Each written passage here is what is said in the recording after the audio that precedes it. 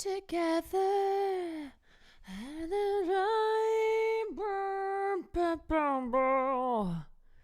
all around blue heather, will you go, lassie, go?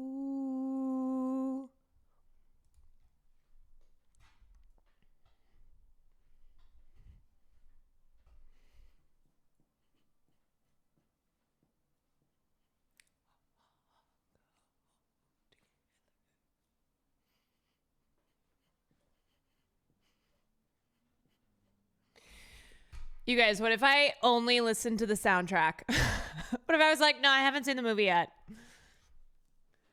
I've just been listening to the soundtrack.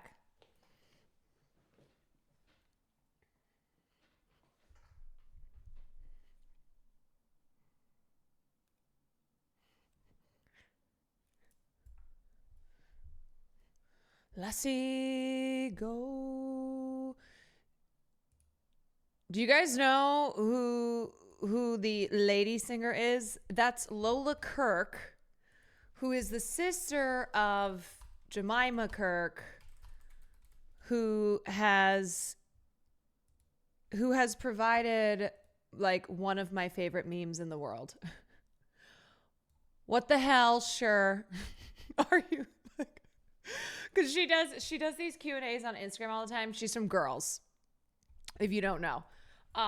Yeah, so this is Lola Kirk, who's in the film. She's a singer, and the Kirk sisters are all performers.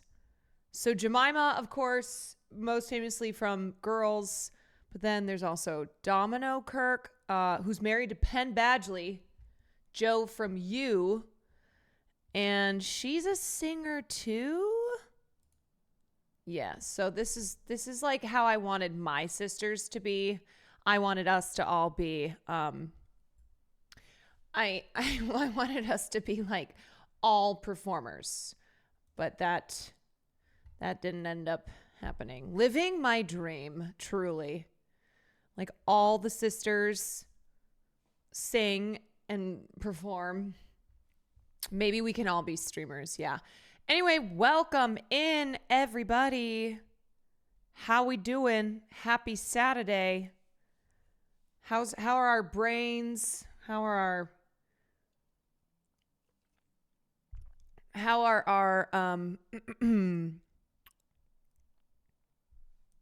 I don't know. How are we? Our brains are feeling broken. You should tell them about how you farted during the sex scene so loud everyone started laughing. No, Nandre, that was you. Nandre, that was you. And it wasn't during just one of the sex scenes. It was all three of the sex scenes. Can I just say too, I did not expect the film to be so horny, so sensual. Let's just say that the vampires were not the only ones who were eating, if you know what I mean. Feasting. Big eaters. Big eaters. In fact, there's a speech. There's a speech from Michael B. Jordan describing cunnilingus. How he does it. Yeah, some spitting in some mouths, some behind action. There's a lot going on. And Nandre was ripping ass through all of it. Tavia, thank you for the 19 months. Broke Social, thank you for the 3. Wow, I would have killed him. Yeah. Well, you know, I'm waiting until I become a vampire. So I was thinking of starting off the Sinners review by being like, you guys, I fucking hated it. And then just leaving it there. Being like, yeah, I finally saw Sinners. I thought it was trash.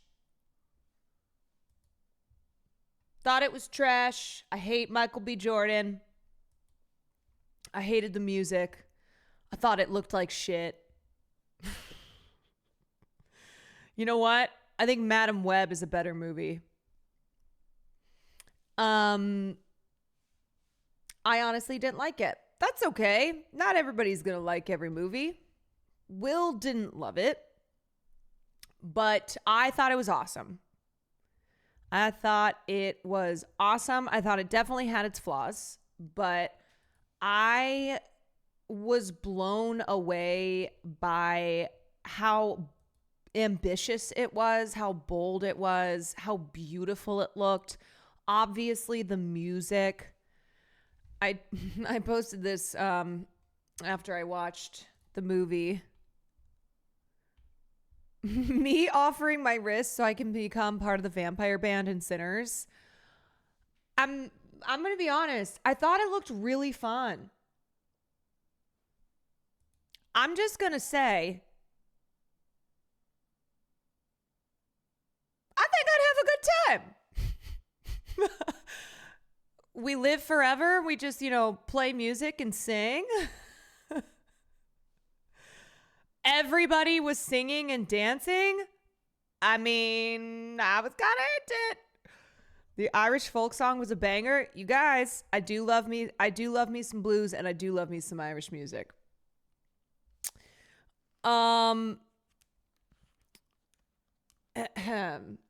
So, I mean, also, I'm down to kill the Klan. That seemed like a fun thing.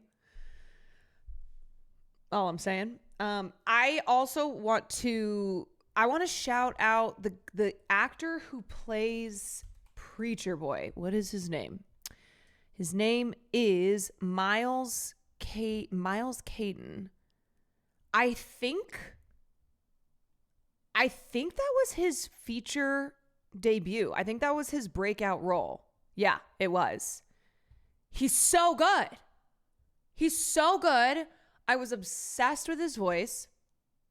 Apparently he learned, I think, or maybe that was Jack O'Connell who learned how to play guitar for the film, but one of them learned how to play guitar.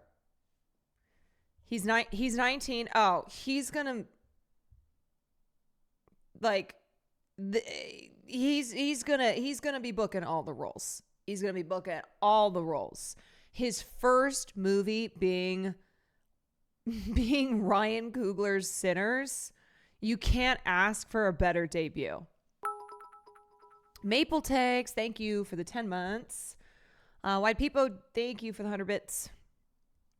When they re-release it in 70mm in a couple weeks. Well, Nandre and his girlfriend and I went to go. We saw it. We didn't see it on the IMAX, but it was still a 70mm screen because the IMAX is all sold out. It's insane. Everybody in the world decided at the same time that they were going to go book tickets for the re-release of the film in IMAX. Here he is thanking everyone. Let me see. So much for watching our movie Sinners. We appreciate the love and support. Truly, A Star Is Born. It's been crazy, and I just want to play y'all something. Oh, he toured with her. I love his voice. It might hurt you. I was just a boy. Now 8 years old. You threw me a Bible on that Mississippi road. See, I love you, Papa. You did all you can do. It's amazing to me because he's young. He's only 19, but his voice is so deep and it just is so rich. And it seems older than he is. The truth hurts, so I lied to you. Yes, I lied to you. That voice does not belong in those modern clothes.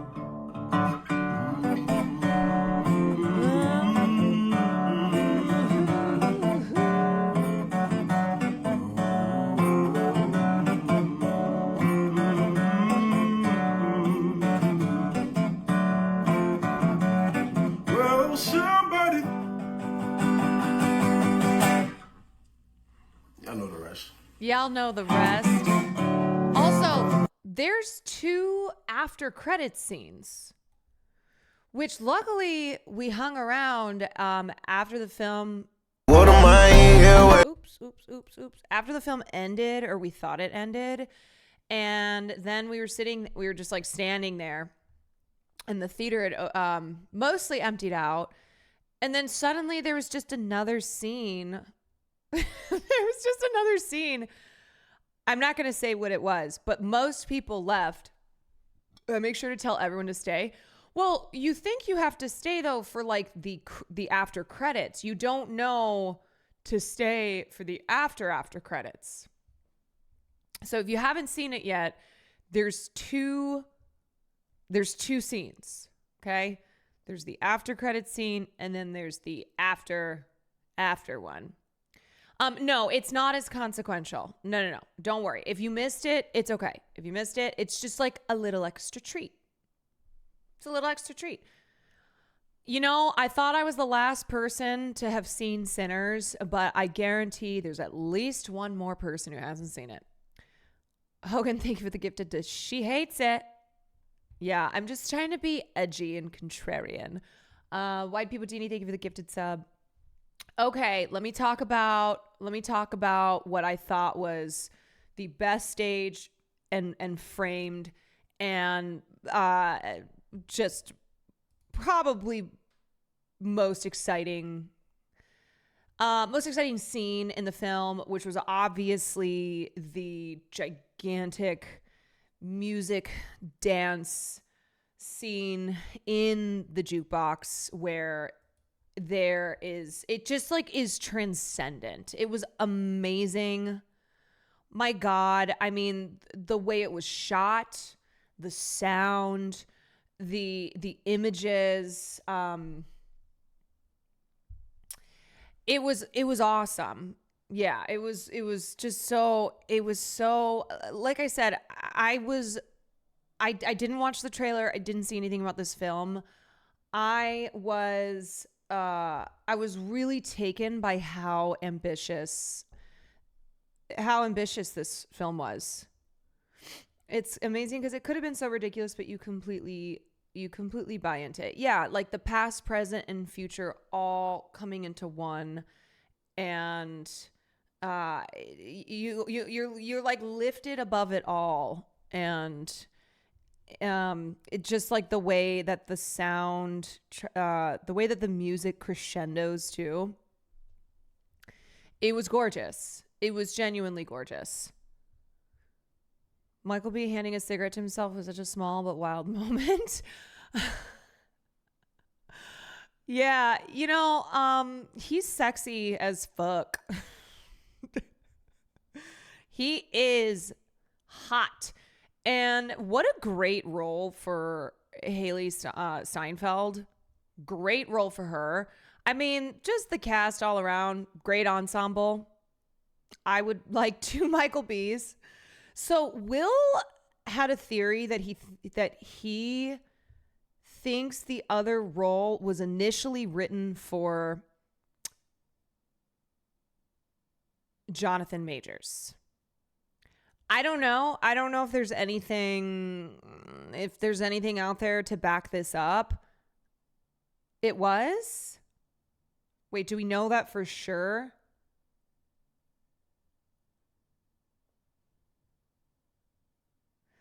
Ryan said it was always twins. Were they supposed to be identical twins?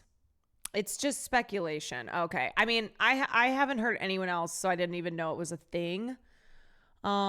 But he was like, yeah, I mean, I think the idea of them being twins is important to the plot, but I could also see maybe an earlier iteration where they're not necessarily twins, they're brothers, or they're not, like, they don't have to be identical. People were saying that because Majors dresses like that with his little coffee mug. Anyway, I thought he did such a good job at differentiating those characters. You know, I think it's a harder thing to do than you might think. to be able to play two characters and also to play twins and to differentiate them enough where they obviously wore color, like one of them wore red, the other wore blue, whatever. And so they had the colors differentiate, but it was really obvious the moment one of them would be on screen which one it was. Just give one of them a fake British accent. Hello, governor. Hello. It's not just making them different, but it's making them not too different. Right, because they're connected. There's a lot about them as brothers, as twins that they obviously have in common, that they share that connection. But then having enough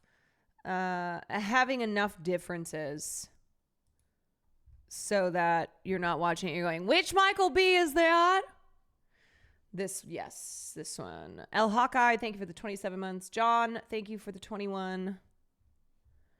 The quotes are killing me because a good chunk of people don't realize that this is Hannah Beachler, the production designer for Sinners. She wants you to analyze this shot. Oh, this frame right here. I'd love to hear how people dissect this because it means so much more than just waiting for Hogwood. What does it mean to you? Yeah, I think this tells you who they are, right? This is an indication of these characters. Wait, are people being sassy?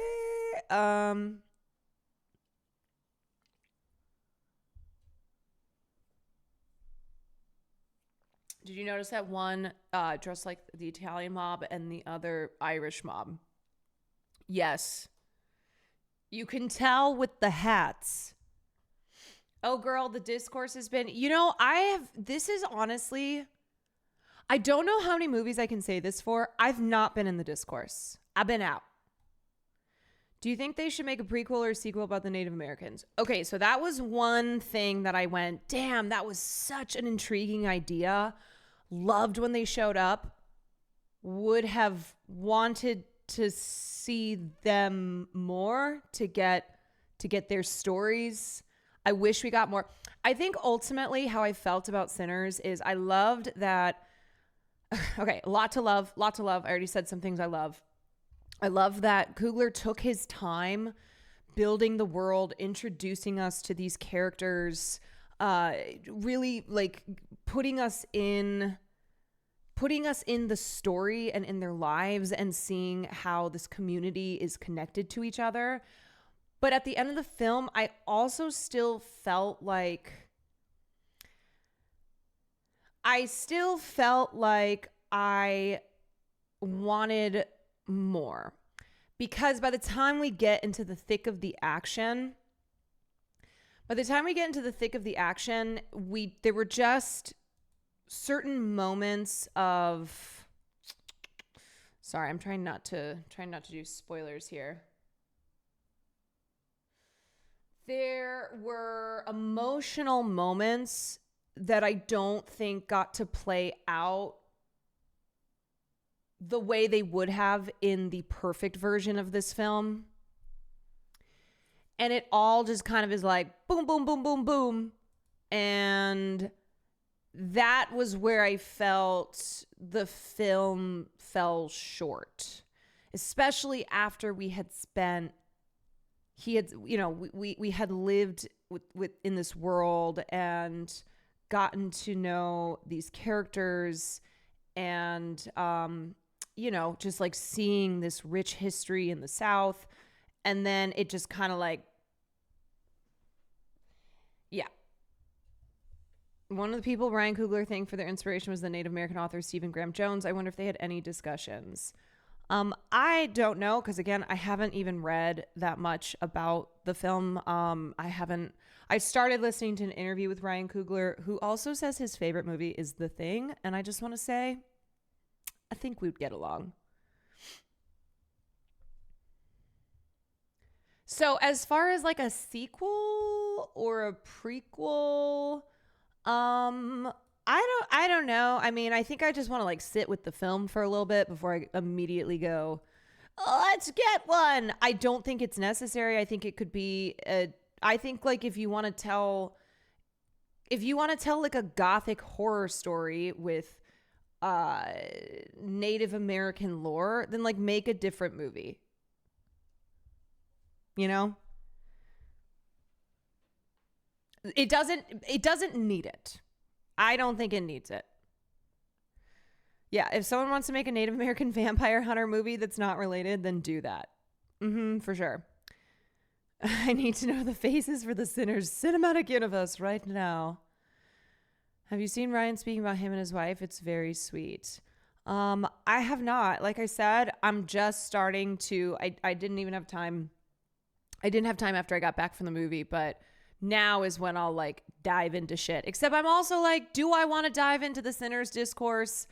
I don't know. So often discourse around films that are that have like really broken through, that a lot of people love, that are doing really well at the box office. It's made over $200 million. It's just one of those where I'm like, I don't know. There's not really discourse. Everyone more or less seems to like it outside the second to last action scene. Okay, well, I would say that's fair. Oh, yeah. People thought Amy Goodman was being shady when she was interviewing him. I want to watch that interview. I've had that pulled for like a week now. And she was just wasn't like the point of that to address why the trades were so specifically singling that film out, but also were very stupid in doing so because the opening weekend of that film was insane. And yet they were trying to push the narrative of like, oh no, oh, I think this movie's in trouble. And they love to do that with standalone original films. Yeah, I mean, this is a movie that they have re-released it in IMAX and it's already sold out. It's doing real well. But people have no literacy and read it as her agreeing with that take. And yeah, do you think that Ryan Coogler is going to go on Democracy Now? Which, first of all, very funny to be on Democracy Now. A mixing of my worlds, film and Democracy Now. Do you think that that's a platform that he goes on and someone such as Amy Goodman is like being antagonistic to him? No, that's so stupid. Sinners was inspired by Puss in Boots. Yeah, man, I'm telling you, that's my shit. And like animated TV show, like bro, bro, that shit is my like this. You ever seen this movie Puss in Boots the last week? Yes. You ever seen this movie Puss in Boots? So I talk about influences on this movie. Okay. Right on this movie right here, Sinners. Mm-hmm. Okay. That's a massive one. Puss in Boots? Yeah. On Sinners? Think about the villain. Death. Think about his defining feature. Oh, the eyes. Yes. Oh my god, bro! Yeah, what? Yeah.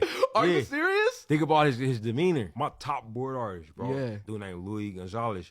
Worked at Pixar for like almost 20 years. Okay. You know, he boarded the Iron Giant. Rapper. Oh, I love. You know what I'm saying? Wakanda Forever, just some concept for the First Panther. Mm-hmm. Boarded 75-80% of the Sinners. Right. Like that format, like it's gonna happen sooner than people might think. You ever seen this movie Puss in Boots? That is such an iconic line. Did Will have the same criticisms as you? Did he not love it for other reasons? I mean, I called him after I saw it, and essentially what I said about the film, he was like, he was agreeing with. Like, I think that maybe, I don't know, sometimes too, if you go into watching a movie in a certain frame of mind, it can screw up your experience. He still gave an 8 out of 10. Yes, he did. I think that he thought, and his perception is that people are treating it like a Criterion film, which I don't know if that, I don't know if that's necessarily the case. I think ultimately, like, that was, for me, that was just a fucking fun ass time. Like, I would, movies are so back. That's what Nandre and I said to each other after. Like, movies are so back. It was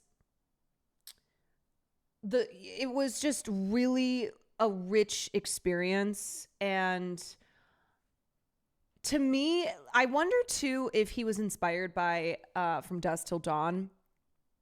Obviously, the setup and how the action plays out is similar in structure to From Dusk Until Dawn. He did say that. I think that perception is because a lot of people loved it enough to hyper analyze a lot of things about it. Yes, and I do think that that was another issue with the film where it almost there were almost like too many things that were broached but didn't have room to properly breathe. So there's a lot of themes. There's a lot of I understand how you can get really deep in the weeds with the commentary, and I think this is where some people, it's like they want to watch a film and just really enjoy it and just really have a great time, and it's not one that necessarily requires hours of analysis, and it's not like watching. I think a lot of people will like approach every film in the way that you approach a Kubrick film.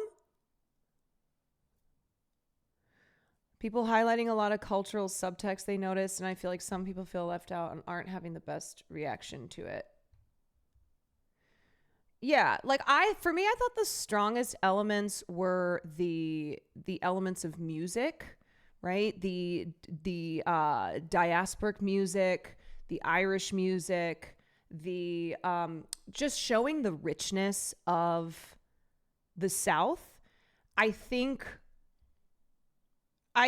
one major problem in our understanding of history is how the South gets treated as this afterthought, and it's kind of a, we just let the South go into ruin, whereas the South has the majority of Black people who live in this country live in the South. And it certainly is not a place to be forgotten, and it's also not a place to only be viewed as like backwards. You know, a lot of horror type films that take place in the South, I think, often lean into the podunk backwardsness of the region. And I really loved that. This film showed the beauty of it, showed the diversity of it. Obviously, Black people are the heart of culture in this film, but I loved the Chinese family. I loved their place in the community, and the obvious the ties that they have to others who live in the community. Grace was awesome. I loved her character. Yeah, and then just the music. The music was so well done, so wonderfully woven into the entire film.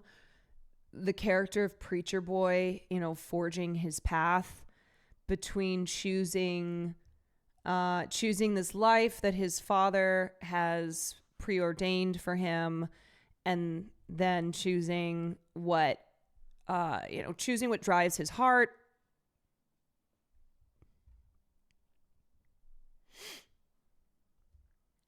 A lot of what we consider modern American culture comes from the South. Yes. And music is a huge part of culture. And within that, how many times Black musicians have had their art stolen from them, have not received the credit and their place in history for being at the forefront of so many genres of music.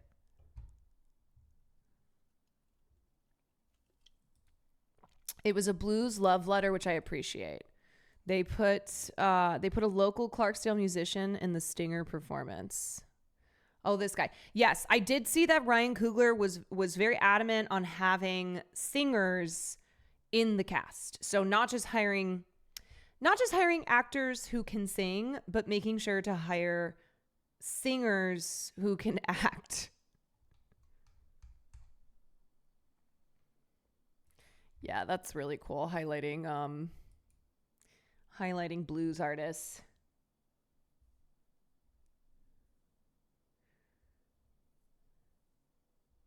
Have you read any William Faulkner? Yeah, back in high school.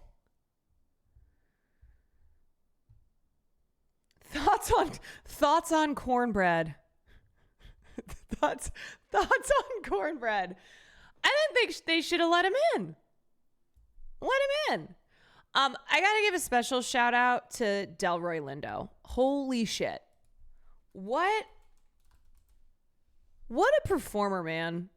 If you've seen Da 5 Bloods, if you've seen Malcolm X, if you've seen, isn't he? I think he might also be in The Good Fight. He is so good. He just was that role. And to me, honestly, I think he was my favorite performance. And there were a lot of great performances, but he was just everything. He was everything. That's a guy who I'm like, I need to be seeing him in more stuff.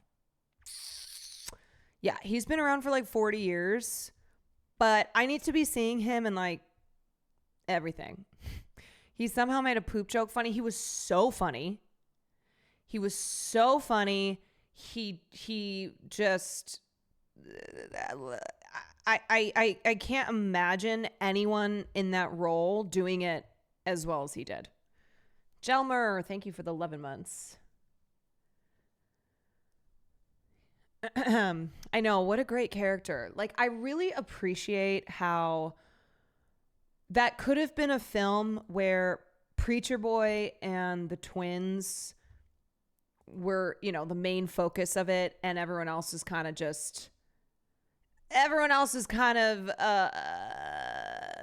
there, not necessarily richly sketched out in the way that they were, but that really felt like Ryan Coogler took his time with each of those characters, and the community and the camaraderie and the relationships between them was awesome. I just thought it was great. R.E. the Delta accent in Sinners. Mississippi Delta accent would leave everyone in the theater in 2025 absolutely confused. Add on time period colloquialisms with a deep South accent, the North automatically won't understand what's going on. In 2025... Okay, I'm not going to lie. I'm very excited to see this movie again with subtitles.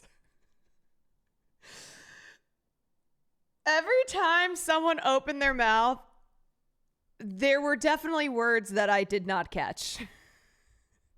She's saying for people who are complaining it wasn't authentic enough. No, it sure as heck felt authentic. You think you could understand a Mississippi Delta accent from the 1930s? Let's be so serious. Yeah, I don't think anybody would have understood a single word. They had to. What's something in the food industry that you? They had to pull it back enough to make it so that you could understand at least the majority of it. I'm from Texas. I saw it with my California friend. I think I got about 75% and her 25%. I would say I probably got like I probably got like 70%. And I want to blame it on having tinnitus and already having issues I feel with hearing.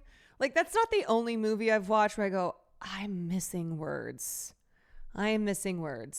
But it was a movie that I was aware I was missing more than a couple words. Yeah, 70% might be generous, but I still understood the gist of it, which is important. It's because most of the words you misunderstood were actually 3 run-on words. Yeah, there were a couple times that it makes you feel bad when the audience laughs and you're like, oh my God, does everyone else understand? Am I the only person sitting here like, What'd they just say? What'd they just say? Because sometimes people would laugh and I'd know it was a funny moment, but I'd be like, God damn it, I missed some of the words. And yeah, it was also Nandre's farts drowning it out. That was me with Bane, another character I have a hard time understanding. I guess my Southern childhood helped because it didn't even cross my mind. It crossed my mind immediately. And it was one of those where I wasn't even going to turn to Nandre and his girlfriend and be like, what'd they say? Because I realized it was just too, it wasn't like I missed one line and that was it. So I just kind of sat down and I went, all right, I'm going to lock in. I'm just going to lock in and see how much I can understand. And hopefully it's enough. God of Raw, thank you for the 4 months. I sat my ass down and listened. That's right. I was sitting and I was listening. Do I need to watch it and translate it for y'all as someone who's from the deep south? Well, like I said, I did get enough. I got enough to not feel like I was totally lost. This is mild spoilery, but this short about sinners is very funny. Okay, how long is this? Let me see. If you don't want mild spoilers. Remick being funny. Oh, he was so funny. Funny AF the entirety of Sinners. First of all, Black Lives Matter. Bro, this motherfucker an ally. How do you say, I know how you like to be licked in your native language? I got plans. Oh, you can't let us in because we're... That's clearly Got you. Yeah, I ain't trying to go to none of them white places, though. No, there's no season season in there. Yeah, y'all gonna have to get bit, unfortunately. This is not accomplishing what you're thinking it's accomplishing. Y'all mad at us because we vampires, but when are we gonna focus on the real enemy here? England. When are we gonna focus on them people? See, we family. No, we not.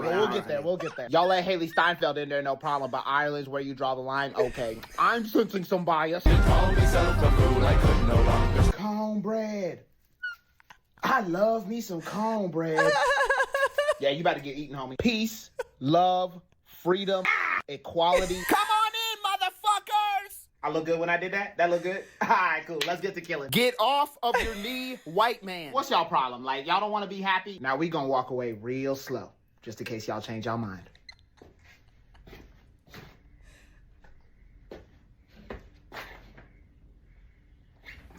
Get out of here! Y'all part of the Klan? First of all, Black Lives Matter. Bro, this motherfucker. Part of the Klan.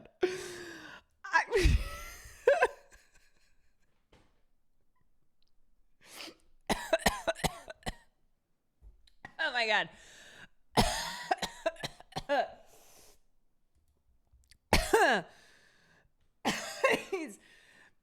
Jack O'Connell is great. Jack O'Connell was great. Remick was funny as fuck. And I almost feel like I think it was David Ehrlich who let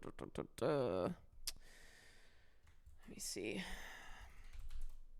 Friend of the show, David Ehrlich.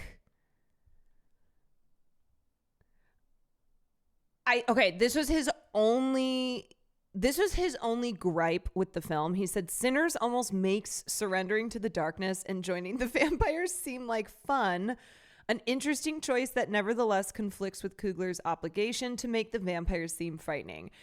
And I gotta say, kind of agree. Like I said, when everyone was dancing a jig, playing guitar, everyone was singing, looked like they were having a really fun time. The music was bumping. The music was bumping. Talking about going after the clan. These are things where I went, okay, if you have to, like, if you're going to become a vampire, I do feel like this seems ideal, I think about it. Singing and dancing vampires. That's kind of my thing. I mean, look, it was tense. Okay? It was tense. There were moments of tension. There were moments of terror. I do have an extremely high tolerance for horror. And so it was not,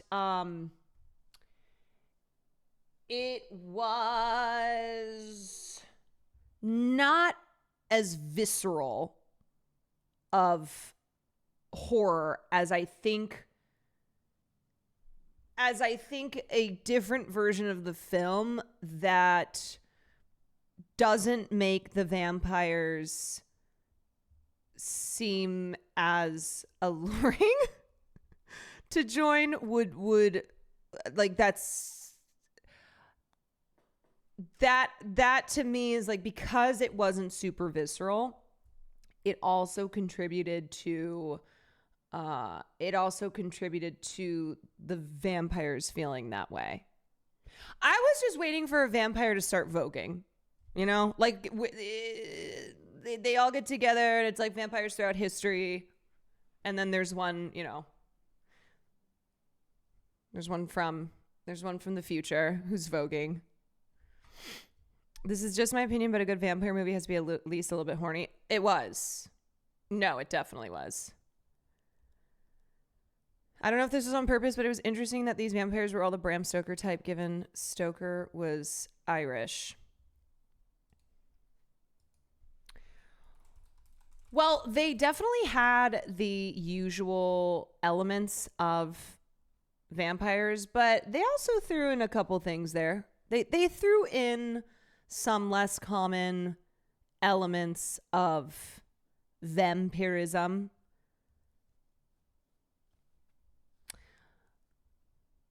Like how you absorb memories, etc. Anyway, I don't want to give away too much. I liked the including the needing to be invited in. I did too. I thought that made for some great moments of tension and also great moments of comedy.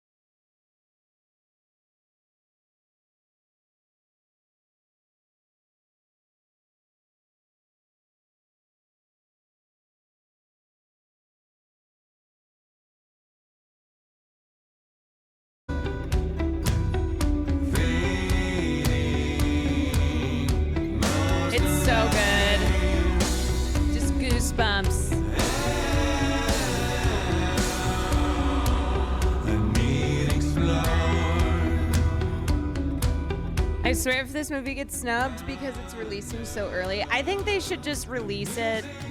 They should just re-release it every month until award season. There you go.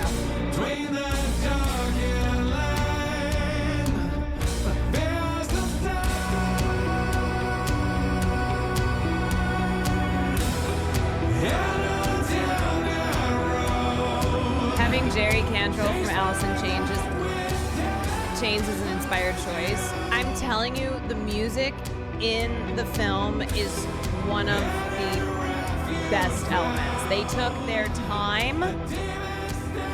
They took their time creating the sound that they wanted, and it's perfect.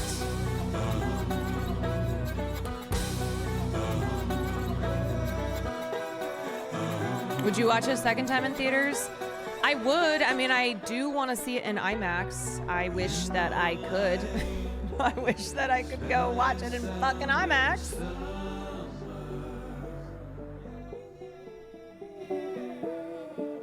I would definitely see it again.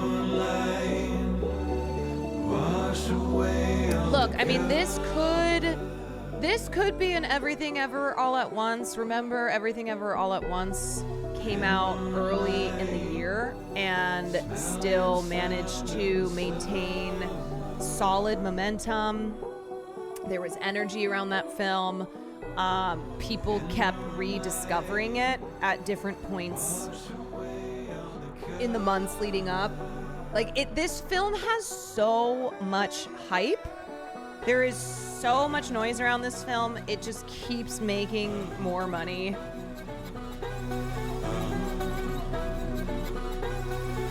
Can you recreate Jack O'Connell's entire song and dance performance?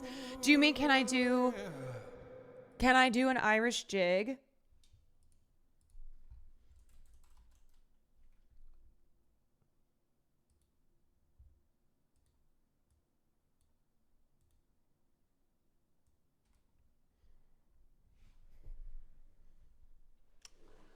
I don't know. Let's see.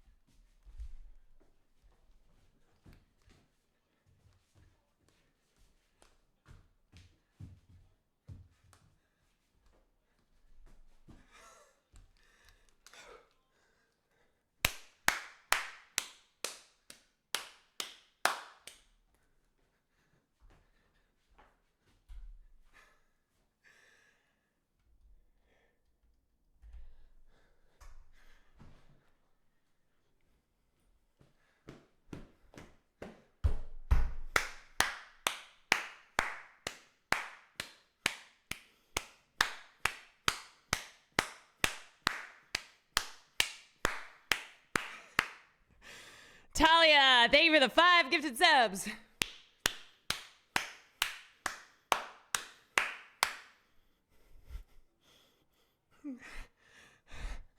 All right, now you guys do it. Come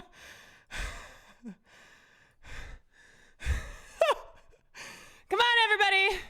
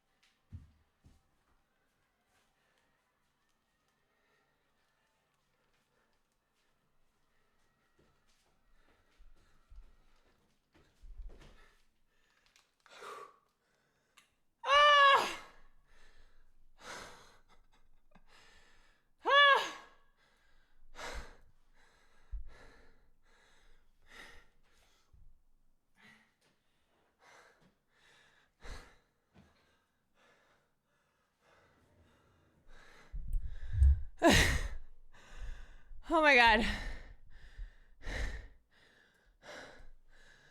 So the answer is yes. Oh God. Oh no. Not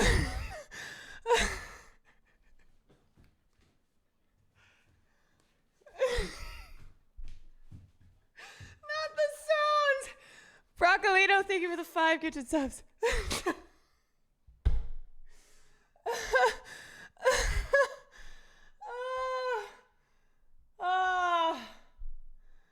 Oh God. Oh Jesus. You know, I am Irish. I am Irish. But I know, why does it sound like I just ran 5 miles? You guys, doing a fucking Irish jig.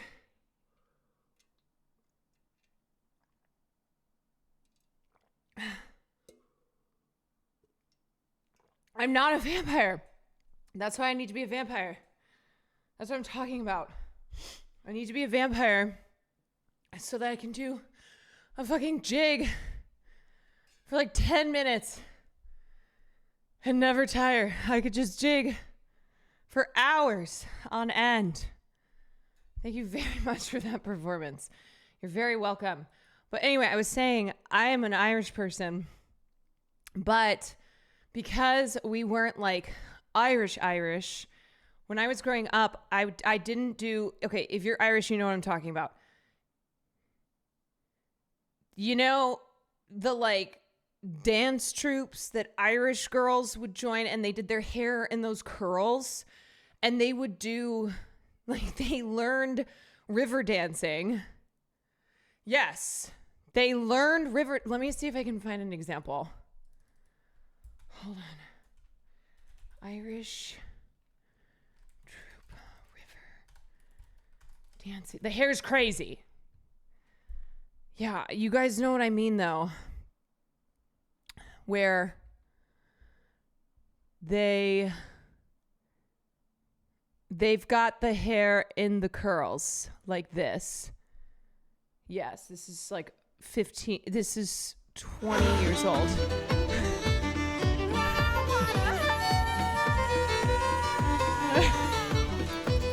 Yeah, that's what I was trying to do.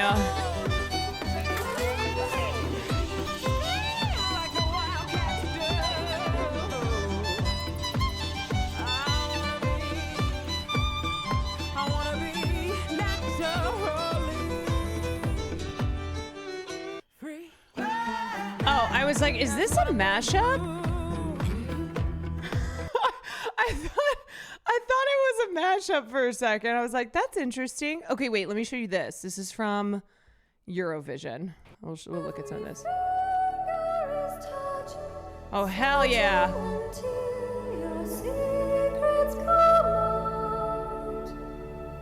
This is Irish as fuck.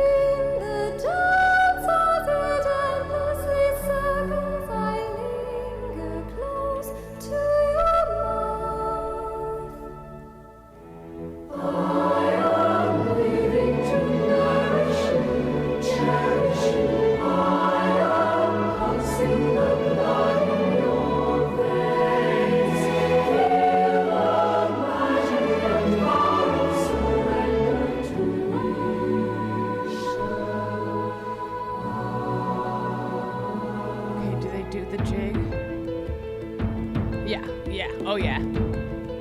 About to pop off.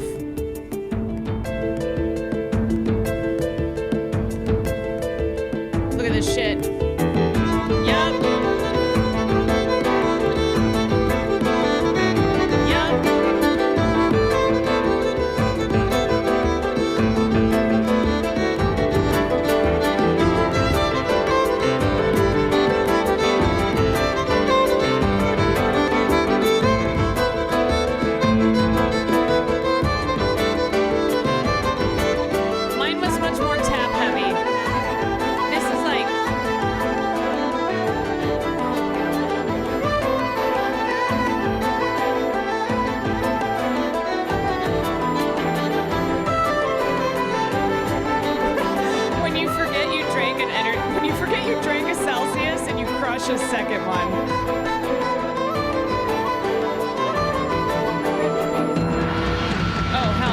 drums. Oh shit!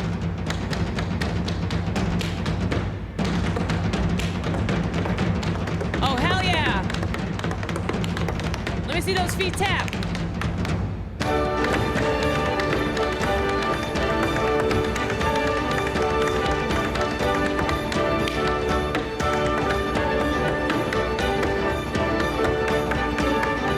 Let me see those twinkle toes.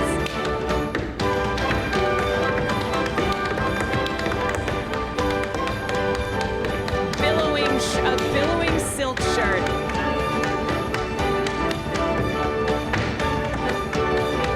Immaculate turns. Powerful mullet. Okay, now he's really popping off.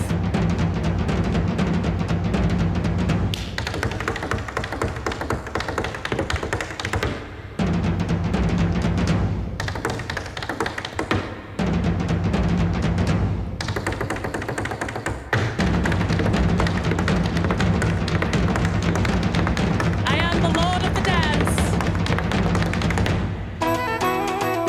Okay, now we're in like a dance-off kind of style. Dancing with the Irish stars.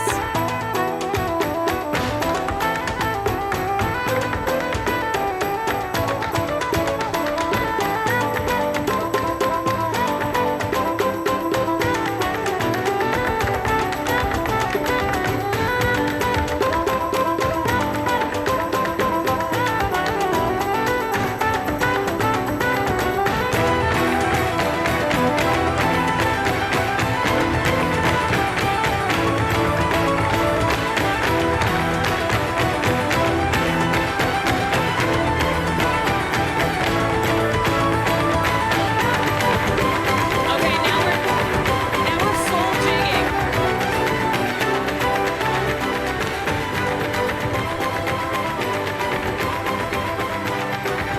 Us when we tear it up. Oh, we need to. We need to. You missed it. I was doing some earlier.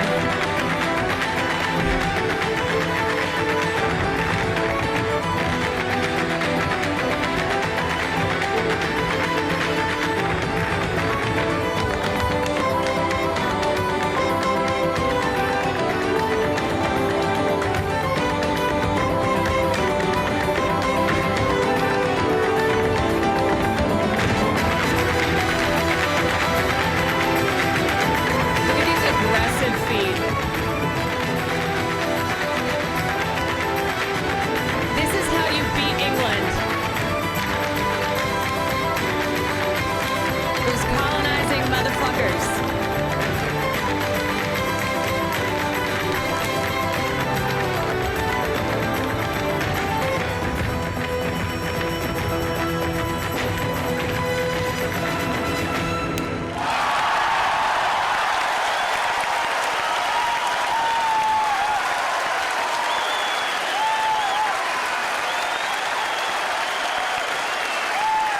That was for the holy ancestors. That was for the ancestors. I had a girl I was friends with in high school. I used to do this competitively. That's how I started talking about this, because I did a jig earlier. I did a little river dance earlier.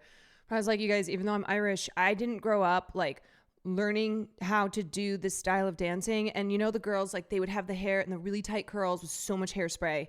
And it was really intense. It was very, very competitive. I know there's an inner tap dancer in you. I did take tap for a little bit in high school. It's so hard. It's so hard, but I got cast. So in Anything Goes, I was like, please, the only role, please do not cast me. Please do not cast me in the role where you have to do so much tap dancing. And that's what I was cast in. So I had to finagle my way through many a tap number. But now I want to do some river dancing. That's what I want to learn. I want to do a wee little jig. My mom used to make me sing really sad Irish songs, like very, very sad Irish songs when I was in high school. Like, she would just summon me, be like, sing the song. So I didn't like do river dancing, but I did have to sing sad Irish songs for my emo Irish mother. Come, come, child, sing me that song of sadness and death. Yes, mother. Oh. Mm-hmm. I sang this song at my grandma's funeral. And my mom loved it so much that she would just request me to sing it all the time. But it was like this sad thing because it was associated with my grandmother's funeral. It's a traditional folk song. You may know it. Oh, Shenandoah. No, it was not Danny Boy. I long to see you away, you rolling river, oh Shenandoah. I long to see you away. Who didn't sing that in high school choir? Yeah, that was a high school choir song for sure. Creane, thank you for the 19 months. My electorate seat has been conservative for the 40 years. We finally managed to get a center-left rep after yesterday's Aussie elections. Way to go, mate. Glad to see that's what's happening down under. Hell yeah, mate. Okay. Anyway. Ooh, gosh. Girl, you always catch me off guard with your spin, like, come on, vocals. Oh, stop. No. I always am like, the vocals, they're not warmed up. They're not where they should be. Please. It's trash. Please. Erase that from your memory. Okay, let's watch the Ryan Coogler Democracy Now! Interview that has people lacking media literacy. My favorite thing about my fellow human beings, their absolute inability to be literate about anything. All right, let's see. Here we go. What do you think about the post? Boop, boop, boop, boop, boop, boop, boop, boop, boop. I'm gonna, how do I delete that? I just gotta delete that comment. I am trying to do no spoilers, okay? No spoilers. One of Hollywood's most celebrated filmmakers, Ryan Coogler. Although just 38 years old. Believe it or not, I am not the last person to have seen Sinners. Even though you guys made me feel like I was, I'm not, okay? There's at least 5 more people who haven't seen it. For real, though, the theater experience has been real fun lately. Sinners and Thunderbolts would peak. Mission Impossible in a couple weeks. Movies are so back. They're so back. They've never been more back before. Now, I'm going to see it tomorrow. Yeah, see, there's a couple people who haven't seen it yet. Hasn't even been released in my country yet. See, that's why I'm going to go book another showing and I'm just going to live stream it. I'm just going to set up my camera and then do commentary over the film. Coogler has made a series of acclaimed hits, from Creed to the Marvel Black Panther films. He also co-produced the Fred Hampton biopic Judas and the Black Messiah. Born in Oakland, California. Oh, wait, somebody was asking me earlier if I saw Ma Rainey's Black Bottom. Yes, I did. Ryan Coogler's first film was the Sundance and Cannes Award-winning Fruitvale Station from 2013, about the killing of Oscar Grant on the only BART from train the front platform. row. Yes, Ryan Coogler's latest live film streaming is from the front Sinners, row. made with his wife Zinzi Evans, a horror film set in 1932 in the Mississippi Delta during Jim Crow. The film has 2 stars. They're both actor Michael B. Jordan. He plays identical twin brothers, Smoke and Stack, who've just returned to their... I just Googled his wife, and the first article is, I want what they have, Ryan and Zinzi Coogler. There's nothing I find more heartwarming than a Hollywood spouse who believed in their partner long before they were famous. That's why I'm so enthralled by the real-life romance between Sinners director Ryan Coogler and his wife, Zinzi Coogler. The Cooglers got married in 2016 and are now the parents of 2 children, with a third on the way, bringing one of Ryan's long-held wishes to life. I found that I want daughters real bad, the director said in 2018, and I, for one, think we'd be better off if more expectant dads vision boarded their dreams for their families.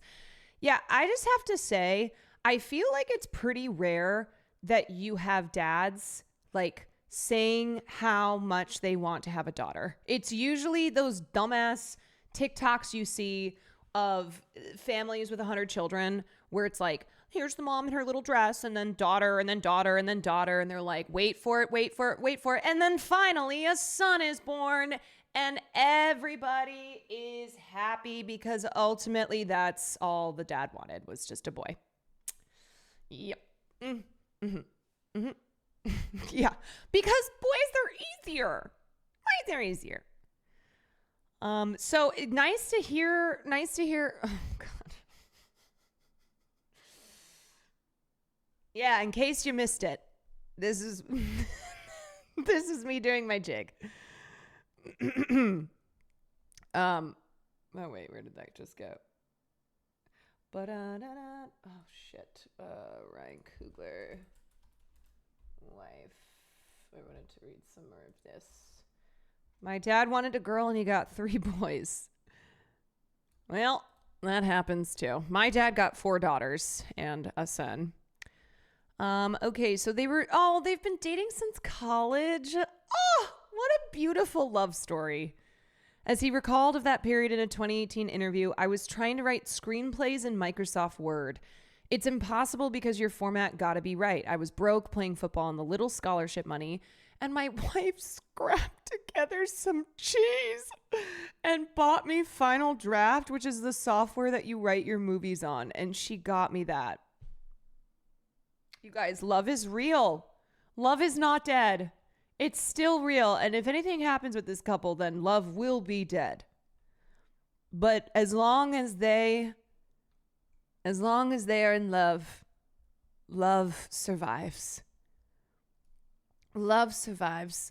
Having now spent upwards of 5 years total in LA, I feel uniquely qualified to expound on just how romantic Zinzi's gift actually was. You can't throw a stone in this damn town without hitting an aspiring screenwriter, and when you're putting together specs and trying to build a career for yourself, it makes all the difference in the world when the people in your life have confidence in you, as Zinzi clearly did in Ryan. That software is not cheap, guys. Only a certified lover girl would pony up for the most updated version. And now it seems both their careers have taken off. While he's the recipient of 10 NAACP Image Awards and has been nominated for 2 Oscars, a Golden Globe, and a Grammy. She's a certified American Sign Language interpreter, as well as an assistant director and producer with credits on films including Creed 3 and Judas and the Black Messiah. Together, she and her husband and Sev Ohanian, they founded the multimedia company Proximity Media in 2021. I always appreciate it when celebrities partner with their, romantic partners on their work. I mean, why would you be with someone if you don't trust their vision? And seeing Zinzi listed as a producer on so many of his projects seems like a sign that they're genuinely compatible, not only in life and parenthood, but also in the industry. Hopefully, their love story can serve as inspiration for other struggling screenwriters out there. Stay in the game, keep writing, and don't give up until you've met that special person who believes in you enough to buy you Final Draft without Venmoing you for half the cost afterwards.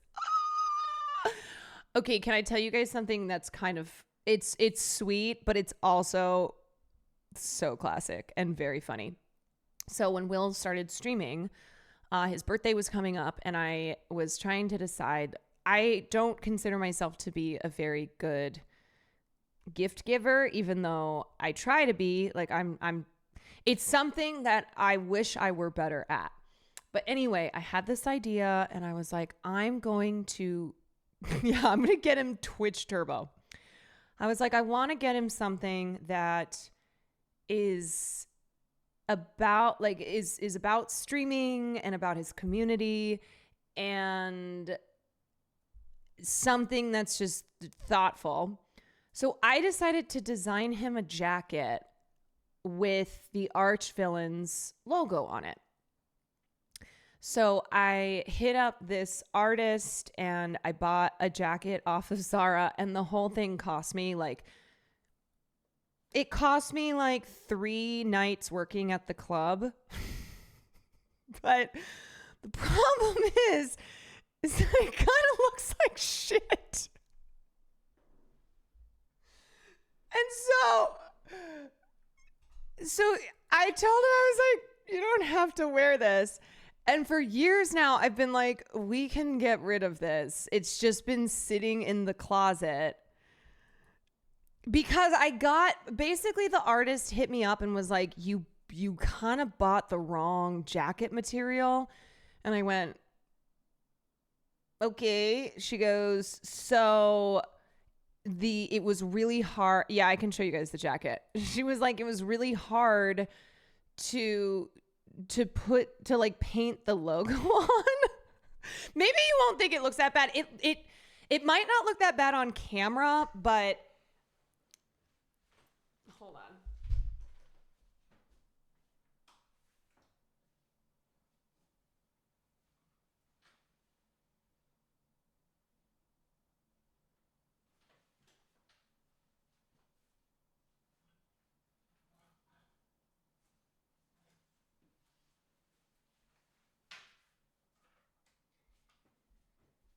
Okay, so first of all, this is like not the type of jacket that Will would wear, but whatever. So it's just like a white, it's a white Zara jacket, but you can see the material. I don't know how, see that material? So I guess that was, it was really hard material to do paint on. So it kind of, this is what kind of happened. Yeah. Where it doesn't look like an aesthetic, you know? It doesn't look like a paint splattered aesthetic. It looks like paint was used to cover up the black, like getting fucked up. And anyway, there it is. It looks like cum stains. It should have been screen printed or embroidered. I know. It does kind of look like cum stains.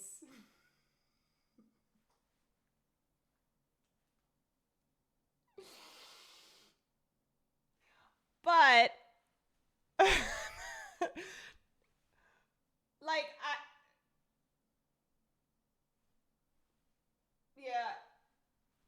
I didn't think of that until you said it. Well, I didn't think of that until people in chat said it, but now that they said it, I'm like, yeah, I could see that. Anyway, so he's held onto it. And at one point he was like, let's frame it. And I went, no, I don't think so. I don't know about that. Redo it on a red leather jacket. Yeah, I mean, it's such a cool, I've always loved the logo. You know, I think it's fun. The arch villain's logo. I don't even know if he uses that on anything though. Like, I don't think he really uses that on any of his merch, but what's the logo for? When he started streaming and he named his community the Arch Villains, and then he had the logo, he designed the logo for his stream. So it was one of those good ideas. It was a good idea, but it unfortunately did not work out. They're the Arch Kittens now. Well, maybe I should do a jacket that says Arch Kittens. But yeah, so it's just been sitting in the closet for almost 6 years. and he doesn't want to get. I've been like, we can just toss it. It's fine. And he's like, no, it's sweet. It's thoughtful. I'm like, yeah, but it's not. We're not doing anything with it. Maybe I could auction it off if anybody wants the jacket that looks like it has cum stains on it. Frame it. That's what he said. He was like, we can frame it. And I said, I don't think it's that cool to frame though. Anyway, I tried. Hometown after years living in Chicago working for the gangster Al Capone. The twins purchase an old sawmill from a racist white landowner to start a juke joint for the local black community when they're confronted by a supernatural evil. Oh, and did I say it's a vampire? I mean this sincerely. It truly is the thought that counts. Yeah, it's one of those the thought that counts situations. This is the film's trailer. I've been all over this world. Yeah, no, I know I picked the worst material, okay? I seen men die in ways I ain't even know was possible. Love you, brother. Be careful. I will. Is Sinners based on a true story? With all the things that I've seen.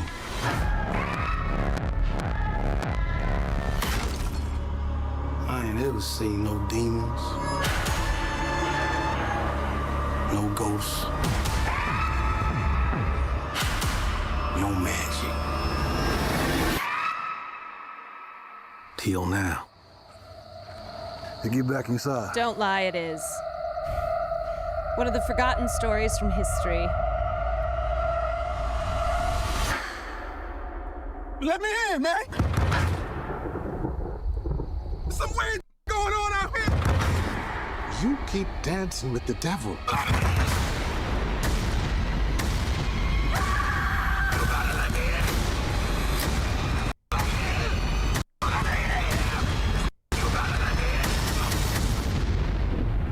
One day he's gonna follow you home.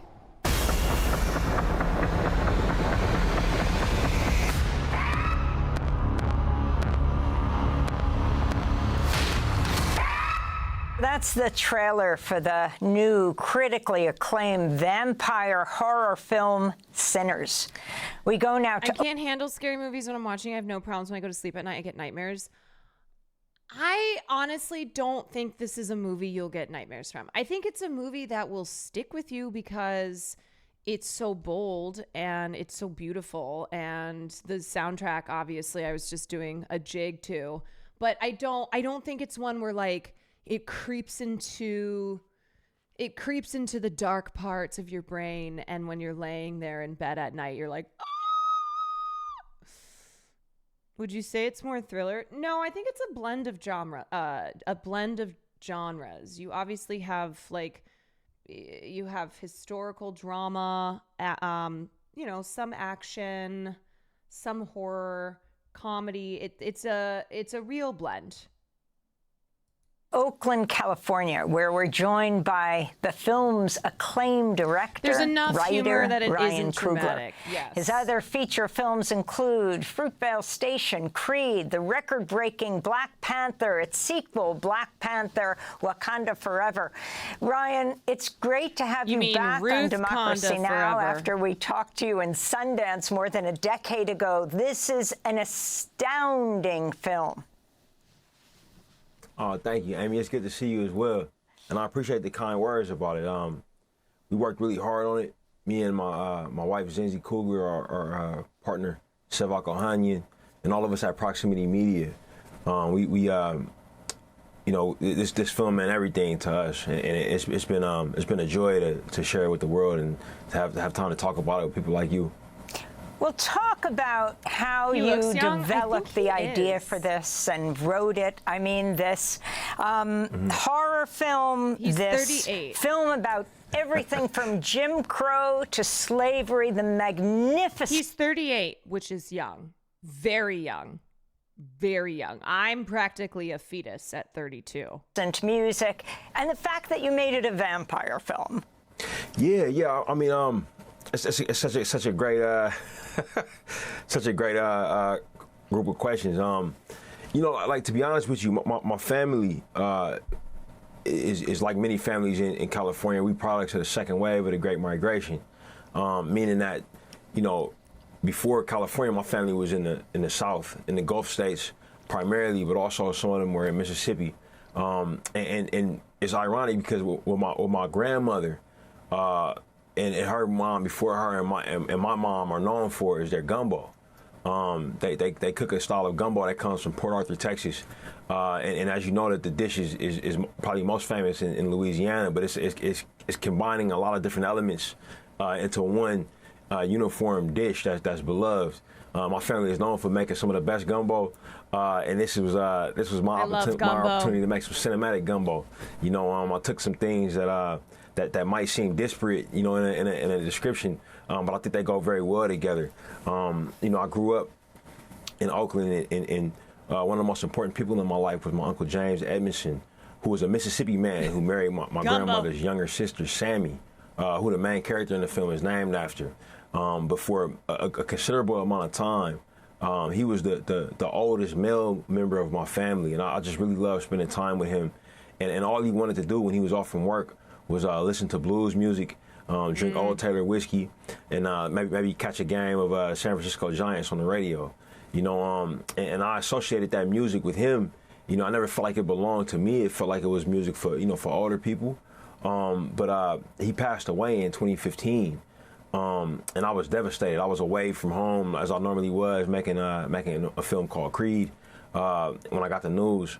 And after he passed, I started to listen to old blues records to kind of remind myself of him. And if I did it enough, I would feel like he was there with me, almost like I was conjuring his spirit.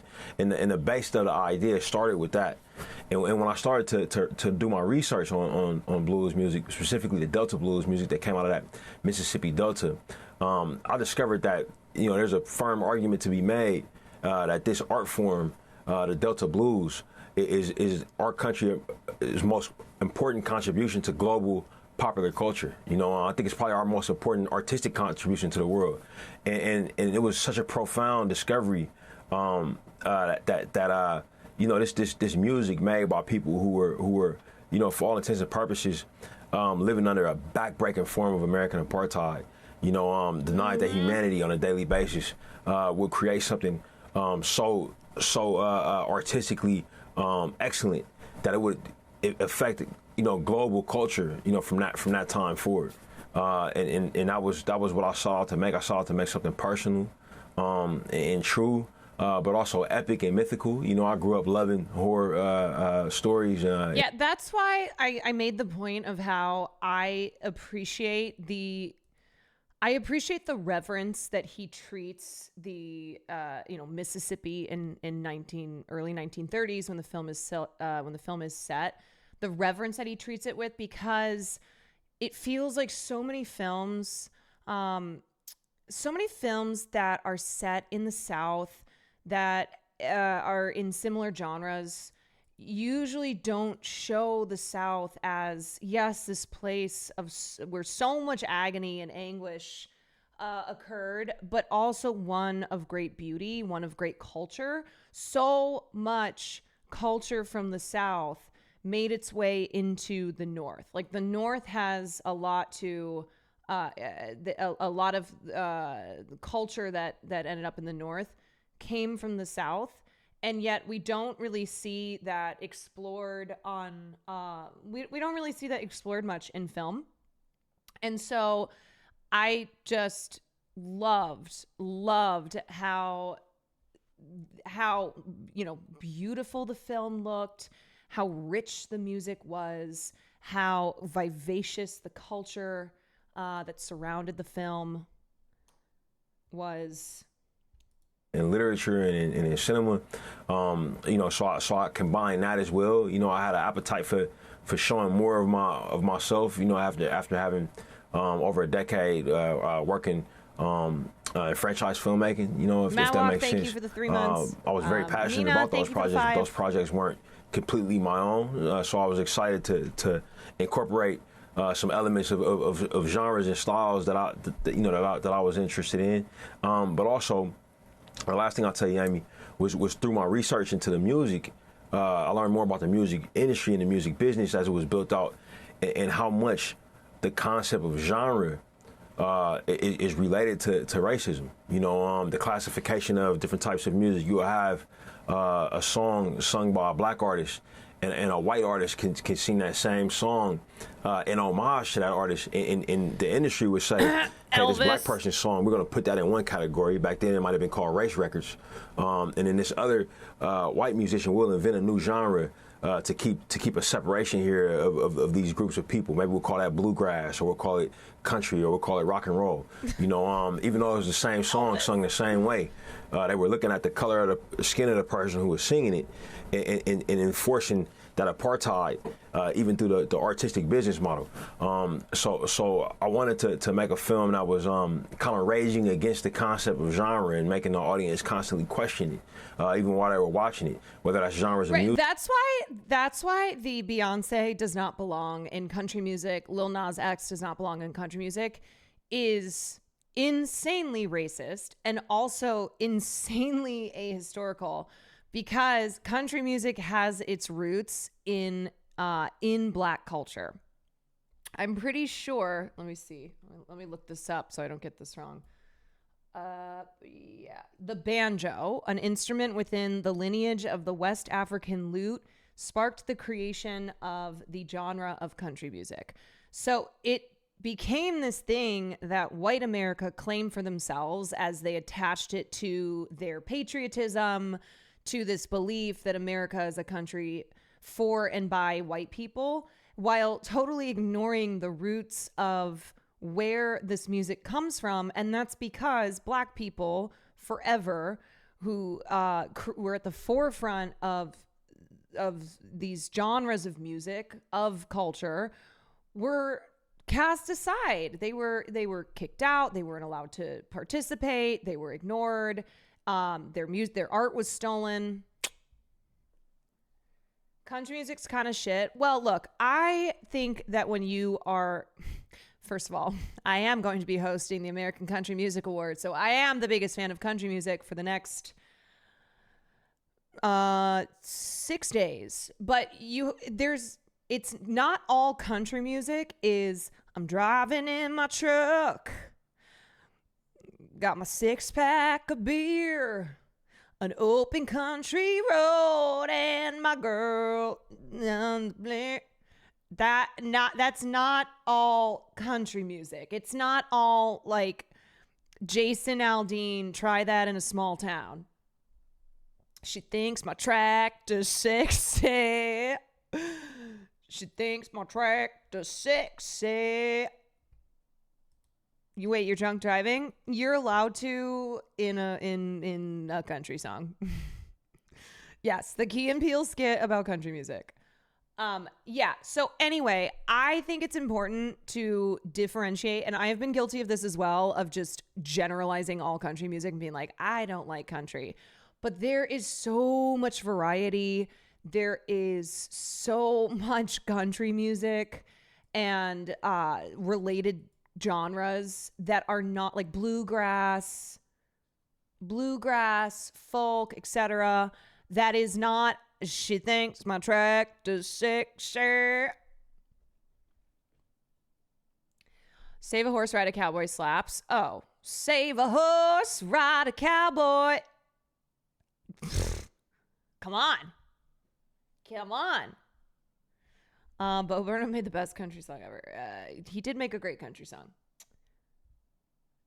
But yeah, there are a lot of amazing country artists, and especially like when you get into older forms of country and the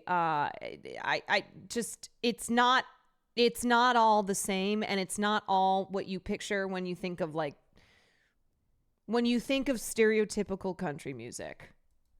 When you think, it's not Jason Aldean, okay? Jason Aldean is just one dude. Yeah, I mean, John Denver. Loved John Denver. Country roads take me home to the place I belong, West Virginia, Mountain Mama. Take me home, country. That shit hits. That shit hits. Music or genres of filmmaking. This film is definitely I hate that song. Get out of here. Bending, genre shattering, crosses so many genres. And again, it's about vampires. So before we go to this clip, can you set it up for us? Yeah, absolutely. So this is a clip with a character named Cornbread, who's played by the great Omar Benson Miller, and he was kind of hired to be the bouncer for the juke joint. And he's gone for a little bit. He goes to use the restroom, and he comes back. And since he's been gone, the character Smoke, who's one of the twins, is actually an older twin, played by Michael B. Jordan, and the character Delta Slim, played by Delroy Lindo, and the character Annie, played by Wunmi Masaku. They've all had a supernatural encounter that's kind of raised their antennas to the fact that something is going on that might be greater than they can understand. And Wunmi is a conjure woman who has a lot of experience, with hoodoo and mysticism, and she's trying to, lean on that knowledge to figure out exactly what they're dealing with. And a light bulb goes off when this character is struggling to enter the space. Here's a clip from Sinners. What y'all doing? Just step aside and let me on in now. Why you need him to do that? You big and strong enough to push past us? Well, that wouldn't be too polite now, would it, Miss Annie? I don't know why I'm talking to you anyway. Smoke. Don't talk to him. You talking to me right now. Why you can't just walk your big ass up in here without an invite, huh? Go ahead. Admit to it. Admit to what? That you dead. So you listening to this? I'm Cornbread. Now we out here playing games, telling ghost stories in place of doing what we ought to do. And what is it we supposed to be doing? Being kind to one another. And being polite. Now, we is one people, and we shouldn't go in barging into other folks' places uninvited, so... You've been in and out of here all day. Ain't never need an invite then. We is one people. Yeah, something ain't adding up. Can I at least get my money? Careful.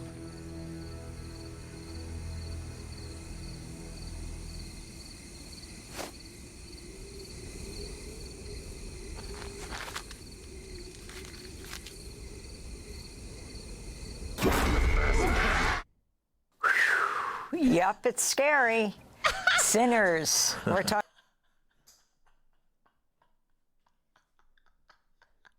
That reaction from Amy is so funny. Yup, it's scary. Talking to the acclaimed filmmaker, the writer of Sinners that just opened around the world. In fact, Ryan, you've just come back from London, right? I mean, I'm wondering, vampires, what it means to different cultures and what vampires mean to you.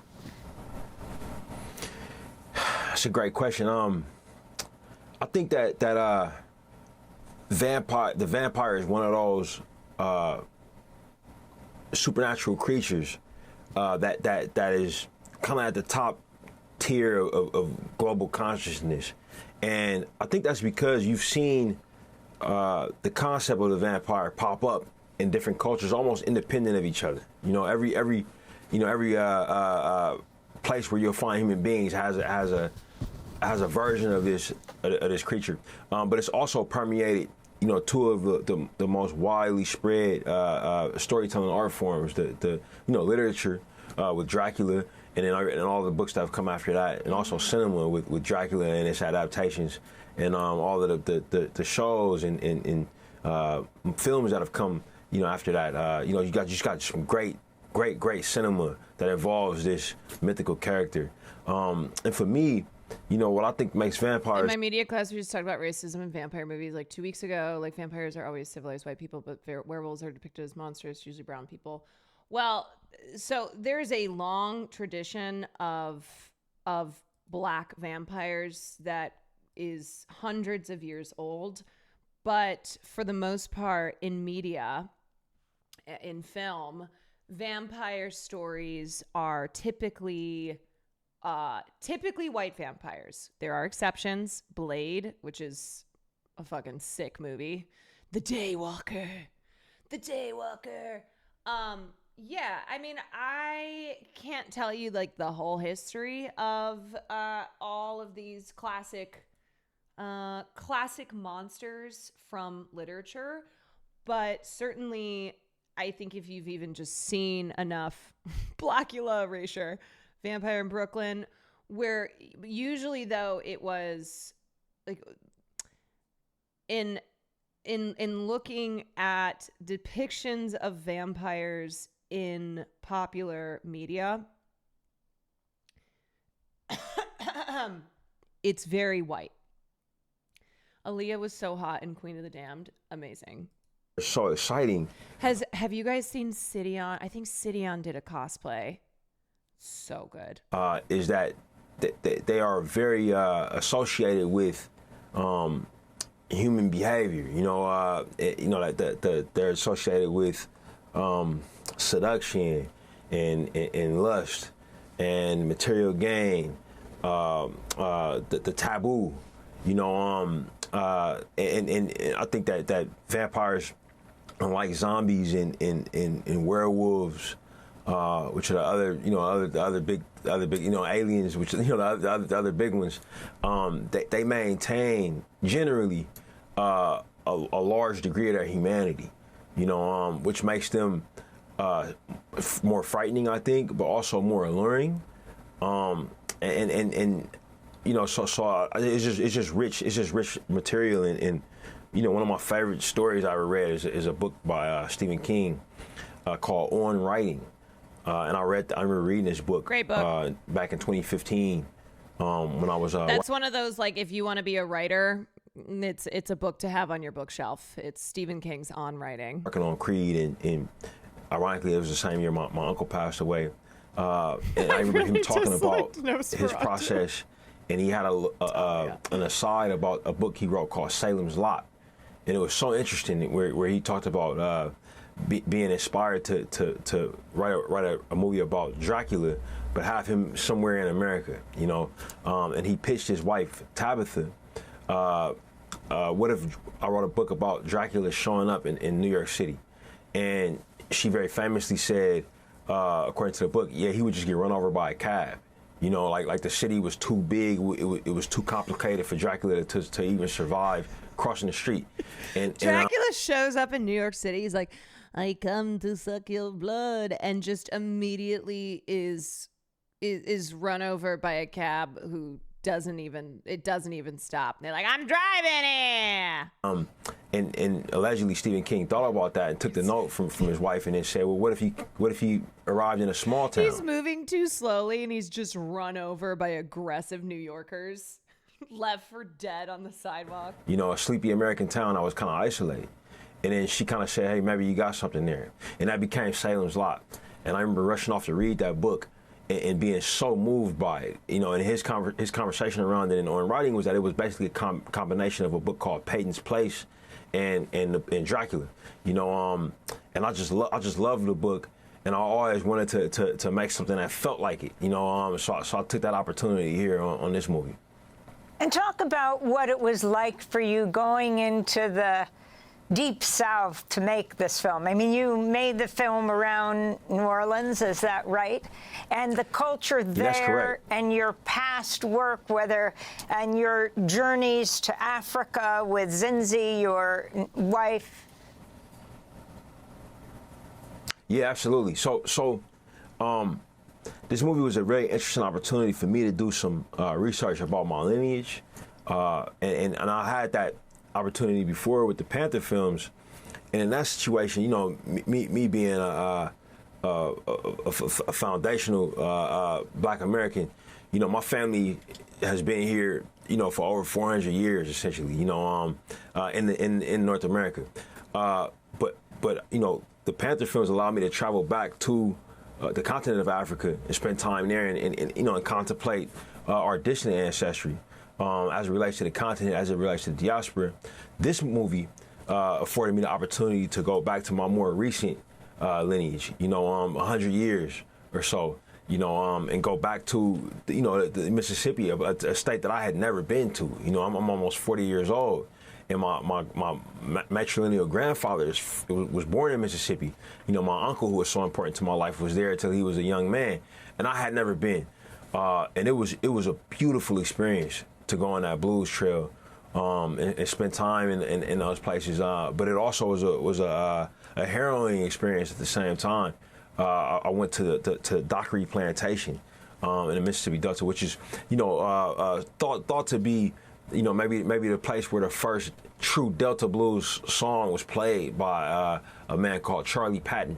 Yeah. And when you go, you realize that they were making this music in slave quarters. And it was just that was such a funny moment from the movie, the Charlie Patton guitar moment. This immense wealth that was owned by this plantation, like the amount of fertile land that you'll see, the amount of crops that you'll see, and that it was also a place where most people, were denied access to these resources. They were backbreakingly poor, and then at that time, often these were enslaved people, weren't being paid anything, So for me, to know that my family had history there, and I was touching down in that place for the first time, there was a level of guilt there for me. But there was also a level of wonder to know what my recent ancestors endured, and we're able to survive, and we're able to make plans and affirm their humanity and affect the world, with their culture. I was really taken aback by it, and while I was there with my composer, Ludwig Göransson, who made our incredible score, our incredible soundtrack. I encourage folks to go out and go to their streaming platforms and listen to some of this great music that he made. He was born and raised in Linköping, Sweden, thousands of miles away from the United States. But his father, due to the fact that these black musicians weren't allowed to tour in the U.S., some of the British musicians who loved their music took them to Europe to tour. British W? And Sweden was one of the places that they played, where Ludwig's father saw these players, Howlin' Wolf, Albert King, as a teenager in Sweden. It was so inspired by their music that he became a blues guitar. Racism in the U.S. so bad that they have to go to Europe. Artist, who then taught his son how to play. His son would end up being Ludwig and become, my good friend and the composer on all of my movies. Ludwig was there with me on the blues trail, and his father was there with him. It was a lifelong dream for his father to take this trip with him. So Ludwig, through researching this movie, was fulfilling, his 70-year-old father's dream, to see the birthplace of this music that changed his life so much, and that enabled me to understand like the global impact of these incredible human beings, who due to the shame and the misinformation associated with the time that they came up in, and the exploitation that was happening, and the indignities that were happening, we don't look at that time enough, So I took the opportunity to do so very seriously. So didn't he just win an Oscar? Yeah, he won for Oppenheimer. I will say too, I appreciate that Ryan Coogler did not follow in the footsteps of a lot of black exploitation horror films that we just seem to be seeing more as of late, where he doesn't slam you over the head with his messaging on racism. He doesn't make it where like black people in a film are just violently assaulted, sexually assaulted and tortured, and you watch it and you're like, this just feels so exploitative, He's not blunt with it, and he's not making the film for a white audience. The example that I think of that always comes to mind when talking about this genre is the show Them. If you remember that show that came out on Amazon, literally called Them, came out after Us, and it's one of what I consider to be like a very egregious example of this type of Black trauma exploitation horror film. What's it like working with your show. wife? I mean, you credit her with so much. You co-produced the film with her. What's it like working with Zinzi on this masterpiece? I mean, it's great, man. Zinzi is Like, that's what we'll also refer to as trauma porn, like those types of films and shows. is my favorite person in the world. You know, I've been around her a long time, and still somehow it feels like it's not long enough. You know,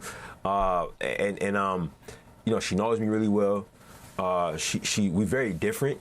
You know, which is very helpful. We got two different communication styles, two different ways of seeing the world. So in general, if I have a situation and I can't crack, you know, because she comes at things with a different angle, normally she can crack it very easily, you know. You know, I remember first meeting you in Zinzi back in 2013. Now at the big premiere in New York, there she was, there she is, Yep. pregnant with your second child, the two of your second child. But this was 5:30 in the morning. It was at the Sundance Film Festival. You had just introduced Fruitvale. I said, would you be willing to come in at 5:30 because the show was at 6? You said, yep, I'm there.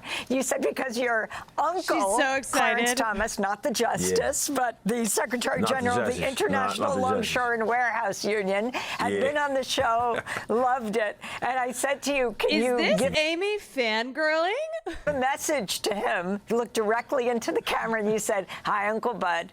But having said that, I wanted to go to the second part of that conversation. As you talked at that point, I think you were working at the San Francisco, the juvenile detention center. You just come out with Fruitvale. The youth guidance center. Yep. So let's go to that clip. I've never been homeless in my life. I always had a home. When I first went to film school, however, because it was such a sporadic thing, I went down to Los Angeles, you know, and I didn't have anywhere to stay yet. So I kind of had to jump start in classes and things like that. So for a few, I would say for about a week and a half, you know what I mean. I was you know, getting dressed in my car, spending most of my time in school, you know, until I found a place. But I bumped around quite a bit. I stayed with some Jesuits. You know what I mean? With a group of Jesuits that were in training, basically. I stayed with like a distant relative for a day or two, but I found my car to kind of be a safe haven for a little bit, you know, before I got an apartment. So, Ryan, that's you back in 2013 telling your life story. You had just done Fruitvale, first time working with, as you have from then on, with Michael B. Jordan. I don't think most people know that part of your life, what that meant. Yeah, it happened very fast for me in terms of like the decision to go to Los Angeles and become a filmmaker, you know, and I went down there without everything figured out, you know, and I needed I ended up needing a lot of support from a lot of different people, and I'm still close with all of those people. I'm a product of so much support that's been poured into me, you know, from likely sources, but also very unlikely sources. Is it true that Zinzi made your dream possible by paying $300 for your first movie writing software when you couldn't afford it? Yeah, that's very true. That's very true. You know, it's so interesting because I feel. Let me look at his filmography here. Let's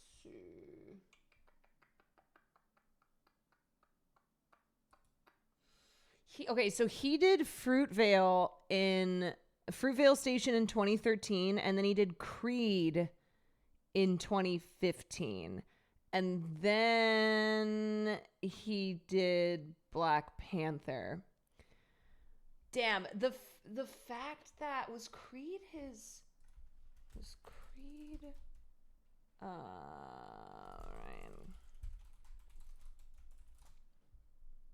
That was his second film. Okay, so I didn't realize how I forgot how much he's worked with Michael B. Jordan.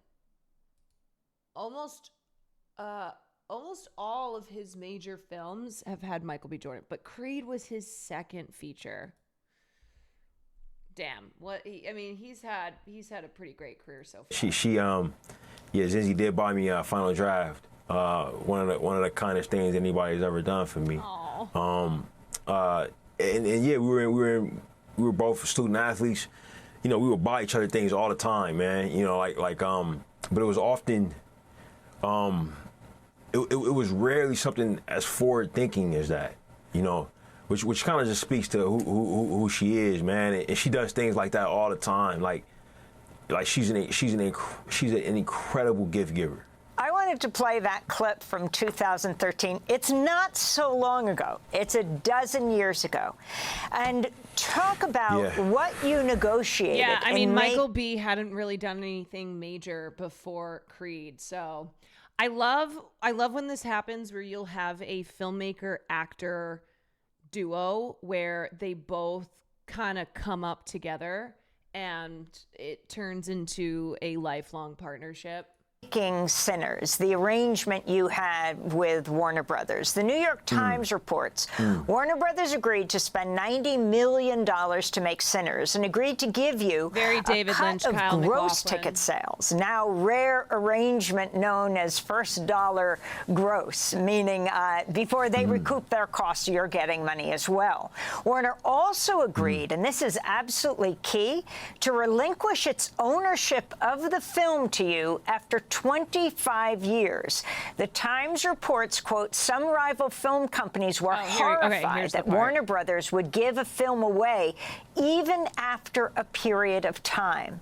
Talk about these key components of your contract and why this was so critical for you, Ryan Coogler. That's a great question. I mean, what I will do is I'll maybe add some context that maybe those articles didn't add. I'm not the first filmmaker to get any of these deals, you know. And Warner Brothers is not the first studio to provide these deals to a filmmaker. Warner Brothers never doing this again. You know, so like I think that a lot has been made of my deal in particular. I'm not totally sure why. You know, I have my I mean, my Sinners guesses. is so you know, successful. But I've been in the industry long enough to know what kind of deals are possible, and nothing about this deal is a new thing. You know. What's your guesses, Ryan? Ryan? It is not a I'd rather not say. but you know, Amy's like I'll say it. The attention on what's happening with this project, you know, outside of it as a piece of art and as a piece of commerce has been very interesting. You know, man, how the fuck does anyone watch this out of context or with the entire video and think that Amy was being antagonistic? Truly, you have to just be a stupid person.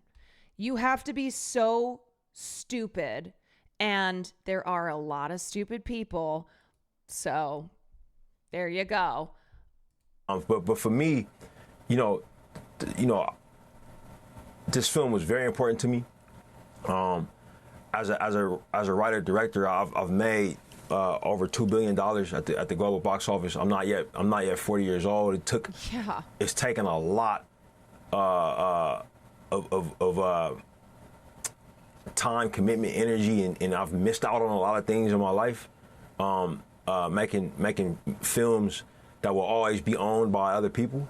For this one, because it was so personal, and because I had the ability to negotiate. You know, I asked for a few things that were very important to me for this project. You know, and for what it was about and what it meant to me and my family.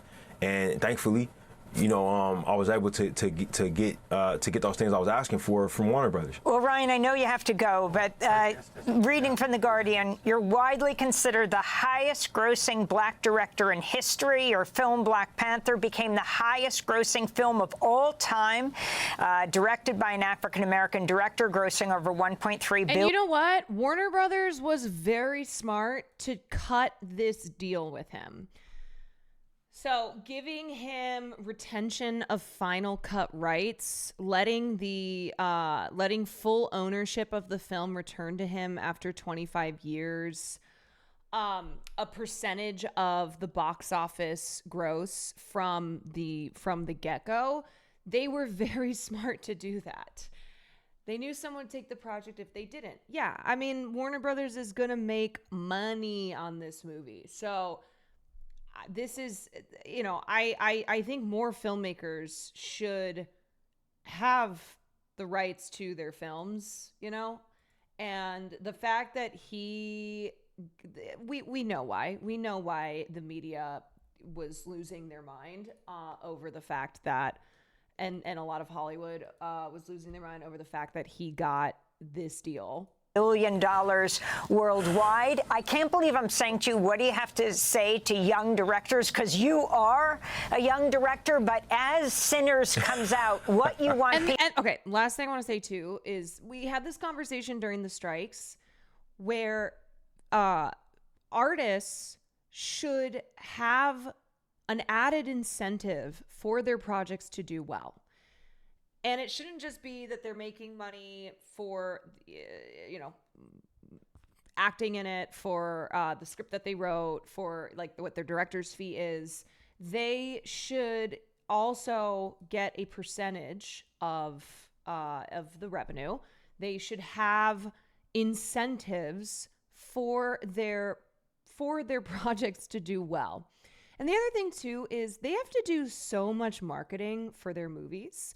And that's not always something that's necessarily they're being paid to do so. So you'll feel better about having to make the rounds for your latest film, your latest show, when you have financial incentives because you are receiving a percentage of the sales of the revenue. People to take away from it and how you want to inspire. I was going to say the next generation, but actually your generation. Well, look, I'm what's called an elder millennial. It's a generation of filmmakers coming up behind me, like that's Gen Z. They'll call them Zoomers. Krista, thank you for the gifted sub. I think they have an incredible advantage to just having grown up with smartphones in their pockets. I don't think that's an advantage for their psychology. You know what I'm saying? Like, but it is an advantage for their. Look, you guys might be inundated with doom scrolling all day long. However, you can go make a movie. Okay, get that phone out. Get the fuck off Twitter. Get the hell off Reddit. Go make a movie. And now they've garnered goodwill from a director who's going to be great for decades to come. This is a way that they hope to benefit in the long run. Right. Like, it's good for them. It's good for them to have struck a deal like this with a director like Ryan Coogler. It's a win-win. Filmmaking abilities, to have access to this type of technology constantly. Get off Twitch except when you're here. Otherwise, I want you glued to your screen. And I think that the movies that I see them make, fuck the movies. When I look at things on the internet, I'm just always kind of blown away by the editing style and the way that they see the world. And we need their movies. Look, for me, a lot of my business success has been put in the context of me being black. And I think that's a part of. I think that's a part of it. The issue when people write about what my films have done. I'll say this. The year Panther 1 came out, yes, it was the highest grossing film ever made by a black person. It was also the highest grossing film domestically that year made by anybody, and for some reason that was never talked about, and for me, what I'll speak to, and after coming off of, this movie and researching Delta Blues music, It's music made by people who the state was built to make it so that they had nothing, to make it so that they had to be sharecroppers. You know what I mean? To make it so that they couldn't leave. To make it so that some of these plantations were so massive that they had their own currency and their own banking systems that they would pay them with.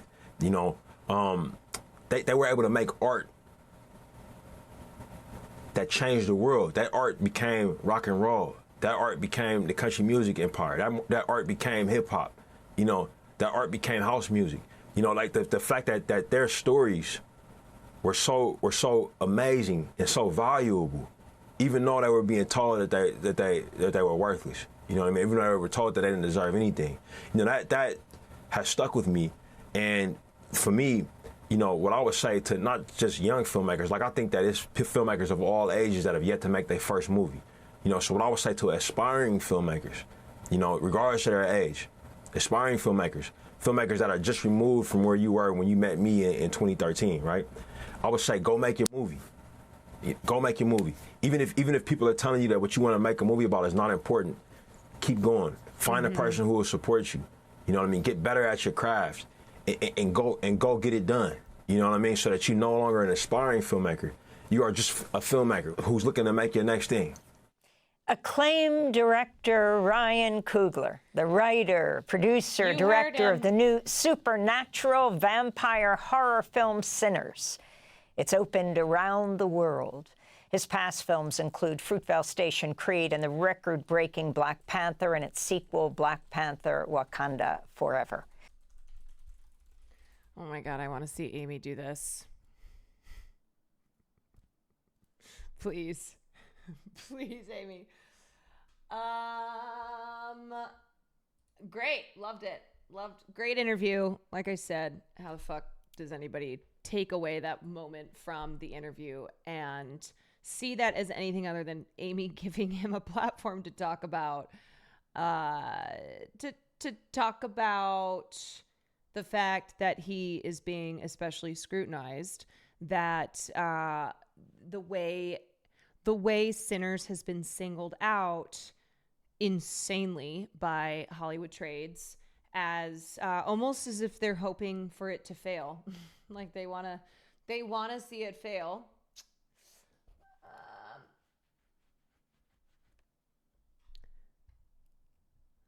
Yeah, they've been trash. It was funny though, because it was like right after the Variety, that one Variety article dropped.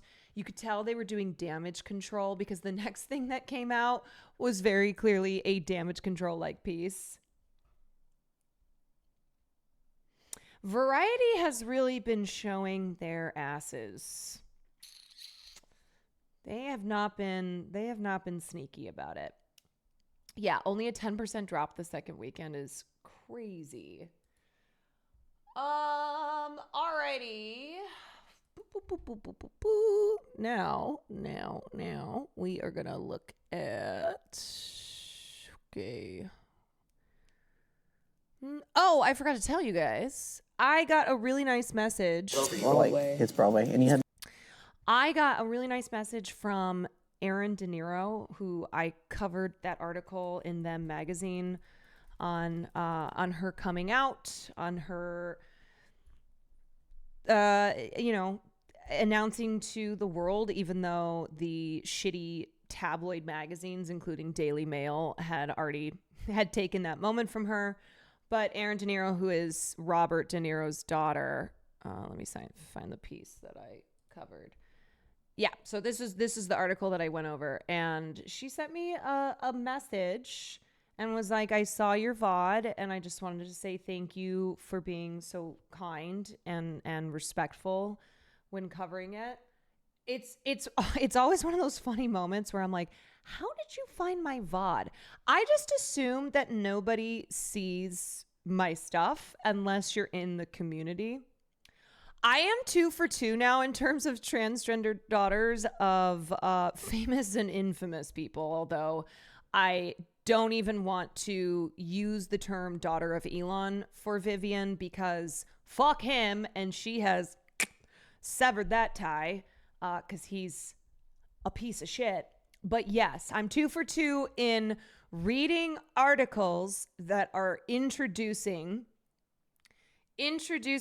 these women to the world, and then them messaging me and being like, "Hey, thanks." So that was very nice. Yeah, I'm not kidding though. I'm always surprised when I get a message like that, because I'm like, who? Yeah, you're 2 for 2 so far in terms of transgender daughters reaching out to you. Yes, transgender daughters reaching out to me. But yeah, I'm like, how do you find my VOD? Well, now we know who's watching my VODs. Vivian Wilson and Aaron De Niro. Are you part of Big Trans? I'd like to think that I am. Shit travels fast on the internet. Yeah, it's not even me trying to be fake humble. I'm just genuinely... Sir, did you see that Ryan Coogler's... I do not consider myself to be a big content creator, and I really am only like, oh, the people in this community are who consume my content. So like, if you can't make a stream, you might catch the VOD. So I'm always surprised when somebody who is not a person that I think is in the community has like watched me on stream. Is Vivian still coming on? Yeah, I need to message her to schedule. Our schedules have not been lining up. They've been crisscrossing. #1 entertainment news streamer. That's what we're that's what we're going for. Entertainment news with empathy. Entertainment news with empathy, and always with a lesson to teach.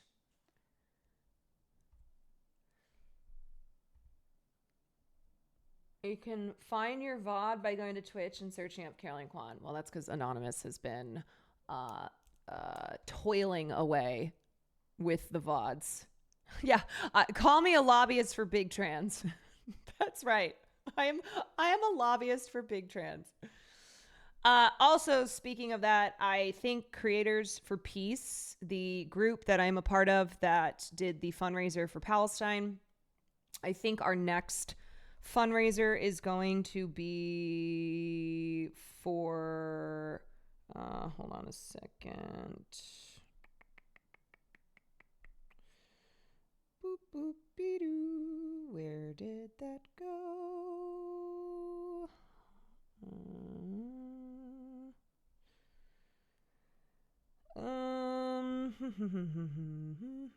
Okay, yeah. So this new Creators for Peace is going to focus on trans rights and pride. So there will be a fundraiser in the middle of June to benefit Point of Pride, a nonprofit that provides trans people with access to affirming garments, hormone surgeries, and other essential care. So we are working on putting that together.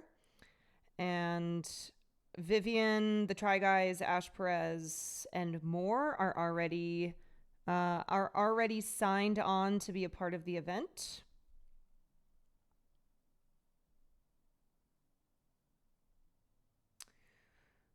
Which will be great. So I don't know if the date has been set in stone yet, but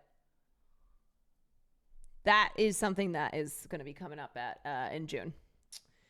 Thank you for your basic decency. It shouldn't be rare, but it is. I really appreciate the way you treat others with simple respect and humanity. It means more than you know. That's what we try to do here in this community, and that's what we're going to keep doing. There's a lot of decent folks, in the Quantourage, and we may not be the biggest community, but we sure do try to be the best.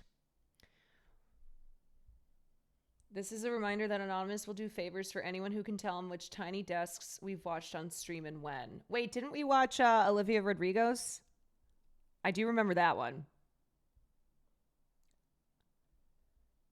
unless you're a pedestrian in LA in the 1950s. Yeah, then you're not getting treated with so much decency.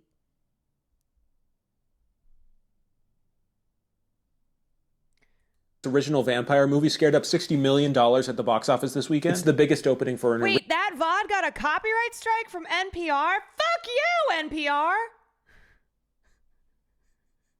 You know what? I'm glad you're getting defunded. I'm just kidding. But what the fuck? What the frick? What the frick, NPR? NPR, more like no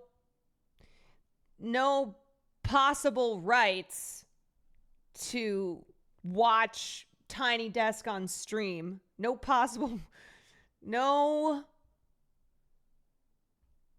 NPR, no public resources. Yeah. NP Noir. No PR. Yeah. NPL. No publishing rights. No Pussy Riders. And P Noir. No, it's definitely a system that automates it. But still, no public reshares. Not producing radio much longer. original movie this decade. Oh, okay. This is insanely impressive, don't you think? Yeah, it's cool and all. I'm happy for them. By the way, how much did it cost? Roughly $90 million. Oh! Last time I checked, $60 million is less than $90 million. They've got a ways to go until they're profitable. It's been 1 week. Yeah, still should be a warning to us studio heads that original movies are risky. You're always complaining that no one's seeing original movies, and now they are. I'm just saying maybe we shouldn't be giving young directors $90 million and ownership of their own intellectual property. It sets a bad precedent. John Sony Pictures, what is this actually about? Every day I have to shoot down a dozen awesome original ideas like Sinner so that I can dump another $50 million into the Captain Crunch Frosted Flakes crossover event movie starring Jack Black and Dwayne "The Rock" Johnson. I know what people actually want to see. They want slop. Deep down, they know they want slop. That is so cynical. That's why I'm in charge. Me, John Sony Pictures. So basically you're just jealous of their success. Yes. Me, Mr. John Sony Pictures. Yes, people love slop. But then you get a movie like Sinners, and that's why we say the movies are so back. We've never been more back. Slap on my face, Zaddy. Here's what I believe, okay? You have to push people towards not slop. Because if all you're feeding them up is slop, then they're going to slop it up, okay? They're going to slop it up. So we have to be we got to be the shapers and the shifters, all right? Because if all you give people is slop, then that's all that they're going to consume. And that's what they're going to expect.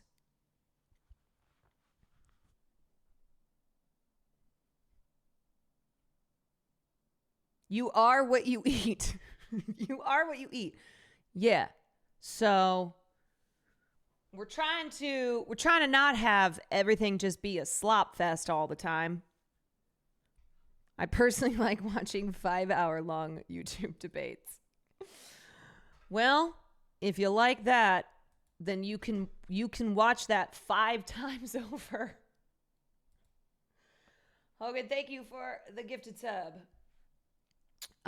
But anyway, look, I like slop as well, okay? It's fine to like slop. Liking slop is not inherently a sign of inferiority. It's when all you want is slop. When all you want is slop, then it's bad, right? But a little slop is a nice treat, right? Slop has its place. Slop is a little treat. It's a little treat. Right, and when you're not aware that it's slop, it's the not being aware when something is slop. That's when we run into the problem. Because when all you're consuming is slop, you don't know that it's slop. Right. It's part of a balanced breakfast. Exactly. So like, I'll eat my my Taco Bell, but I'll have a piece of broccoli. And it balances out. Is the most American thing to enslopify media, especially in the attention economy, okay? We live in an attention economy. Slop is rewarded, so it incentivizes.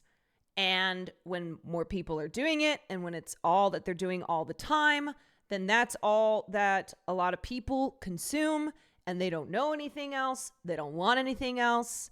And that's how it goes. Who doesn't eat their Cool Ranch Dorito? Yeah, I put the piece of broccoli on top of it, and then I go, yeah. The sloppin' lumpin' proletariat. Good slop is great. Trash slop is woeful. My thing is too, can't you tell in your brain, like, can't you feel it inside of yourself when you're just consuming too much slop, and when the slop is not even good slop? Like, I can sense that. I sense when I'm too filled with slop. And then I try and seek something that's going to not be that. What do you mean? What do you mean? Damn woke piece of shit. I feel my brain turning to mush when I've been on Twitter for too long. Yes, because it will make you... It like calcifies your brain. It turns it into rubbish.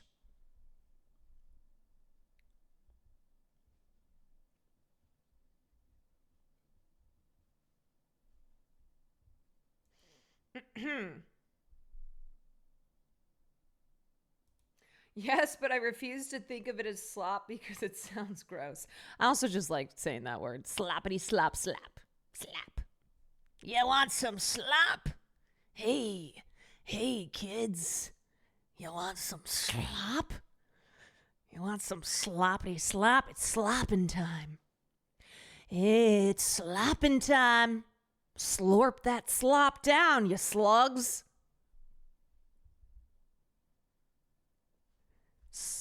You slappity slugs. You want a sloppy Joe? Yeah, you want a slippity slappity Joe? I know that's what you want. You want to slurp that down? You want to slurp down that sloppity Joe? Sloppy toppy? You want a sloppy toppy?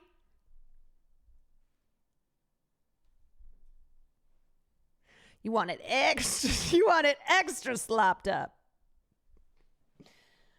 Hell yeah, brother. Slop that slurp right on top of my slop. Okay, anyway. You get the point. You understand. All right, let me see this piece. Sinners is a smash, so why is Hollywood putting an asterisk on its success? Well, I feel like we all know why. Sinners has done more than ignite interest in the days since its April 18th release. The film has become a massive box office achievement, one worthy of Coogler's own success story. Stellar reviews and consistent word-of-mouth praise have sold out screenings days in advance. And the conversation surrounding the movie itself is on the tip of everyone's tongue. Yes, never underestimate good reviews and consistent word-of-mouth praise. How many of you will go see a movie because someone especially that you trust, or like enough people online are going, oh my God, you gotta watch it. You gotta watch the movie. And that is That is organic marketing, which is why you will have films that spend a shit ton of money on marketing, but if it's not good, not going to necessarily translate to butts and seats. And that was a problem with Snow White. Not enough people were excited for that movie. Early reviews were like, Gal Gadot, enough said. And then, early screenings, people who were watching the film right when it came out, thumbs down, and nobody wanted to go see that movie. Gal-El, no. Wait. Hold on. Look at this tweet.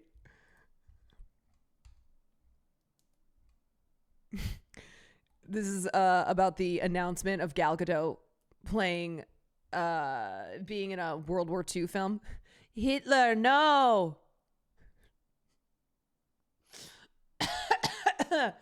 Hitler, no. Release the prisoners. Hitler, no. It's got to be even more dead sounding than that. Okay, so Sinners is exactly the kind of dialogue starter that Coogler hoped for on the eve of his first film debut, an entirely original movie that's put butts in seats, shattered records in an age of never-ending remakes and reboots. By all metrics, Sinners is an industry-shaking triumph. So why are all the entertainment industry trades putting an asterisk on its success? At the end of the film's opening weekend, which earned it an incredible $61 million worldwide, Variety's box office summary concluded, "It's a great result for an original R-rated horror film. Yet the Warner Brothers release has a $90 million price tag before global marketing expenses, so profitability remains a ways away." Yeah, this was opening weekend when it destroyed. Like, it shattered expectations. Other responses, like the ones from the New York Times and Business Insider, had a similarly demeaning slant. While box office numbers were once considered industry jargon, the growth of social media and expanding brands like Variety, Hollywood Reporter, and Deadline into go-to publications for cinephiles and everyday readers alike means that reports like the ones put out for Sinners have the potential to impact a film's success. Though Sinners is far from the determined indie film that Fruitvale Station was, the trades are responding to his latest as though the opening weekend is a make-or-break moment for the film. That narrative is just the latest in an unnerving trend. It's also acting as if a film makes all of its money back in opening weekend, which no, it does not. That's why it's called a trajectory, where they can determine how well a film is going to do based on the opening weekend. So based on the opening weekend of Snow White, they knew it was going to be a disaster because it was a disaster opening weekend, which meant the trajectory of it was going to keep it on that disaster line. This direct and seemingly willful dissent from the larger cultural consensus only helps to keep power in the hands of those who already have it. That's what we call gatekeeping. Just last week, I wrote about a rarity in the current movie market, a remake of The Wedding Banquet that brought interesting new ideas and resonance to a familiar story. But the likelihood of a remake, reboot, or sequel with any lingering value is slim. Moviegoers, especially ones who don't live in major metropolitan areas, have little originality to choose from at the theater, which is why Sinners felt even more like a godsend from the cinema heavens. The film is conceived entirely by Coogler. It's not an adaptation of any kind or yanked from a true story, and not a sequel to any existing film. What's more, it's a biting piece of blockbuster horror co-produced and distributed by a major Hollywood studio. It may feel bleak, but Sinners was a leap of faith for Warner Brothers that paid off immensely. To put the achievement into perspective, Warner Brothers has only co-produced and distributed an entirely original, non-biographical film that wasn't a sequel to an existing property or simultaneously plopped onto streaming 3 times in the last 5 years. My God. Of the 3, which include Clint Eastwood's Juror No. 2, Christopher Nolan's Tenet, Coogler's film is the only one written and directed by a black filmmaker. In the dearth of ceaseless sequel-itis, that is major, and audiences took note. Viewers are as amped about the film being an original piece of work as they are about the movie itself. Yes, I think this is a really important point to understand. When people who maybe you didn't love the film that much are like, why is this film, why is there so much hype around it? Because people are starved for completely original films that don't suck ass, okay? Because even if you didn't like Sinners, I think you would not say that it sucked ass. And so there is a ton of excitement because a lot of people did love the film, but also because it's a completely original piece of work and we are in a desert. It feels so rare. People are starved, and that's why it's like, thank you. Thank you. Praz Mukow, thank you for the 5 months. Saw Sinners in a theater, incredible experience. After such a successful opening weekend, it's no major surprise that the excerpt from the Variety write-up was received like a buzzkill showing up to a rager in progress. Yeah. The post drew the ire of social media users and even an industry titan like Ben Stiller, whose criticism of Variety's framing stunted the number of likes on the publication's original post. But Variety wasn't alone in their pointedly worded coverage. The New York Times said the numbers included a big asterisk and a piece of work that doesn't hint a sequel. Right. Meanwhile, the contents of both the Times and Variety's pieces admitted that Sinners is on track to recoup its $90 million price tag and then some. Oh, yeah. They so begrudgingly had to admit. They're like, oh, okay, yeah, I guess fine. All right. If you look at the numbers. And besides that, a $61 million opening for an entirely original horror film boasting an R rating is unheard of, especially in 2025. So why frame these responses as a raised eyebrow instead of a celebration over the state of cinema? That's where things become both intriguing and alarming. In an enlightening guest post for the newsletter Contraband Camp, critic Brooke Obie states that the reaction is just another instance of Hollywood changing the standards of success for Black cinema. White media has always conspired to spin the narrative and move the goalposts about Black films, Black filmmakers, and their successes, Obie writes. She also references another unique element of the Sinners story, a deal carved out by Coogler that will allow him to own the rights to the movie after 25 years, an extremely unconventional industry practice. Remember, who owns the trade magazines? We have talked about this repeatedly. Does anyone know the answer? Anybody? Penske Media Corporation. Penske Media Corporation that has done a ton of consolidation. They now own more than 20 digital and print brands, including Variety, Rolling Stone, Deadline, The Hollywood Reporter, Billboard, etc., which is essentially owning all of the major media publications in entertainment. Jay Penske was the chairman and CEO.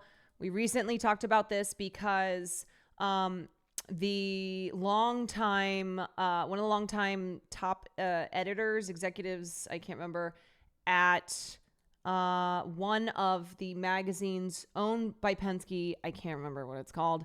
He was fired because they published an open letter that was signed by a number of artists who were calling for a ceasefire. And Penske is a Zionist and got very angry that this open letter was published. And so this led to the firing of this guy who had been there for like 20 years. Okay. And then during the strikes, a lot of the tone and the coverage coming from the trades was very pro the major studios, and had a slant that was anti-union, that was anti the strikes. So understanding like who is behind, like who owns these publications, helps you to understand why these angles are presented as such. So it is within their interest. It is within Penske's interest to not let something like the Ryan Coogler deal be presented in this positive way. Okay? Because studios, these major studios, do not want more filmmakers seeing the Ryan Coogler deal and going, you know what? Give me that. When a similar deal was cut with Quentin Tarantino for 2019's Once Upon a Time in Hollywood, the headline from The Hollywood Reporter touted it as a score for the director. And of course, there's the element of racism. In an illuminating comparison, the Times box office report for Once Upon a Time in Hollywood called that film's opening weekend numbers a hit, while Coogler's was met with doubt. But if you assess the numbers, Tarantino's film actually made less money stateside than Coogler's did during opening weekend. Yet it was Sinners that got slapped with an asterisk. But this trend goes beyond Sinners, extending to major entertainment news coverage from other outlets and trades, particularly when the topic could present a major shift in the industry. On the day Sinners was released, Vulture ran a piece detailing why Coogler's deal with Warner Brothers was scaring studio executives. An anonymous source said that Coogler regaining the rights to Sinners after 25 years sets a, quote, very dangerous precedent that could topple the studio system as we know it. It stands to reason that if studio... Also, fuck that noise, okay? That's bullshit. It stands to reason that if studio execs are freaked out about the deal, the trade publications that function partially as an arm of Hollywood's most powerful players, this is what I'm talking about, would cover the indisputable success of Sinners with an apprehensive tone. Oh no, scary. It's the same thing when they're like, we can't pay workers more money. We can't allow them to unionize because it's bad for business. We have to have workers working as much as possible for as low of wages because capitalism. It stands to reason that if studio execs are freaked out about the deal, the trade publications that function 12 years out from Fruitvale Station with 2 major franchises under his belt and a surefire hit of an original film raking in the dough, Coogler's story beckons other young filmmakers to try their hand at shaking up an industry set in its safe, risk-averse white ways. Again, we can see this isn't just about money, it's about power and who has it. And remember, even as diversity has increased in the industry, even when you have more Black people and people of color, queer people behind the camera, in front of the camera, the power in Hollywood is still by and large controlled by white people. Top studio executives, top producers, those who, the money, the financiers, the money behind productions, it is still largely, almost entirely controlled by white people. And that is why they have been the gatekeepers of this industry for as long as it has been around. Looking back over the last couple months, we can track how that unease went from a simmer to a boil.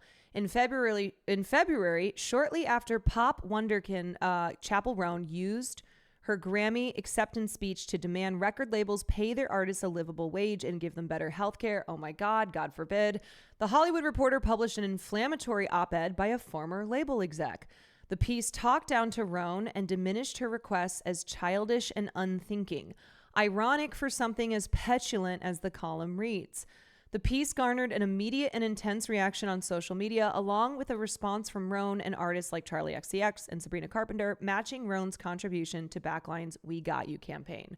Also, I just saw a piece last week, another fucking op-ed, where the writer of the op-ed was so blinded by their love for Israel and wrote this really disgusting piece chastising kneecap leading a Free Palestine chant, supporting Sharon Osbourne saying to take their visas away. Can't write an op-ed without the op. A similar instance occurred in March when Variety published an article detailing the Snow White remake's rocky road to theaters. We also covered that piece. The piece specifically mentioned the film star Rachel Zegler and her candid pro-Palestine posts on social media, which led to producer Mark Platt, father of adult baby son Jonah Platt, Jonah Platt, flying to New York to meet with Zegler, who stood her ground. My dad had to leave his family While Zegler and Disney declined to comment for the piece, the article quotes an anonymous insider who blamed the movie's poor box office returns on Zegler. I wonder who the anonymous insider was. We found this anonymous insider who had all the tea. She didn't understand the repercussions of her actions, the insider said.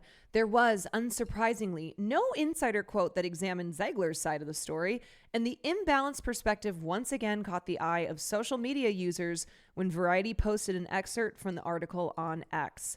Did you post this thinking it would make us like her less? One user asked. Another notable comment came from Scream star Melissa Barrera, who pointed out that she too had been criticized by Variety for her shared political views. Coogler, Rohn, and Zegler all have three glaring important things in common. They all belong to marginalized communities, they all achieved their success from the ground up, and they all have stood defiant in the face of a machine much larger and more powerful than they are alone. While it's not a full-scale political rebellion, their opposition is nothing to scoff at. These artists want to own their work, be paid a living wage, have access to decent healthcare, and express their views with impunity, as is their right. But those things conflict with the agendas of some entertainment journalism publications. Trades aren't known to be unbiased sources of information, but that doesn't account for all those who may read these pieces and take them at face value.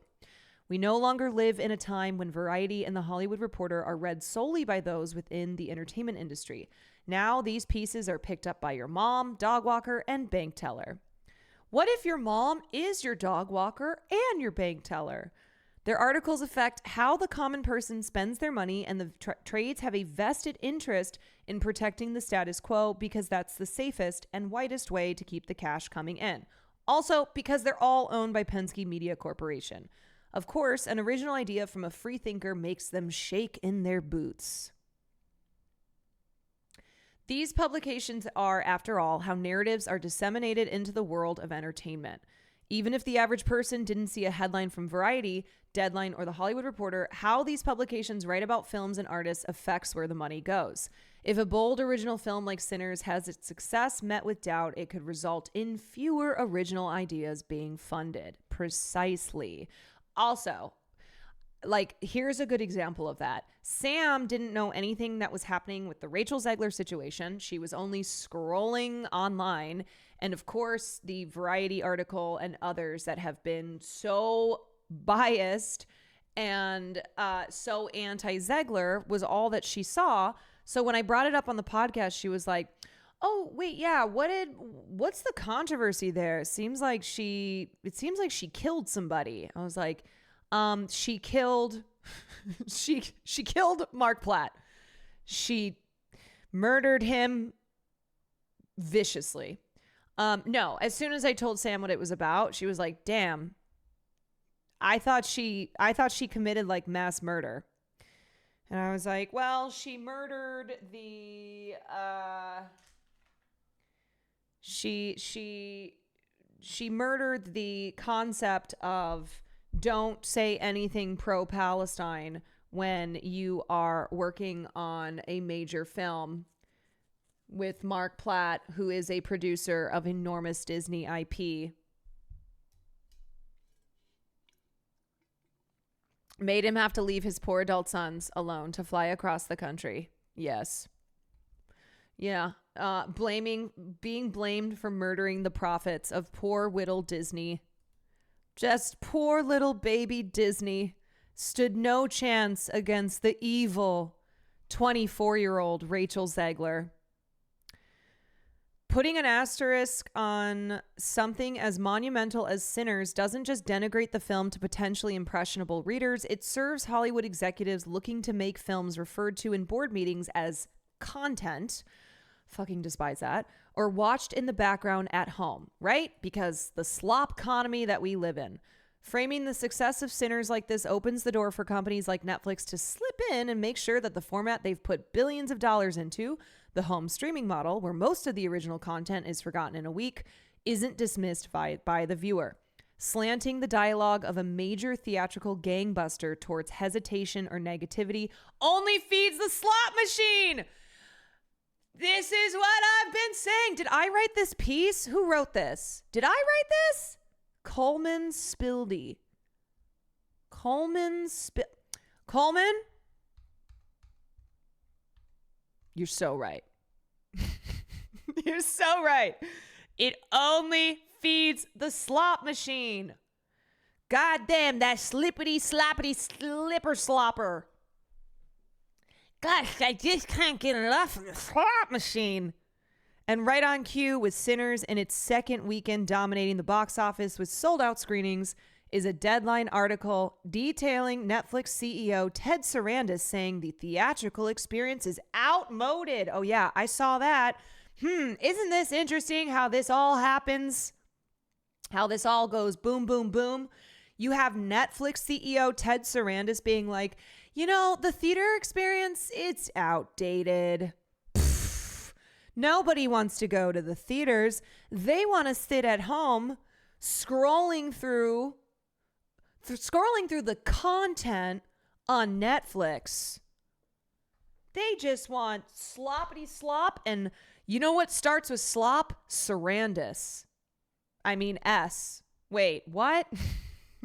What do Sarandos and slop have in common? They both start with S. That's what I was trying to say. Sarandos is quoted in the piece saying, "What is the consumer trying to tell us? That they'd like to watch movies at home. Next time you read an article in a trade that has nothing to do with the quality of the art itself and everything to do with the artist or how they achieve their success, consider, what is the publication trying to tell me?" Precisely. Exactamundo. Consider, what is the publication trying to tell me?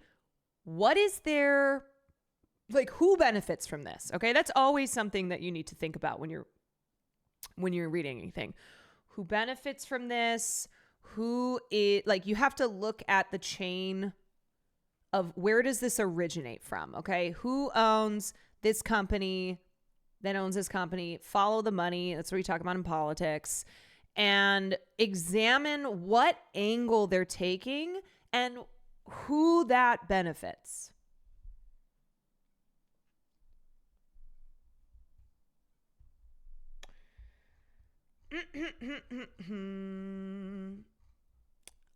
Yeah, definitely nothing to do with inaccessible pricing. We just want more slop.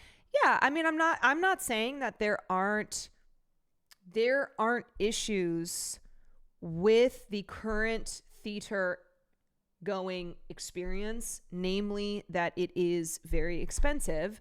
And so audiences, because a lot of people, it's like, all right, this is not something that I can do all the time. I'm taking my family to the movies. So do I want to risk it for the biscuit? Or am I going to watch something that is a big studio film, existing IP? It's been thrown in my face over and over again. And that's what I'm going to spend my $25, my $20 on. You know, I'd be willing to pay $20 for a ticket if snacks were cheap. Yeah, if snacks didn't cost you the cost of rent. Sinners on IMAX is $50 to $70, and it's far. Yeah, that's brutal. Like that sucks. That sucks. Yes, or it's because I'm paying for so many subscriptions already. I'll wait at home. Right, because all these streaming platforms have gotten us good, where they've split up all the content, where they've added commercials. They've put ads into everything, so now you have to pay more money if you don't want ads. And it's very common for people to have multiple subscriptions to online platforms, and that shit has gotten more expensive. It used to be more feasible to have Netflix and Hulu and HBO and whatever. And there's so many platforms.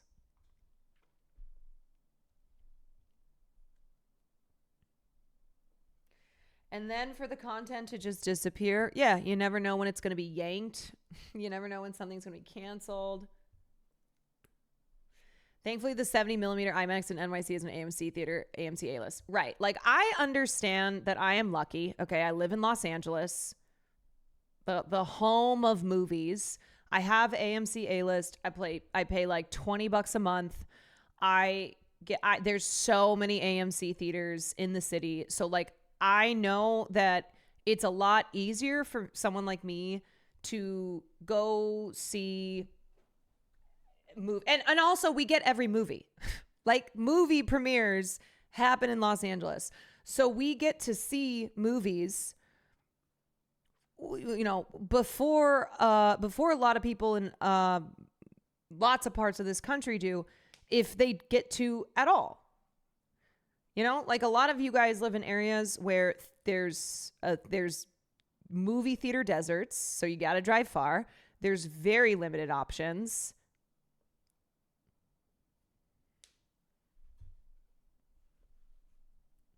Got to have 5 streaming services so you can spend an hour not finding any good slop to slop down. That's my favorite thing. It's like, all right, let me scroll through Netflix. Okay, fuck that. Let me scroll through Hulu. No, let me go to... let me just spend a whole hour doing this and then not watch anything because I'm exhausted, because I've given up. Because I'm like, well, there goes the time that I had to watch something. Only major theater you have is Cinemark, and it's sad looking. Oh, a sad Cinemark. I like that Letterboxd tells you where stuff streams in your country. That is nice. Yeah. No, let's turn on Twitch and watch Caroline Kwan, Broccolito. That's what I'm talking about. I wish I could just stream all this stuff for you. I wish I could just illegally pirate for those of you who have no access. When I was at the Beyonce concert, I met this woman who was there, and she was asking me about streaming, and she's like, so are you going to stream now? And I went, what? She's like, so like, would you stream the concert? I said, if I wanted to instantly be banned and also probably be blacklisted from any future Beyonce stuff, then yeah.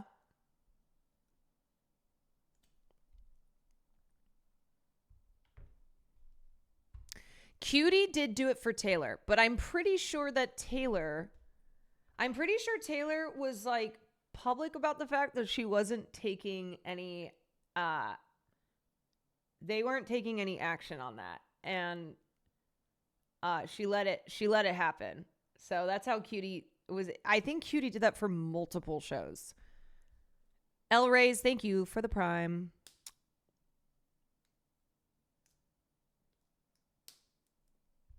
Yeah, she was not the only person who streamed eras or who like made content out of it.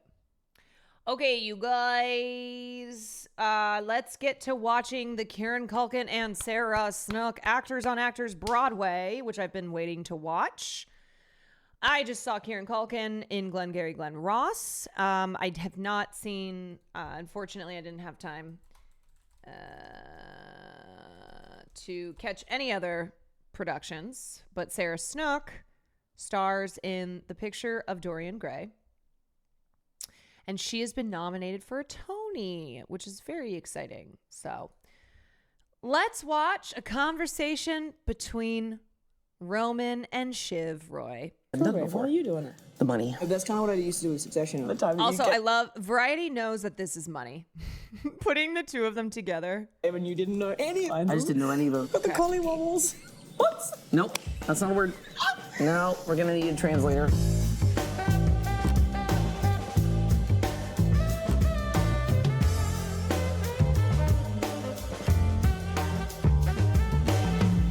Thank you for doing this in my home. I know it was a last-minute change for you, but I just thought the views are rather opulent. Yeah, it's my taste. This is really how I fits do. in with your taste. Yeah. I think so. Do you get cue lights to go on? Yeah, I do. Yeah. Do you? Huh. I mean, you don't because there's no I point. never leave. Why would you never leave the stage? I'm on. Is there an from the initial cue beginning. light, or is there like a? No, do you just know? Billy Page is the curtain, and then I step forward, and then I say a sentence in my head, and then I go on. What's the sentence in your head? Can we know it? Yeah. I mean, you brought it up, so obviously No, you're it's going to fine. tell me. As yeah. I was saying, I was like, oh, fuck, Kieran's going to say that. Okay. As is your... needling thing that I do. Yeah. Very This is sweet. Journalistic. Daughter the other day jumping off little step thing was like, ladies and gentlemen, boys and girls, I do a trick. She said that? That's so cool. I love that so much. So that's the sentence you say to now yourself? in my head, I get on stage and I go, ladies and gentlemen, boys and girls, mama do a trick. and then you jump. And then I go. It's nice because it settles me, and it's sort of like, it's all a game. It's all fun. It's all silly. Take yourself out of the seriousness. Is Succession worth watching? I fucked heavy with that show. Is it still fun? It is. Because you've been doing it. Okay, so before London, you did it in Australia? I didn't perform it in Australia. I rehearsed so in Australia. it had been done before. No. And then, so you had the whole London one. Yeah, 101 shows. And Oh my I saw it God. there. Yeah. It was intense and it was awesome, but it was how the hell are you getting through each day, and you're doing 8 a week, and and breastfeeding. And there must have been, and breastfeeding, there must have been like I can't wait for as much as I'm having fun, I can't wait for the end date. Totally. But so I do a prison count, I call it. I saw that in your room. Prison count. You were crossing so I off really, each show. Really specifically, and I've structured it so that I don't know how many I've done, and I don't know how many I've got to go until maybe the 50 mark, and then it's like, if I start getting like, antsy. Oh, I have 87 more to do or whatever. That's exactly the number right now. I have 87 more to do. Is it actually? It's okay, not that's enough. fucking weird. Is that true? Yeah, I've done 30. So there's, I think it is 87, or maybe it's 86. Oh But that is, which means that you've got the same amount, I think, right? Oh, I don't know. I don't. How many I total don't do you cross have? it. I think somebody said it was 123 or 128 total, including previous. Oh yeah, we're 111. So I think 100 is what I was told from opening night, which is a weird number, which doesn't sound right because we're doing 8 a week. 111 total, okay. Including previous. Well, you got to be that little bit better than me, huh? I do 11 more. One, baby. Also, if you don't know, this performance of hers in The Picture of Dorian Gray is especially astounding because she plays 26 completely different people. She changes accents, wigs, gender, and tells the story of Dorian Gray. If you don't know the story of Dorian Gray, it is a story of a man who makes a Faustian bargain, deal with the devil, so to speak, to appear eternally young, but his portrait, that's why it's the portrait of Dorian Gray, reflects the not so beautiful nature of his actions. So it's incredible because she plays it's essentially like a one woman show. It's a one person show, but it also it feels like an ensemble piece, and it involves like the camera team and the crew are moving around on stage when they're because they filmed it. Because let me see if I can find a picture of it. Yeah, here we go.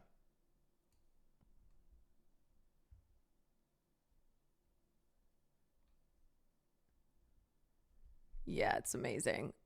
So here is, I'm sure she'll get into talking about it, but yeah, so it's just this like little theater, or little stage. She also won the Olivier for this. Okay, anyway. Ended. Was there a, I did it, or I want to go and do it again feeling? No, weirdly, and I've not done this in this season so far, I never really took stock of the bows. It was like, gotta get through, gotta get home. It's just part of the show. Gotta get, yeah. It was like, yes, thank you very much for coming. Very kind of you to stand, blah, blah, blah. I appreciate you, you appreciate me. Let's go. I gotta take a shower. And even to the last one, and only was the last one in London that I, in the bow, was like, oh, it's actually pretty special to be doing this. Huh. And that was the only time you were able to take it in? Yeah, and then someone said to me just before starting this season, like, remember to take it in because you won't do it again after this. And you know that that's the case. I think in London I was like, I know I might do Broadway, so it's okay. But now I am taking stock this time. So when you're looking at that 87th show or whatever that you have, you're like, I got to make sure I really soak it in before that ends. Which will help because it'll be like 200 and, I don't know how many. What's maths? 212 by the end. Oh, geez. 212. That's just... That is that's, so come on. many. Are you able to take in the curtain call this go around with a little more... Not matinees. Matinees is like, I gotta do this again. Yeah. So it's like, You do matinees, right? Saturday, Wednesday? We do Saturday, Wednesday, yeah. We have the most awkward curtain call, I think, ever. And the director... You guys do a bro hug. We do like a weird bro hug, but before that, it was even weirder before. He was like, just bow whenever you feel like it or something. You feel like it? Yeah, just like, oh, it's... And he said, you're not really going on the same... He was like, should we rehearse it? He goes, no, I think I like that it's sloppy. And It's funny because that is exactly how it was. Also, when we saw the performance we did, they were doing a fundraiser for Broadway Cares. But the show ends. It like ends, and then everyone just kind of starts bowing. They just kind of like huddle, and then they just start bowing. Oh, so wow. it's this weird thing. And then was there a little bit of like a, oh no, after you, sir. Oh no, kind of possibly. You should. Who should? Here, let me they were like, introduce you. There were these weird meetings about it. Yeah, it was a thing. Meetings. Yeah, I called one to be like, it's a little too weird. And I was like, I was going to write an email instead on the day. I was like, hey, can I grab you, and can we just go talk about how weird this is? And I know you like it weird, but can we make it a little less weird? And everybody kind of agreed on a thing that's weird, but not too weird. It was, Well, it's like the worst thing. Bow was fine. I was surprised by the bro hug. The bro hug, but some people cute. want to like take in the moment, and Bob likes talking to people. Like, good to see you. Glad you came in. See people? I can see the first see... 5 rows, and then it's all. Yeah, no. The first 2 or 3 rows I can make eye contact with. Oh my God. No, I wasn't in the first 5. Day. I genuinely was about to burst into tears. It was like such an effort of a show. I can't remember what went wrong, but something went wrong. And he was in the front row, and I was like, he's like my science teacher dad or something. He was like, I made eye contact with him and went, oh, thanks, buddy. Like, it was such a... We had a guy in the front row, not just front row, like front and center, who kept screaming at us as if we weren't 3 feet. That was awesome! Guys, that was awesome! It's going to be heard over the crowd. Like, I heard you. He said it like 8 times. We're like, I know. I swear to God, there are people who treat theater like it's a sporting event, like it's a concert. Like, really loved it. That's great. I'm glad he's enthusiastic, but he's literally this close. We can hear you. Yeah. There's no screen here. We're right there. How do you learn all those lines? How do you learn your lines? I don't know. I just read them. Yeah. Is that what you did? I walk when I learn lines. I think I learn them kinetically, and they go in better. But if you ask me to say a line... Like in terms of in the blocking? Because sometimes like people learn them within the blocking, so if the blocking changes, they can't... Yes and no, but that's kind of what I used to do with Succession. I would like learn 80% of it, and then I would get 100% by the time the blocking was set, because I knew that I'd be on this Was the blocking area. ever set, though? It was like, I'll be in this area, and then that's when I'm saying this line. Okay. So I don't need to worry about that until I'm there. Except that time that I would rely on other people to know their lines as well, and the time that you came and you didn't know any of them. I just didn't know any of them. Oh my God. And I thought I could do it. I thought I was like, that's all right. I read it once. I could do it. I just walked in. First. And I what? And you went first. Your coverage on your side was first. Do we do coverage? I don't even remember. It was like that side of the I just remember room, starting to talk and go, I actually don't know this even a little. I was like, do you need to stop? I was like, no, let's keep going. I'll figure it out. No, sorry. Couldn't do that on this though. Had to learn my lines properly. And how did you with this? You have to be really specific. With Mammoth. Yeah, which I'm used to doing before the Succession and everything. Also, there's no calling cut. It's live. It's live, baby, live from New York. Whereas when you are doing on-camera work, if you fuck up, then you can cut, unless you're doing a very laborious one-shot style scene. But otherwise, like people forget their lines all the time. They'll call out line. They can be fed it because they're doing different camera coverage. You mean they don't do the wave in Broadway shows like they do at football stadiums? No. Else. So I was like,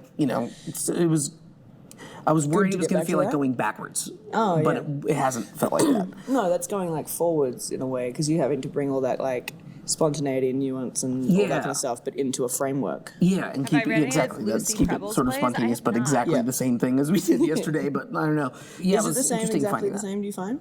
No, it's always different. There's stuff that isn't quite like we're always working on little bits. There's a section that it's like it wasn't working for a while, and now it works in terms of it's clear. There's clarity now at least, but the moments aren't quite working. So but then we find something.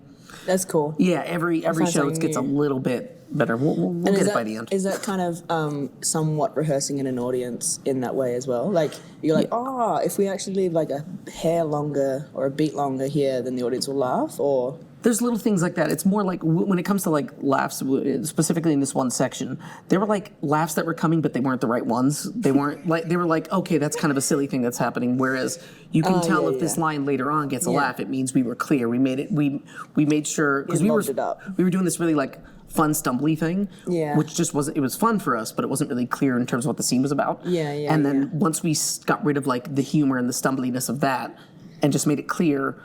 The laughs that are actually in the play, the things that are actually funny in the play, when that would get a laugh, we're like, good, they're following, and that's the play, not what we were doing. So you kind of drop the silly sometimes.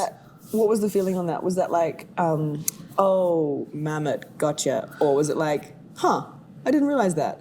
Was it like a... It's more like sometimes something will come out, I don't know if you have this, something will come out and it'll get a laugh, and I'll go, that's the wrong laugh, I got to make sure I never do that then. Oh, that's cool. Yeah. Interesting. That's cool. Yeah, and then when it's in the text. That's why you like really figure out the text of you know the play when you have a live audience. And it's why even when you do the show night after night after night, it's never the same exact show. And the energy that you get, but also it can be, energy that's not necessarily a good thing. You might have an audience that's stone cold silent and you're like, damn, okay, this isn't really working for them. They don't really love that. It's the same thing with comedy, where stand-up comedy, it's like try as you might to practice. You do your type 5 in front of friends and family, but you never know until you're in front of an actual live audience. And that's why in stand-up comedy, you have to be prepared to bomb. It's a little bit of an easier crowd, not even a little bit. It's an easier crowd when you're doing something like a play because people aren't going in necessarily expecting to like die of laughter in the way they do with a comedy show. And I also think that, it's a tough crowd. People go into stand-up comedy and just they have an attitude. It's almost like a lot of people go in and kind of want to see the person fail. That's how I feel about that. Where you're like, all right, let's see what you got. Especially if it's not a famous stand-up comedian. If it's just like an open mic night, you're kind of like, okay, let's see what you got. And you get that laugh. You're like, good. I did my job that I'm supposed to do. Not like burp before your line comes out because they'll chuckle at that sort of stupid thing. Oh, that's good. Do you still find things like that? Make you work for my laughter. I found something the other night that I was like, that's fun to do. But then I worried that I was maybe making the audience laugh at a point which maybe they should be listening rather than laughing. So I did it when I knew Kip was in the audience, and I did it then so that he could see, and asked him if that was okay. And he was like, oh, I loved that. I'm like, great, that's good. Were there a lot of differences between London and New York? Or changes that were made? Yes. No. And there's some bits. Some from like differences made from the Australian runs to London. Okay. There was a major thing that was changed in terms of like motivation through line right at the end, and then another bit with a speech thing was sort of doubled up with the narrator and me at the same time, which we fortunately were able to change before we did the pre-record, because otherwise it would have been like once you've done the pre-record, it's like, that's what it is. Yeah. Do you ever get to like go back and go, okay, can we tweak that? Can we reshoot that? No, not even a little bit. Oh, no. That. Excuse my language. Oh, fucking A. I would love that. No, there's a few things that I can hear myself say in the pre-record that I'm like, wish I'd lobbed that line up a bit better. Do you think Jeremy Strong ever feels sad that these two are so close? That they're like besties? I'm pretty sure Kieran is godfather to Sarah's daughter. I mean, now that you've opened, no. No, I would say that the shooting of the pre-record at the end of 2023, 'cause I'm acting opposite my 2023-year-old myself from 2023. Got it. Yeah. You know what I mean? You were in 2023. No. You know, so Although I get felt like it. I'll 'cause I was bet. 6 months postpartum and losing my brain. How the did you do I that? don't know. How old was the baby? Like, what? I have a great husband. You do have a great husband. Yes. I know you do. So that helps. That helped. Yes. How old and was still she when you started rehearsals in London? She was 7 months when we started rehearsals. 6 months when we started rehearsals in Australia, and then we had like 4 weeks off to do the Emmys and Globes and nonsense at the end of season 4 4. weeks off. Yeah, that's not off. That's a lot of work. And then I had to travel. get to I had 2 major panic attacks. One before leaving from London, from LA to go to New York. Oh, I'm having one now. Trevor, I mean, To you're go from reliving LA it. to This London is great. Yeah, you have a 7-month-old before starting going from rehearsals there for Australia 2 to LA weeks. for, oh my God, stop. 2 weeks there, and then we did the show. And I got COVID just before. I Why got COVID not? and missed 4 days of Pile tech. it on, yeah. That was like on the Monday, and then had to do the first preview the following Monday. Well, I feel like Jeremy is one of those solo friends who will call you once a year and you'll talk for 8 hours and have life-changing realizations, and then you'll never hear a word from him again for another year. Yes. You got through it, didn't you? And then you decided, let's do it again. Let's do it again. Yeah, why? Now, what was the draw? How come when it was over, you were like, Broadway. it's Broadway, and you hadn't done it before? Why are you doing it? It's Broadway. The money.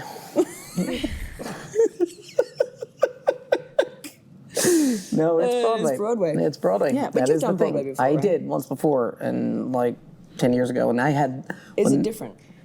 That's a joke because famous film actors don't do Broadway for the money.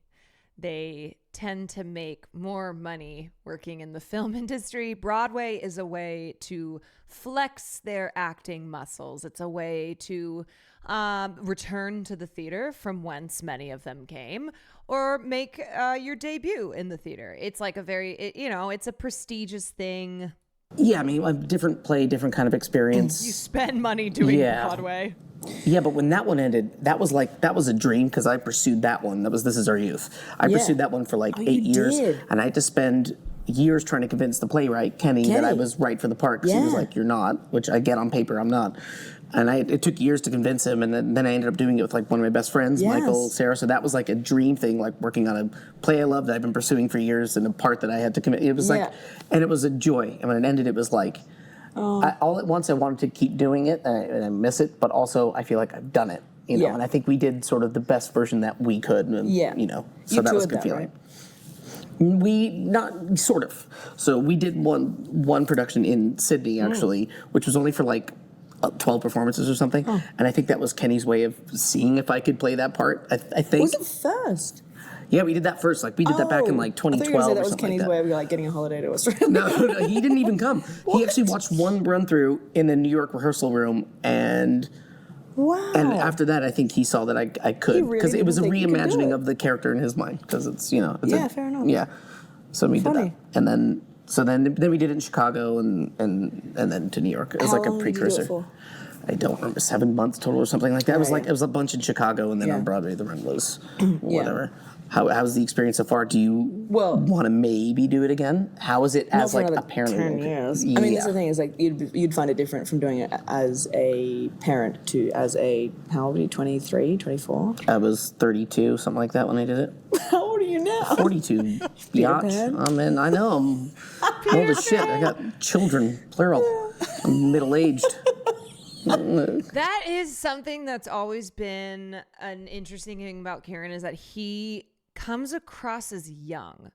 So in the production of Glengarry Glen Ross, even though he's in his 40s, which yes, he's younger than some of the other salesmen, he still seems a lot younger, but it plays into the conflict, one of the conflicts of the film, of this generational conflict of these old, decrepit salesmen who will talk about how like they were selling, they were selling real estate when you were in diapers. And him and Mulaney, you mean John Mulaney? Yes. John Mulaney's another person who, I will say though, now his age kind of seems to be how he gives off seems to be matching up more of what his age is. I feel like most people have no idea how often actors do theater stuff between movies and TV. Yes, it is when you have, it's like when you have maybe made a good amount of money and you're like, okay, I can take some time off and go do theater. Or when you're coming off a TV set or a film that was like months or maybe even years of work, and you're like, I need a break from camera and I want to go do some theater. And I'm doing Broadway. But it's such a different experience, I think, doing Broadway. Shocking. A lot of film actors are theater kids. It is, and I've talked to people that... There's not many people on Broadway with kids. No, and I've asked lots of people that have like young kids, and they're like, because I thought being on a schedule would be really good. Yeah, and they're like, no, they're like, you'll never see your kids. Like you know, especially if your kids are in school, which is why I asked if I can get Sundays off for that reason, so I can have one dedicated day to be a dad a week. That's good.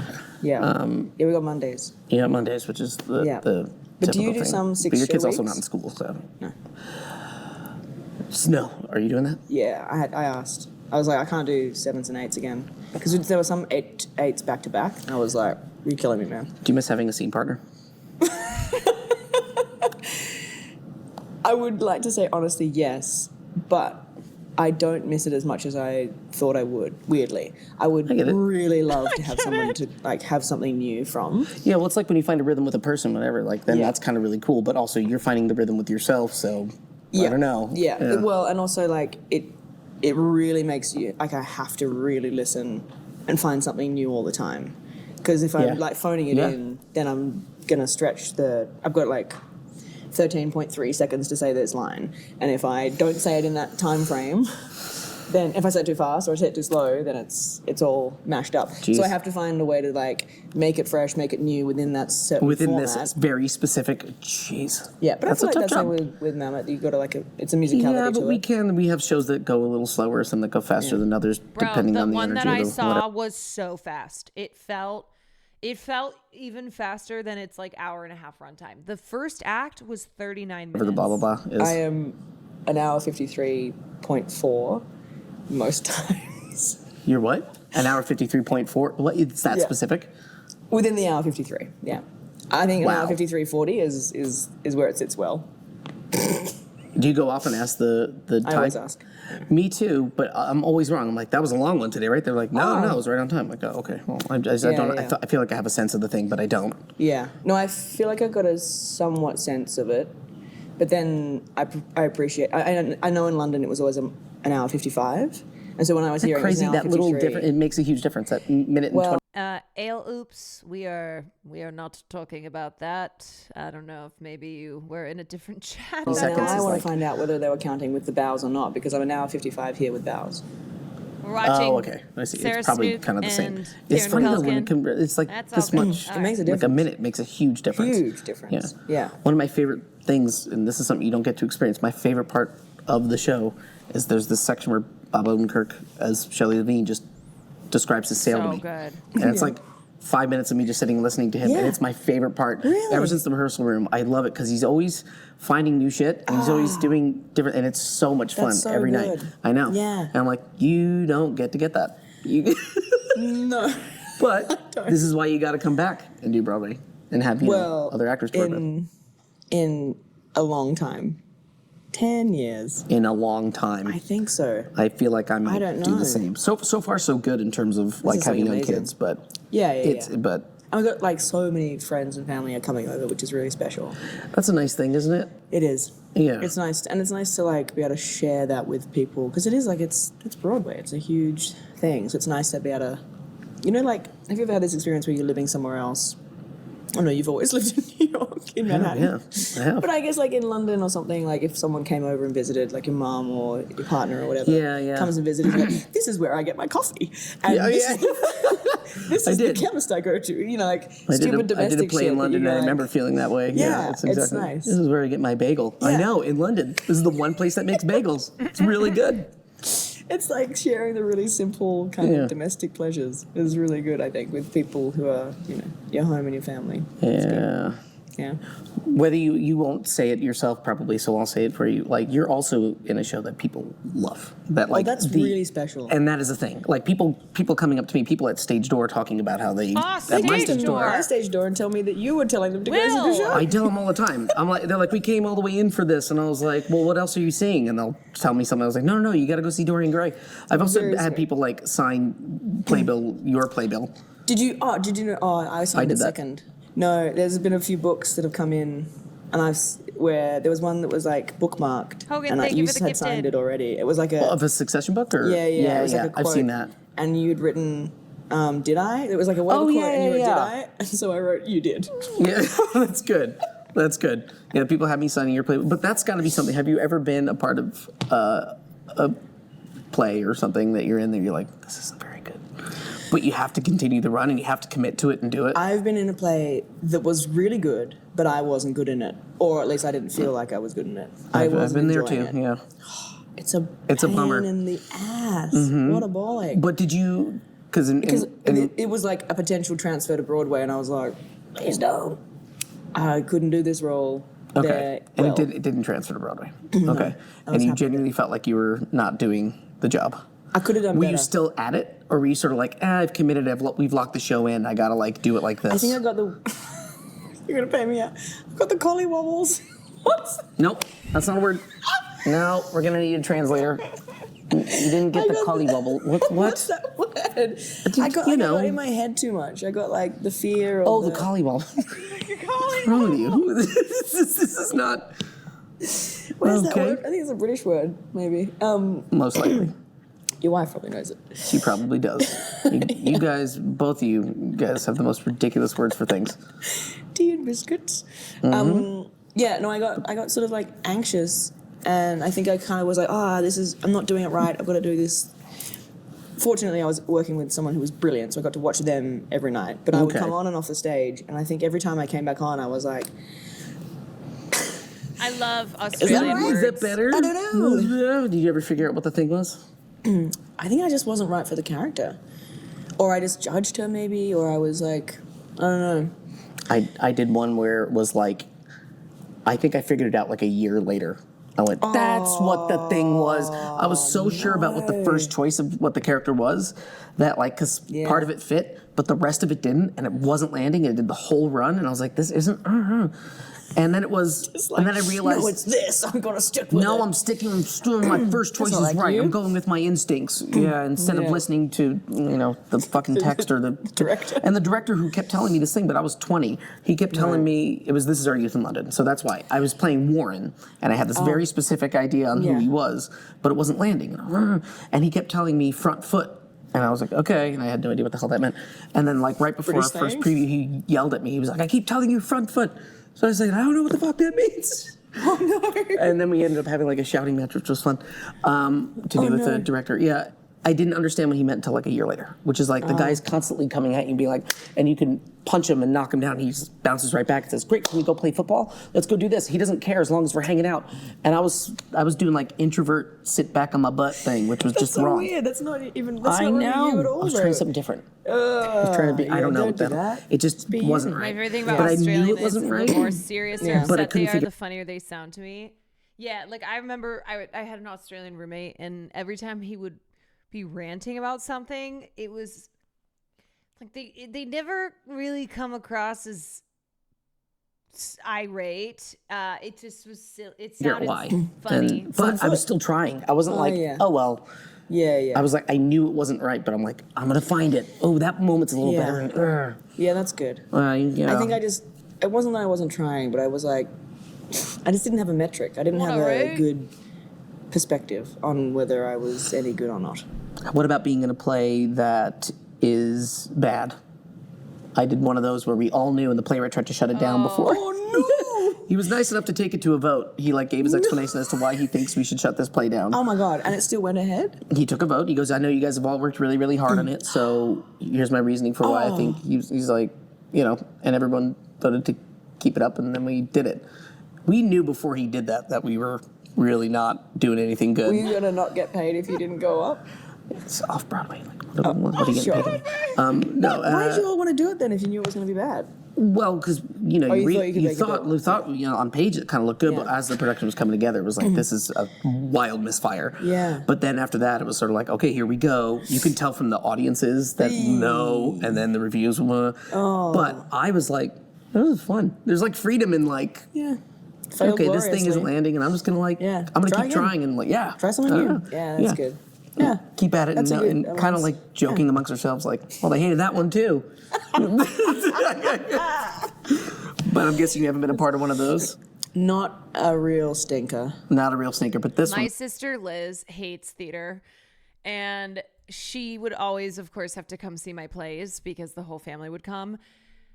And the highest praise from her, she would always be like nice about my performance, but the highest praise from her when I'd be like, so what'd you think? She'd be like, it wasn't bad. That would be the ultimate highest praise. But otherwise, most of the time she'd be like, so-and-so was terrible. I like was it supposed to be funny? I didn't understand it. What was the point of that? She can be kind of deadpan too. You looked like you were having fun up there. She would say things like, I don't understand why you weren't playing that role. And I'd be like, thank you, sister. I agree. And then she was so blunt. She'd be like, that person, they sounded like a dead cat singing. They'd be like, was that supposed to be a joke? I don't know. They were so bad. It must feel really great. This is a good one. A dying cat. This feels nice. Yeah. This feels nice to do. It's also so fucking athletic, which is a pain in the ass as well as great, that you come off and go, Are you keeping up your health? Like I know, like in you are. You're not drinking. You're not. You did that. I thought the music what was your annoying. thing? There was no alcohol, but you said no coffee. No coffee. Does she like film? Yes, she's obsessed with sci-fi. So like shows, movies, games, etc. She loves sci-fi. And that was easy to do anyway because I had a baby, so it was like, not that you can't drink with coffee with a baby, Sure, but you like, can have a little bit here or there. Yeah, I just no, I know. Coffee affects me really, like coffee really affects me. She and loves so The if I have a Expanse. coffee too late, then I knew I wouldn't sleep after the show, and then I don't sleep. I'll have I got to a get like coffee 2 before hours the sleep show. before I breastfeed, so 2 hours. Oh my sleep. God. Yeah, that was like, do not have anything that's going to interrupt that schedule. I thought I was going to try to do what you do. Instead, my diet is like 5 cups of coffee, 2 scotches after a show, and a 2 a.m. cheeseburger. It's like, it's the worst, I know. Do you sleep? 3 hours, and then I try to get like an hour nap in the middle of the day. Would you wake up with the kids in the morning? Yeah, I get like an extra like 40 minutes, I would say. Jazz does the initial, and then I get like... Dave does the initial. Yeah. I'm very lucky. But then I do like, I'll do the end of the getting them ready, a school drop off, and then back to sleep in theory, but there's never enough time and there's always shit You're to do. not good at napping though. Not very good, no. And I was advised against it, but on a theater schedule, yeah, because my sleep was getting worse. What? Can we have her on to discuss the Also, Andor? sleep apnea, which is fun to talk about on camera. Sleep apnea, guys, and I haven't tried on the CPAP. That's bad for your brain. But, oh no, this is gone. This is. I mean, there's a ticking clock on when this goes. You're gonna have to soon enough before you know it, you're gonna wheel me in a corner and go, he's just talking. Just wheel me in a corner and let me just watch me chat to myself. And that's probably where I am right now, but I feel like I'm doing an actors on actors. But really, I'm only like, I'm 60 years old, 4 strokes in, talking to myself. Reminiscing about, doing I was like, what's he talking about? Did he say Dorian Gray? Oh, I feel very, very honored that you've chosen me and your. I feel like these are chatters who watch all 8 hours of Hassan every day, all day. What year is it? Where am I? What's going on? In my hallucinations? Yeah, this is not real. Oh, somebody better change me. I'm feeling wet. 5 more hours of Ethan. Yeah. Oh. What? That's supposed to snap me back to reality. I was just trying. Okay, I think this is real. Pinch. What are they called? Inception? Inception. Oh wait, like I'm supposed to be well versed on the. Oh yeah, I saw it like whenever it came out, which was forever ago. this question has come up recently. Do I ever get the characters confused? And I said, nope, never do. How could I? It's very clear. I don't get them confused. And then you did, didn't you? Because somebody planted that in your fucking brain. 2 nights in a row. And I will say it was because in the Opium Den, I go under the stage and they're filming with the phones, and there's been a new update to the streaming app. And also, so now to be clear, that's how Hassan himself is like. Okay? If you've never, well, you guys wouldn't, but the second that man finishes his stream, nothing. Absolutely nothing. Like one time in Tokyo, this was after we had streamed all day, and he was tired, of course, and Will and Marsh were going out. I was like, you know what? I'm gonna go back to. I gotta get some stuff done. I was in an Uber with him. Brain dead. Like, I saw him. He was on his phone, and he was just like scrolling, but lights were off. The lights were not on at home. Yeah, I mean, I get it. I get it. You stream for that much. And the shit that he streams and his penchant for dealing with dumb ass chatters. Oof, the second the stream ends, camera off, donezo. the phones don't work with the streaming app. Oh, that's fun. So that's really fun. Sometimes they work and sometimes they don't. That's the point I'm trying to not get to be clear. I look at Hassan and I go, respect, brother, but I'm going to do not that. And we can't tell when. Way to It's rely really on tech, frustrating. yeah. Anyway. Mm-hmm. Exactly. It's a frustrating situation. Anyway, during a show, it happened, and I stupidly, because it is a pat head rub tummy kind of show, and you will have this anyway as well, I'm sure. You can be really in something and delivering a line, but also be like, cheeseburger. Yeah, he slept 5 hours every day Why in am I gonna have Japan. pickles tonight? So I was doing my line and thinking about, okay, how could I have troubleshot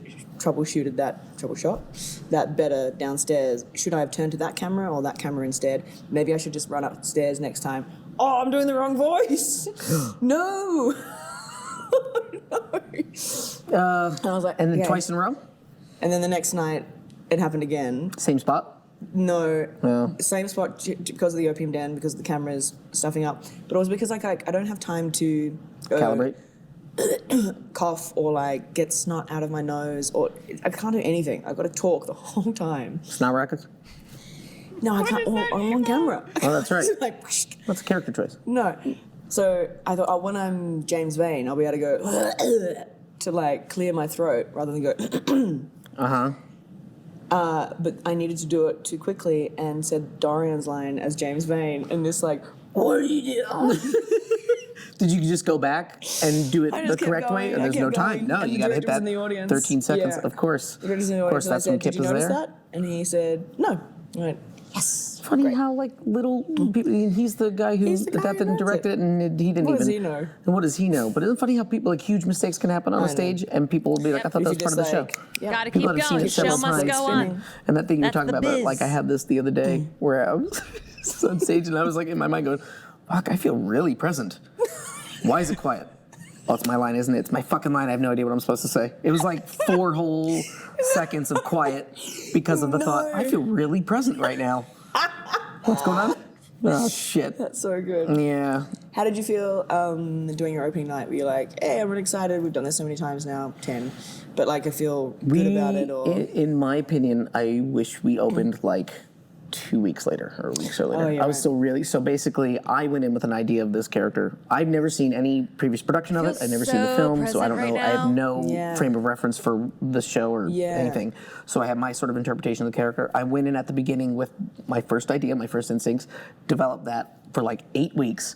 And then I would say about 10 days before we opened, I had bronchitis and a sinus infection. I was on steroids and taking antibiotics. I felt weird. So a weird show happened. It was something different. And I was like, I want to explore that. Director liked. So we kind of like explored this other sort of take on the character in a way, especially the first act. And that was sort of what we did and what you saw. And then it wasn't landing the right way because it wasn't sort of right. So I slowly found myself back to what I was doing before. Yeah. And it's better. Yeah. And it's helping the rest of the show. Because you go. have the two versions of the character then. Like I sort of do. The history of second, that. the thing is, the second act has kind of always been the same, and the struggle was I sort of found this guy in Act 1 who was very different from him, and I couldn't get him to fit there. Yeah. So once I went back, I was like, oh, they match now. If that makes any sense. Yeah. I don't know. So you didn't know or see any, hadn't read the script before it came to you? Never read the script. Never. And how do you feel about other people having done? You know, other people have their own interpretations of it. Yeah. Oh, who's? I don't know. I saw. It's like caring about somebody you're dating's exes. Yeah. Yeah. I saw him in the audience. Yep. On opening night. He was there. Is that a weird experience to be like, oh, I wonder what he thinks of the version I'm doing? I hadn't thought about that, but now I will. Do you know what? I really was happy that you did your opening night after me, because when I got to your opening night and I sat down and I was like, I know that person. I know that person. Oh, God. Were all these people at my show too? Yeah. That's a really unnerving experience. To think about, Think about like, oh, I like that person's work. I hope they like mine. And Bro, that is how I have felt finding out other streamers have watched my streams, where I'm like, don't watch. Or even, I would even extend that to like friends and family. I'm like, don't watch my stream. Don't watch it. No. This is not for you. This is not for you guys. Yeah, like sometimes when people pop in here, I'm like, what? What are you doing here? I'm like examining the username. I'm like, is that you? Is that you? Why are you here? It was just like, I'm doing a show for a bunch of strangers. I don't My know, brother because I popped in barely here even- yesterday. I got to the party like 2 hours late, and everybody was gone. Thank you for waiting around, by the Hey, way. Caroline, Sarah from middle school. Yeah, that How was the nice. hell are ya? You know, like you have a little child at home. You're like, say hi. Okay, good job. I'm fucking off home now. Yeah. Hey, Dream is Succession long or Broadway musical? okay, you want to go first? It's the bitch of living with nothing going on. That's Whoa, Spring Awakening. Say it again. It's the bitch of living with nothing going on. Musical. Spring Awakening. Am I right? You are correct. Spring Awakening. Okay. I've seen that. Of a living. Nothing going on. What the fuck is this obsession with milk? You know who drinks milk? Kittens and perverts. That's Succession. That's Succession. Yeah. Do you know who says it? I feel like you. Yeah. The fuck is his obsession with milk? You know who drinks milk? Kittens and perverts. Good memory. Well done. Your turn. I'm just a simple sponge. Okay, now that's probably Succession, but I'm going to go out on a limb here and say No, that's a that's musical. SpongeBob. That's SpongeBob. That's I was trying SpongeBob. to do it like Greg. That's a musical. That was your Greg. Not terrible. Not terrible. He gave me the collie bowl, so, you know. That's Mr. Ariana Grande. The musical. I mean, yeah. Did you have to even say? Am I just a simple sponge? My turn. Yeah. Everything is legal in New Jersey. That is Succession. Right? Something I haven't seen, but I've already told you it's a musical, so... No, Is that- What's the Hamilton. musical? Hamilton. Everything Oh my God. is legal in New Jersey. Oh, I can't believe I haven't seen it. I'm not the only person I'm left. not declining, I'm just not declining. That's Succession. Yeah. But I remember that line, but I can't remember who said it. I'm not declining. Is it Matthews? No. Well, I guess It's yours? I'm It's me. fake. Oh. I'm so I'm not fake. declining. I'm just not. I'm not declining. Oh my God, If look I at his said it in hair. reverse. Look at his Rather hair. than like, not declining, Oh, I'm declining. Well, like a coin. Where was I in 2015? Broke as fuck, so I certainly wasn't seeing Hamilton. But I did listen to the soundtrack, and then finally when it came out on... Was it? It wasn't Disney. What streaming platform was it on?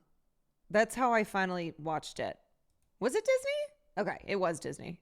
You want me? I'm not declining, I'm just not declining. Another vodka stinger.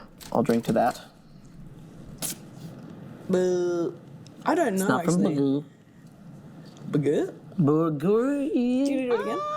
Another vodka stinger. I'll drink to that. Musical? Yeah. Company. Well, guess which one up? Company. Oh my God. You guys still with us? Did you delete? You click? Okay. Would you like a Xanax? Because you are freaking out. Patty LuPone. Patti LuPone, not Donna. Patti LuPone. It's freaking me out, and we are all freaking the fuck out. That is That sounds like Succession, Succession. and that sounds like Roman Roy. So that's my guess. It's not. It's not. What? Ooh, we got him. got me. Come from away. All right. Would you like some Xanax? Because Okay, I you're haven't freaking seen out. this. That seems like the most Roman. Come from away. Come from away. This is a not. I'm sorry. This is a 9/11 musical.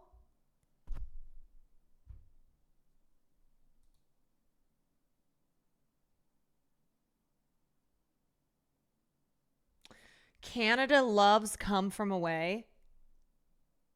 Come From Away, based on the real events from the town of Gander, Newfoundland, directly following the September 11th attacks.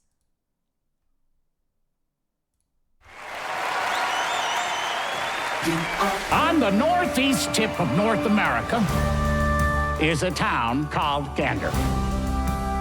September 11th, 2001. Over 200 planes getting diverted.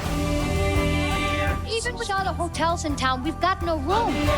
With thousands of passengers arriving at any minute, the town is asking for help with, well, anything you can do. We barely know where we are. Just freaking out. I wish I was home. Thank you for shopping at Walmart.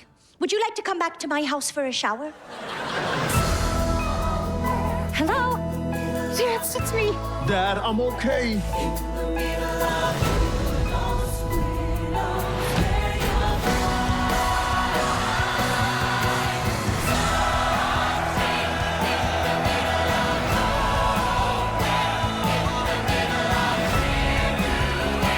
We honor what was lost, but we also commemorate what we found.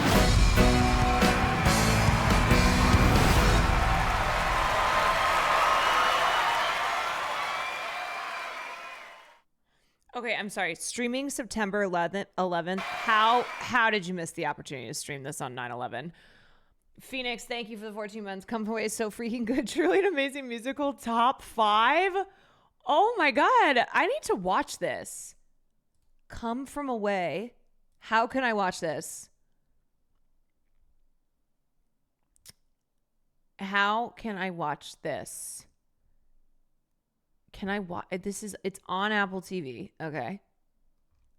I feel like I need to see this. Do you remember when Will complained about musicals? We'll sing about the darkest shit in a cheery tone. This is what he was talking about. That's theater, baby. Henza, thank you for the 22 months. Dawn, thank you for the Prime. If you listen to the cast album, it's just as incredible. I mean, music by David Hein and Irene Sankoff. This, I feel like I have to see this. Just saw Come From Away. OMG, why didn't anyone tell me? Knew it was about a small town dealing with 9/11. Heard a few songs. Went in thinking it was a solemn dramedy. Was iffy on even seeing it. This was the most feel-good, heartwarming comedy I've ever seen. I just had a permanent little smile on my face for majority of it. It's everything we as a society don't do anymore care. And it's all based on true events. So knowing people like this exist in the world just warms my heart. Many came out saying this was their second or third time seeing it and liked it more each time they saw it. This show was just the most pleasant surprise for me. Folks from Newfoundland are very proud of this musical. They have it. Okay, it's on Just Watch.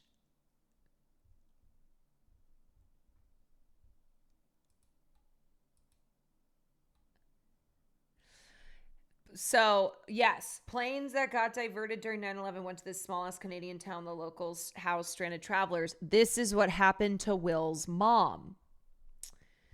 This is what happened to Will's mom, who was a flight attendant. At that time. And the reason that they thought she was dead is because she was supposed to be flying into New York. The plane was grounded. There was no communication. So Will got pulled out of school and put into therapy with like the kids whose parents they knew for sure had died. And they didn't know about his mom, but they were like, well, status unknown. Let's just pull him anyway. Yeah, it was really fucked up. Will watch this and be like, that's your mom. That's Julie. I know. I should watch this with Will and with Julie. We're like, hey, you guys want to watch a musical about the aftermath of 9/11 in this small town in Canada, where they housed they housed people whose planes got diverted. Was her flight diverted? Yes.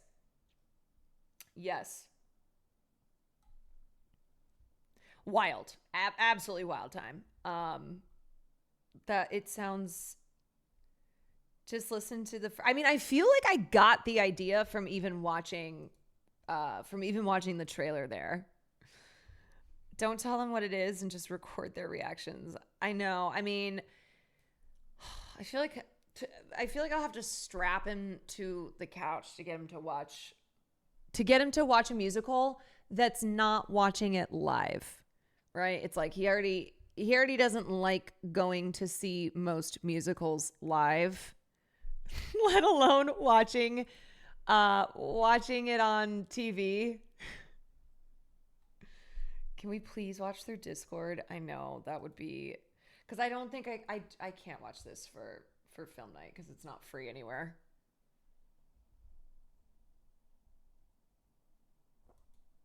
Succession. Okay, well, I just learned about a new musical. What was it? All right. I mean, it's just.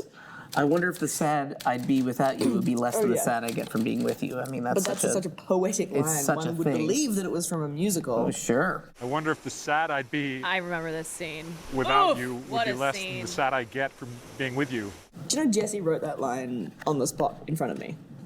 Because I was That like, doesn't I feel like surprise I leave this scene and I feel like Shiv is winning still. And he's like, really? I don't think she does. I'm like, I don't know. I don't think she's getting off too lightly. Or it's not really. I don't know what it is. And he goes, it's a sort of like the sad I get from being with you is not as bad as the sad I get from being away. I was like, yeah, something like that. He goes, oh, let me work on it. Let me work on that. He's a genius. I mean, he just is. He's directing a film in Utah right now. I heard he's got a lot of the same crew as well. Bro, that's what I auditioned for. That was the movie. The movie about the billionaires. I wish I could have been there. Yeah. We weren't invited. What film is it? It's called what's it called again? Something Mountainhead.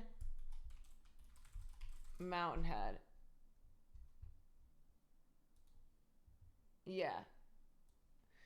Starring Steve Carell and Rami Youssef, Jason Schwartzman, and Corey Michael Smith, a group of billionaire friends who meet at an alpine retreat during an international crisis. Why didn't I get the part? I don't know. I got to take it up with Hollywood. Is it out yet? No, we watched the trailer for it. You love showing your pee-pee to everyone, but someday you're actually going to have to fuck something. That's your line to me in SpongeBob the Musical. You love showing your pee-pee to everyone, but someday you know you're actually going to have to fuck something. Okay, this is a tough one. No one mourns the wicked. Oh, All right, I wonder. go ahead. Your turn. Well, you look like a dildo dipped in beard trimmings. That's Succession, but I can't remember who says it. Is it me? Is it you? It's you. I don't remember. It's you. I say it? Yeah. Dildo dipped in beard trimmings. Nothing. Is this helping? I mean, that's the way to end it. If it is to be said, so it be, so it is. Greg. Yep. You want to do your impression of him? Want to read it? Just the face alone is a good enough impression. Oh, as Come he on, does do it in it. his own. Yeah. If it is to be said, so it be, so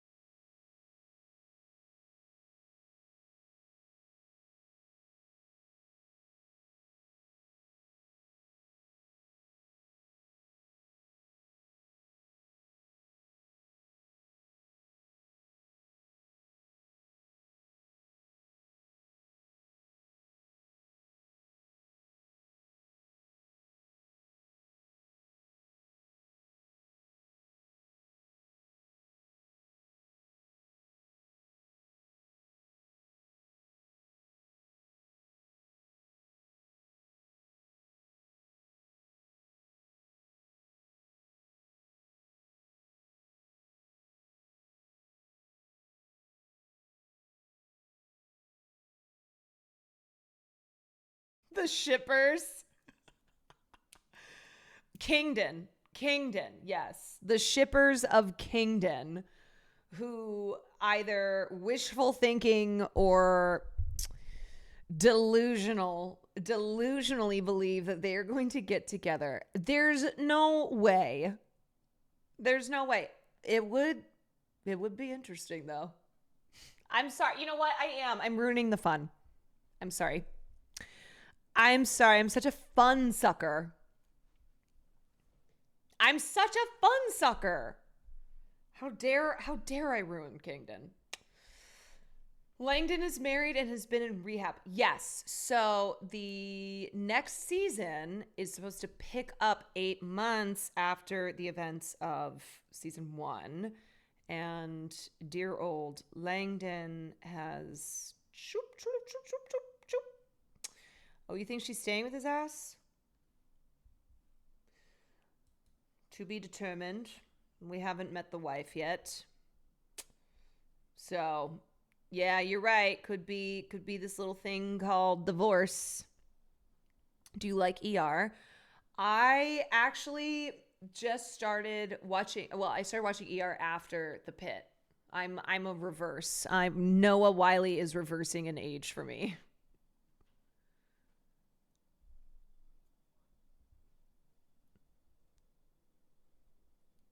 I can't even comprehend how EM doctors retain all that complex information and utilize it under stress. I don't know, but The Pit has me thinking I could do it. I should do it. Should I watch it? Do we have an emote that's just yes? Whenever anyone comes in here is like, should I watch Hacks? Should I watch The Pit? Should I watch insert anything that I talk about nonstop? Yeah, there we go. Yeah. Yes. Yes. Yes. 1,000% yes. Sharing a brilliant question about acting and Juilliard to the legend, Viola Davis. A good actress or a perfect white actress? Definitely a perfect white actress. Why is this? What was the objective of their training? Were they shaping you into a good actress or a perfect white actress? Definitely a perfect white actress. And what does that look like? What it looks like, it's technical training. Is this Zoomer upload? Is this why this sounds like this? With the classics, in order to deal with the Strindbergs and the O'Neills and the Chekhovs and the Shakespeare, I totally understand that. But what it denies is the human being behind all Zoomers! That. I feel that as a black actress, I'm always being tasked to show that I have range by doing white work. Listen, I can do the best I can with Tennessee Williams, but he writes for fragile white women. Can I tell you that this drives me fucking nuts when I'm on Twitter and I see a clip and I'm like, oh, I'm going to watch that. I click on it and it's Zoomer speed. It's 2-3 times speed. Beautiful work, but it's not me. But we don't. This guy has zero motion on his podcast, no followers on Twitter. He's some rich person's son. Mom and Raising the Sun? Is she going to be able to pull off Beneatha? Is she going to be able to pull off Molly in Joe Turner's Come and Gone when Molly says, I ain't going south, and make me believe it? They don't have to do that. So for those 4 years at Juilliard, all the white actor has to do is play all white characters. That's not me. And then once I leave Juilliard, guess what? Most of what I will be asked to do are black characters, which people will not feel that I am black enough. So then I'm caught in a quagmire, this sort of in-between place of sort of not understanding how to use myself as the canvas. Sanford Meisner says the most important question an actor can ask is why. I'm going to redefine that question. I think the most important question anyone can ask is why. And then when you get to the end of why, the most really powerful question you can ask is why not? Why can't I be the weight I am now? Why can't I have muscular arms? It's to avoid copyright AI Why can't I be a love interest? And what I realized is I was always worthy. I didn't have to do anything for that. I thought it was just because you guys like to hear things faster. Anymore. So what is? I'm the power chord. I am. Every single day when I wake up and put my feet on the floor, my job is to not betray myself. Juilliard was an out-of-body experience because, once again, I did not think that I could use me. Me needed to be left at the front door, even though me was what got me in there. You know, I'm worthy. Who knew? You know what's amazing is that there are so many of these podcasts where I go, what is this? Who is this? How did you get Viola Davis? Who are you? Who are you? How did you get EGOT winner Viola Davis? Who's your parent? Who are you related to? How much money do you have? He had Elizabeth Warren as well? Who is he? Honestly, I can't even fucking cap no more. This is a really dark time for me. I'm going through a lot. I've seen By this. a lot, you mean drugs? I wouldn't. Drugs? No, it's a natural plan. No, I'm not judging. I'm not an addict. I'm just saying. I don't think. You want to talk about it? I mean, fuck. I like pills. I like drugs. I like getting money. I like strippers. I like to fuck. I like day drinking and day parties in Hollywood. I like doing Hollywood shit. Snorted Bollywood. What can I say? The shit works. It feels good. And my self-worth's at an all-time low. And just when it couldn't get worse, my ex crashed my place and destroyed all I owned. You know me, Bobby. You know me, man. I'm sorry. I fucked up. I ain't a killer, but don't push me. Don't wanna have to turn a nigga guts into soup beans. Shut the fuck up. Okay, Doshi. Grass is really green, and honestly, I can't even fucking cap no more. This is a really dark time for me. I'm going through a lot. By a lot, you mean drugs? I wouldn't. Drugs? No, it's a natural plan. No. I love these mashups. Here's the full interview. It's very good. I like that he let her actually talk and listen to her. At Juilliard. You know, I have to say, like, if you're interviewing Viola Davis, oh, you better let her talk. You better let her talk. This is what's so confusing to me. 2,000 subscribers on YouTube. Okay, well, maybe he's got a lot of followers. Seth Rogen? How? And why isn't it me? I like that I'm taking away the wrong, like, not anything from the interview, and instead I'm like,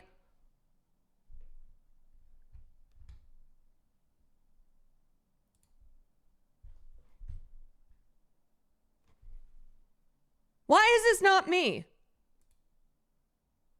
Tom Hanks? Julia Louis-Dreyfus? Richard Linklater?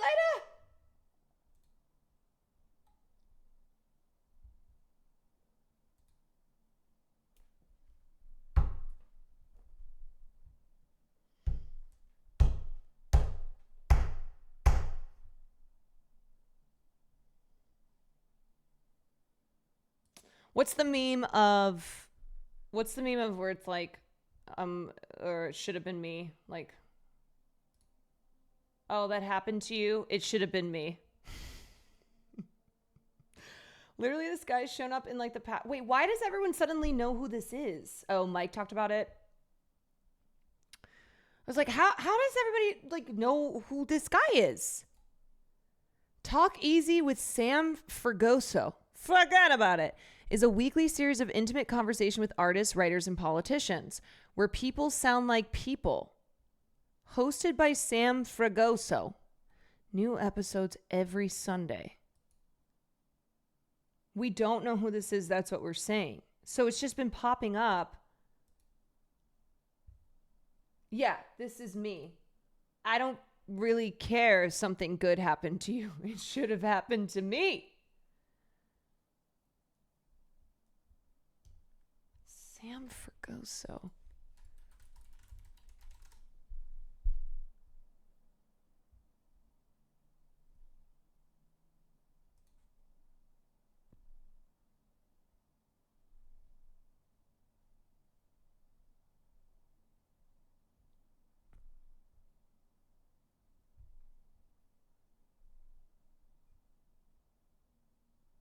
Who are you?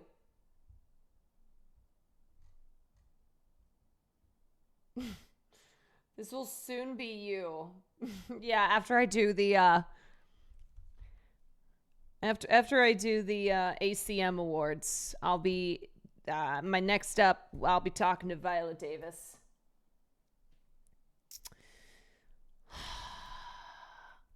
San Francisco, like what? Okay, 18.9 thousand followers. Okay. What? Look at all of these.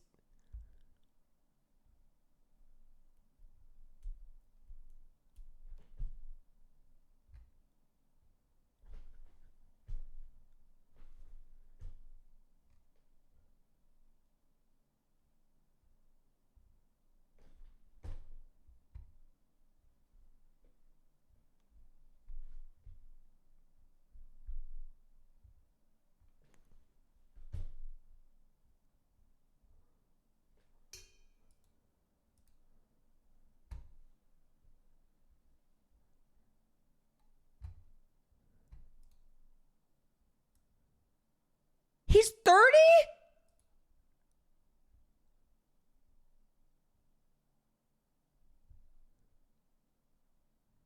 He's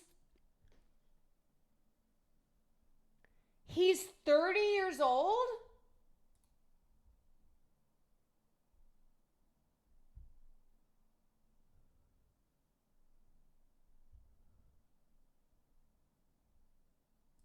He started this podcast when he was 20?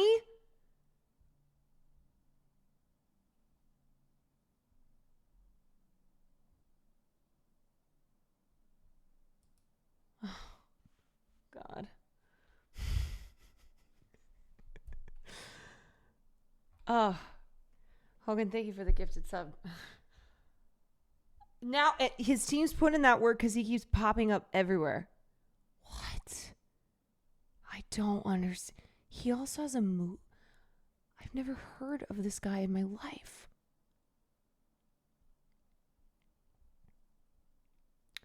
A Showtime short film series? He founded something called Movie Mezzanine. It's the only other thing he's done as far as I can find. What?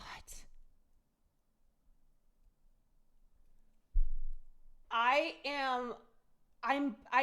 feel like I'm baffled because usually I know the big players in like I know whose podcasts like blah blah blah blah blah, and usually you can see the pipeline to how you end up with something like this.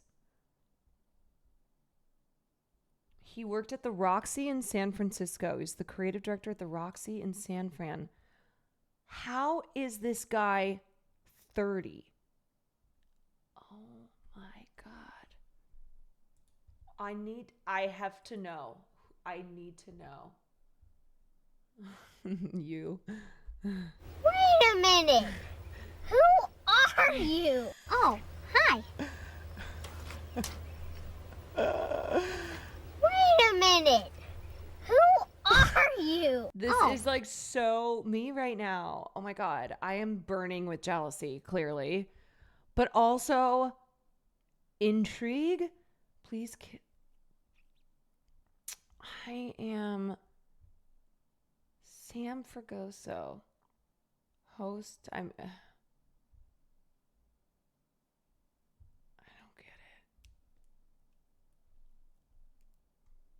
He doesn't have a Wikipedia. Like that is...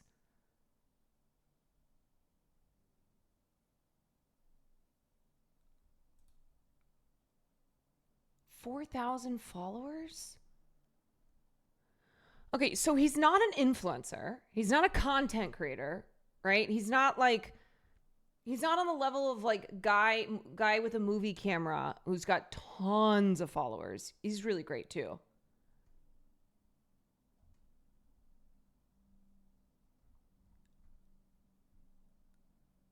You should DM him to see. Click on his parents. Wait, where? Okay, hold on. Sam Fragoso parents. Mom. Okay. Sam is sitting down with his mom for an interview. Meeting Sam's dad. Okay. Who are you? The 50th episode, Sam sits down with his mom.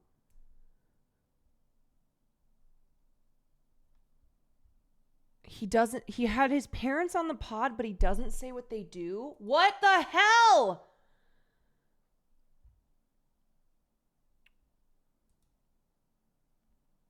In 1964, my grandfather left Mexico for a better life. In 1966, my father was born in Chicago.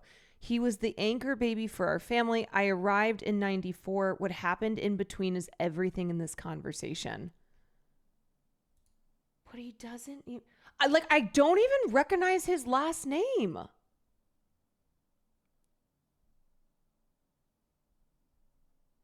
And he doesn't have their dad.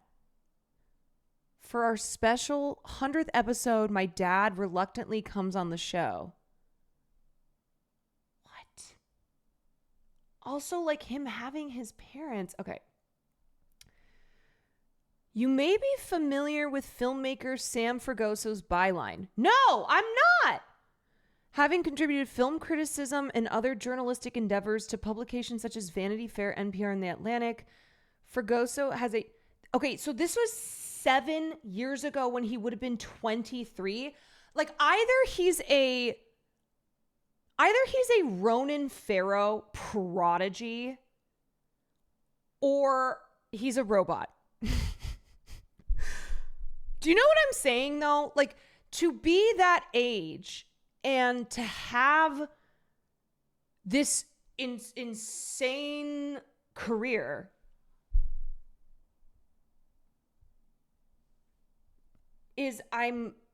what is going on here?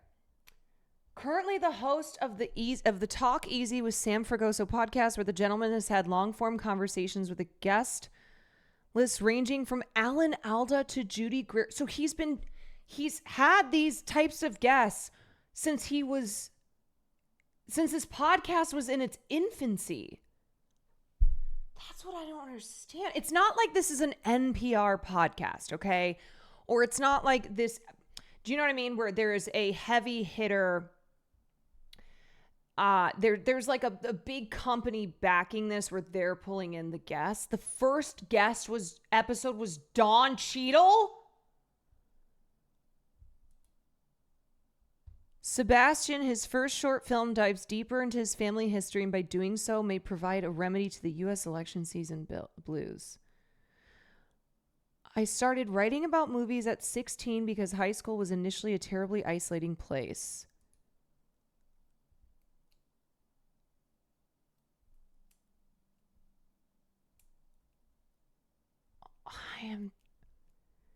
His NPR articles about Woody Allen. At 79, Woody Allen says there's still time to do his best work.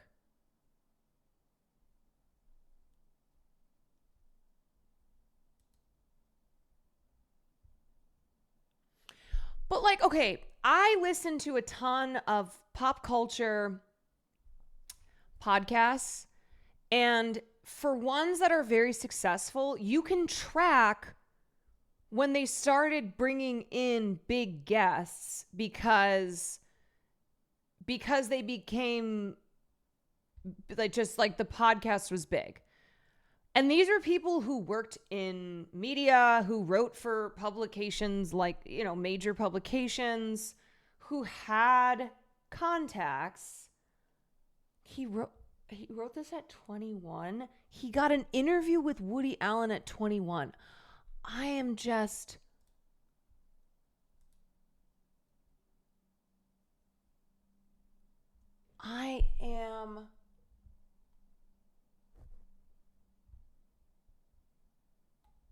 he started out writing puff pieces. I know. It's like, bro, how on Woody Allen? Man, okay, I gotta stop.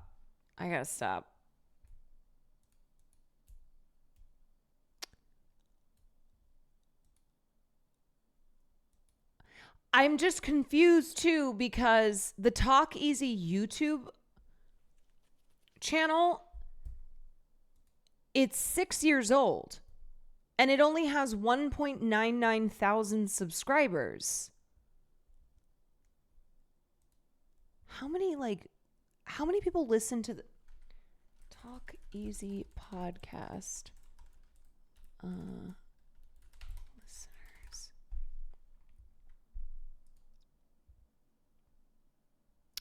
This podcast was founded 9 years ago.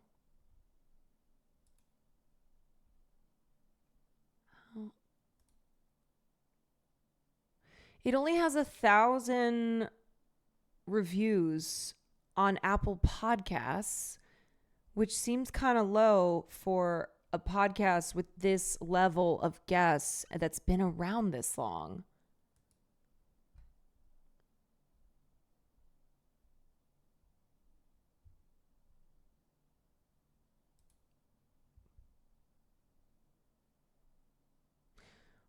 Well, they have no wait.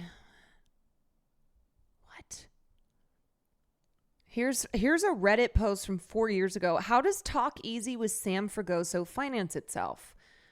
It's well produced. They have a large staff, yet they have no ads. They're not pushing premium membership. How did they survive? Might be financing it himself.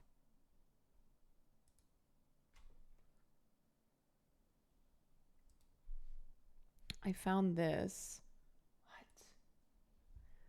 The leading speakers bureau for booking top entertainment celebrities and speakers.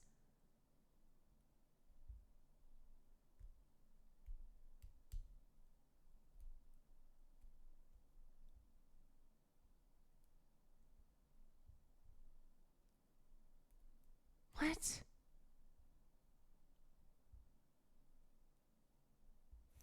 That's so strange.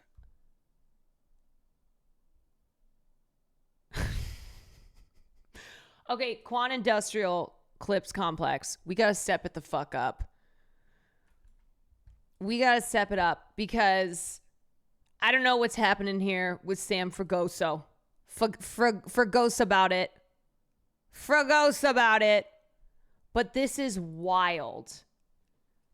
I can't believe I've never heard of this guy. I know, we need better PR. It's all just he did this big thing, that big thing, and no info at all. That is strange.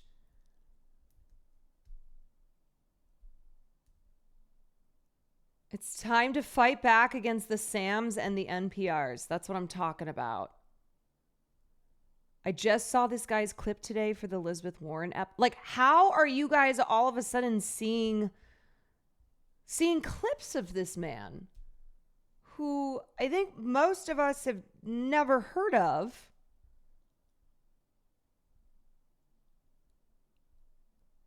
All right. Hassan watched a clip of his interview with Warren.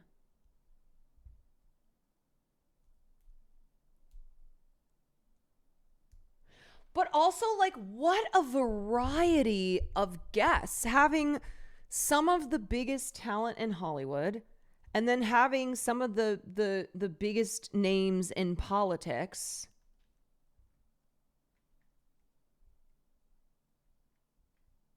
I just assumed he was some Democrat sphere influencer. No, he does not have influencer.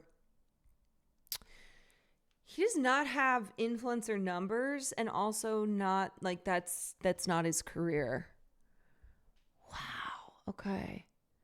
His interview with Warren had a viral moment when he pushed her on supporting Biden when his brain was cooked. That's how we found out. Oh my God. Wait, I remember seeing that. I never watched the clip, but I just remember seeing chatter about it online. Okay. What? All right. Wow. Okay. Sam Fragoso. Talk Easy. He met Pedro Pascal. I'm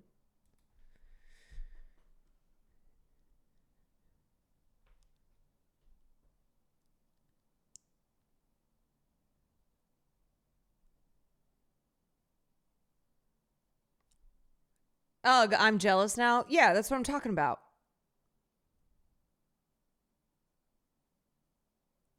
You know, it's Pedro Pascal. I'll just go kill myself now. I love Pedro, so I guess it's time to listen to this guy now.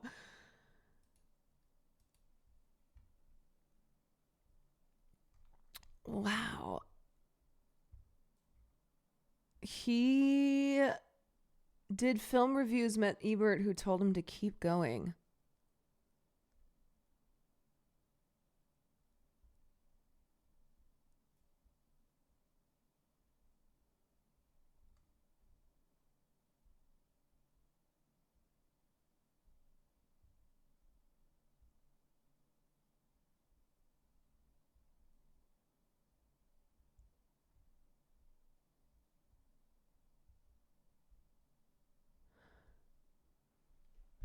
Wow. Okay. All right. That is what I want.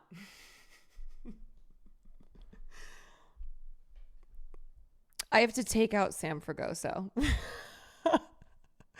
I gotta take him out. The podcast has only expanded its scope since then. We're an arts and culture show, but I think the term culture is so much more expansive than it was when I started the podcast, he says. Culture now includes politicians. Culture now includes Ezra Klein. Culture now includes Ta-Nehisi Coates. He had Noam Chomsky on. He's had everybody on.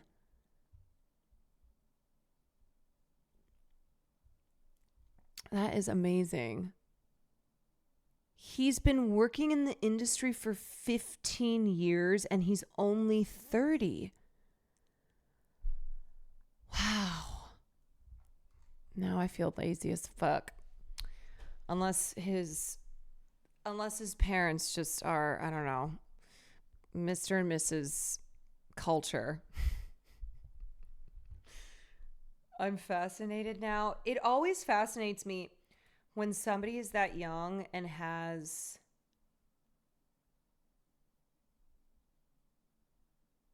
a career and connections like this. 20-something Sam Fragoso's probably interviewed every celebrity I've ever heard of on his 8-year-old talk show. Before he could rent a car, he'd recorded episodes with Don Cheadle, Willem Dafoe, Philip Baker Hall, Norman Lear, Rob Reiner, Kate Berlant, Kelly Reichardt, and many others. His prodigious success begins to make sense once you hear him talk. He's a remarkable listener, a kind of gentler Nardwuar. Invariably, at some point in the show, he'll read a celebrity their own quote from a decades-old interview, and they'll respond with something like, "I really love the way you put that." Most surprising, the show is produced by Malcolm Gladwell's podcast company. Wow.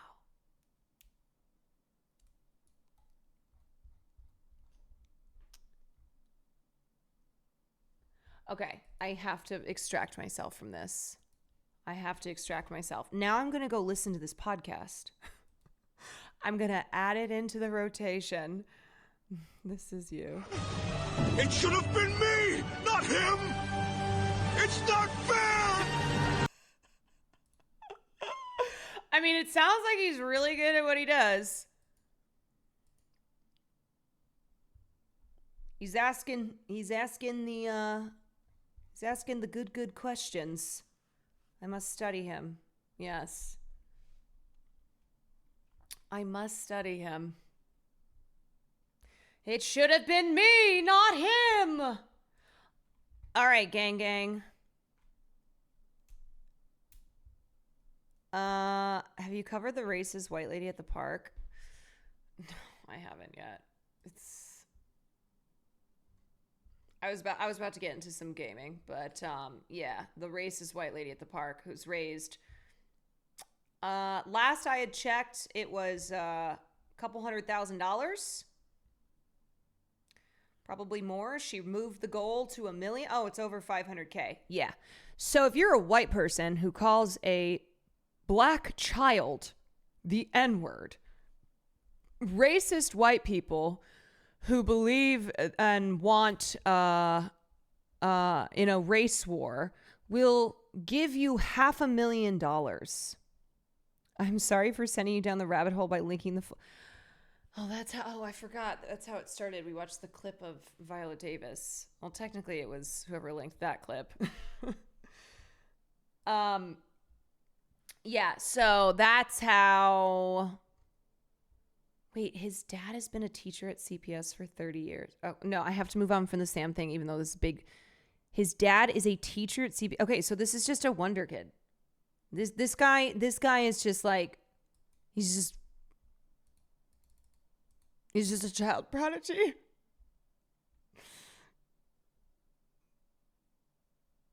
I want him to be a Nepo baby. Honestly, it's better for me if he's a Nepo baby. So then I'm like, nothing I can do about that.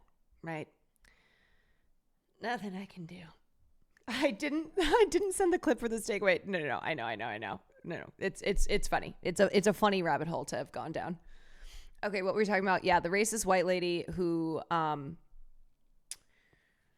man, if you see the comments from people who donated money, it's just straight up race war shit. It's just straight up Nazi white supremacist bullshit. It's disgusting. You know, it's moments like that sends me into the darkness, where I'm like, is this a society worth saving?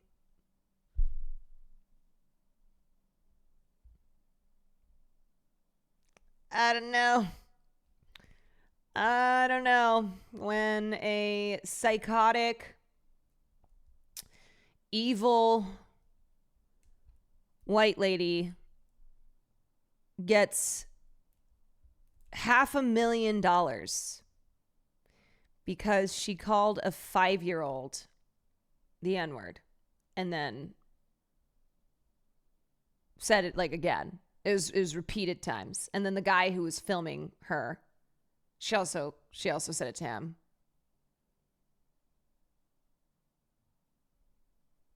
Yeah, she has to protect her family. She has to protect her family because she's the victim in this all. This woman who is the victim, and the thousands of people who have donated to her fundraising campaign, who also believe that white people are the greatest victims and believe that she is being victimized by woke culture. And so they have given her a lot of money.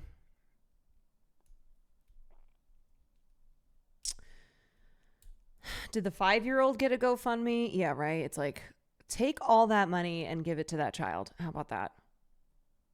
God.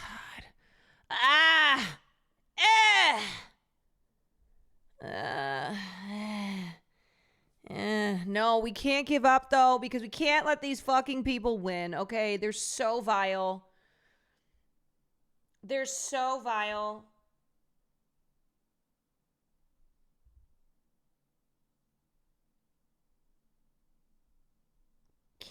We can't let them win. We can't. They're trying to cancel her for just saying a word. When Donald Trump became president, words are legal again. I can say slurs now because we're free as fuck. And it's also the fact that it was a child. It was a child. A 5-year-old child.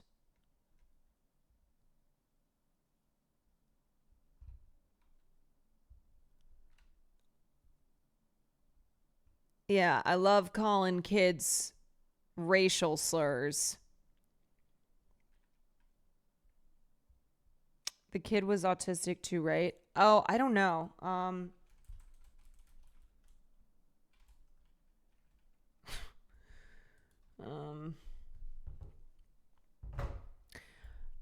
I mean, it feels bad enough just being a 5-year-old child. Yeah, I mean, either way.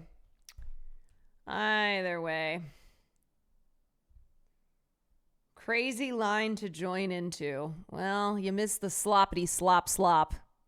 You missed that part of the stream. You want some slop? You want some slippity slop?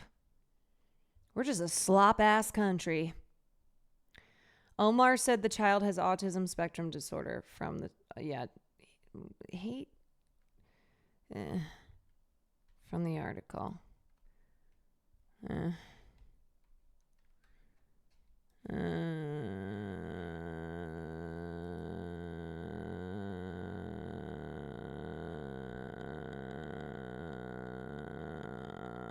This is when I turn into Tina.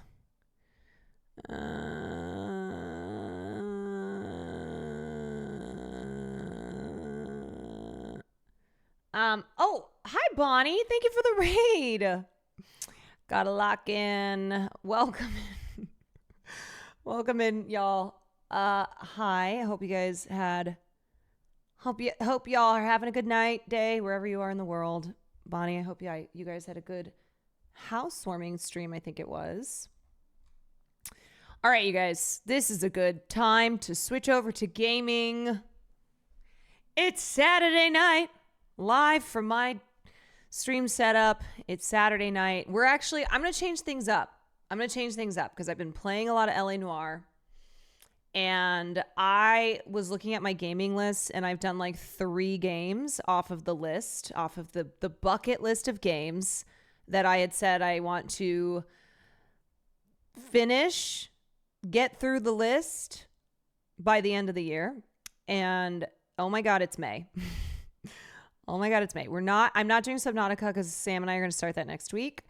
But I did download... I downloaded What Remains of Edith Finch. Hey?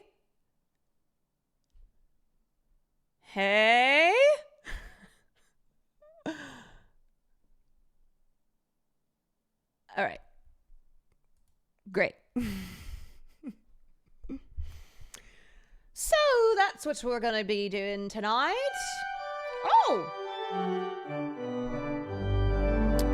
Oh, this is an Annapurna game.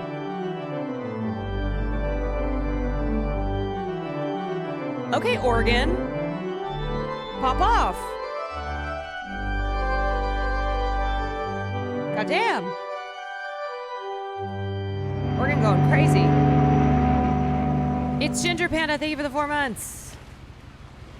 In September, can we have a 24-hour subaquan to knock as many games off your list as possible? Yeah, we may need to do that. That might need to... Oh, has it started? Is this keyboard mouse? Oh.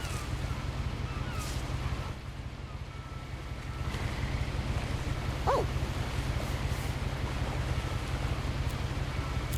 A lot of this isn't going to make sense to you. Oh. And I'm sorry. I'm in it. I'm just going to start at the beginning with the house. Okay, great. I'm going to turn the lights off. Ow.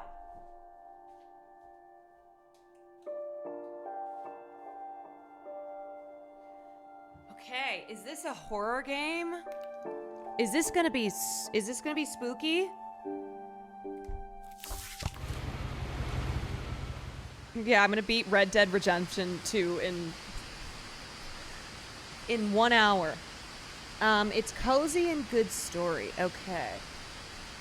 No, I'm not going to close the door in case my fart wants to wander in. Sometimes he does that. Okay. Wait, so we're starting at the beginning. Here's a missing person. My brother Milton disappeared when I was 4. It was like the house just swallowed him up. Oh, sad. Date of birth, May 19th, 1992. Someone had put up a chain link fence, but it looked like I wasn't the first person to hop it. Okay.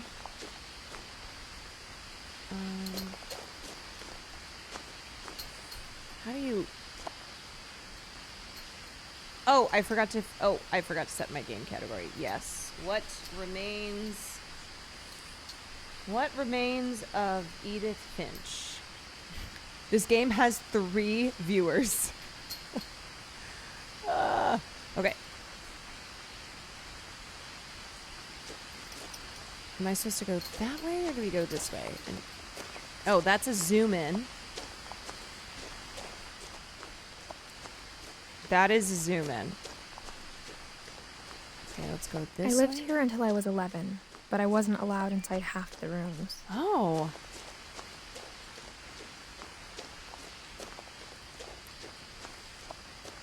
I'm top of the directory, y'all.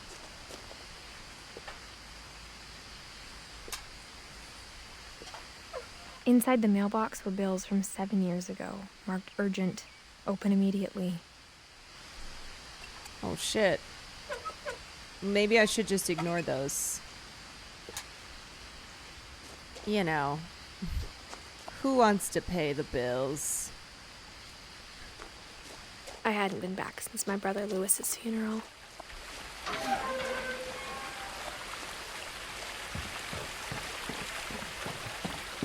In her will, my mother left me a key, but didn't tell me what it unlocked. Maybe she thought I'd know. Or she thought that the mystery would be enough to bring me back.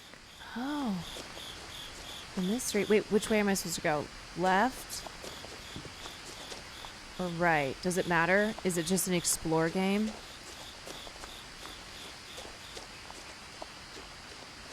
Left is always right. Wait, there was a sign? Oh, I gotta pay better attention. The truth is, even after I inherited the house, I never thought I'd come back to it. A house in this economy? But now I have questions about my family that only the house knew the answers to. The woods around the house have always been uncomfortably silent. As if they're about to say something, but never do.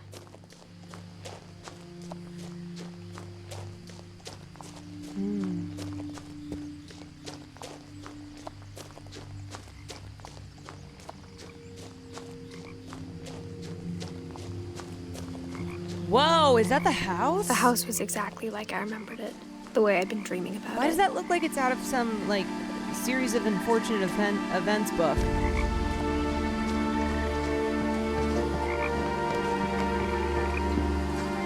Okay, this music is hitting. I asked Edie once about the dragon in the pond. She said it had killed her husband.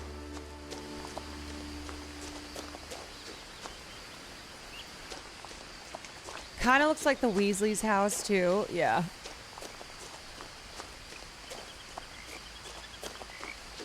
There's another missing sign.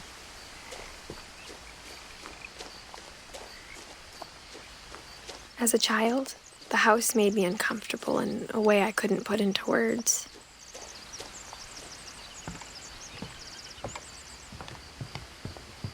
Now, as a 17-year-old, I knew exactly what those words were.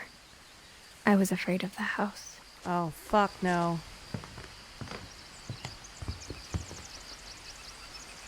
Oh, I hoped the key might unlock the front door. It didn't. Well, shit. Looking in, I felt like the house itself had been waiting for me. Ginger Panda, thank you for the 4 months. All right, time for a good old-fashioned B&E. That's right.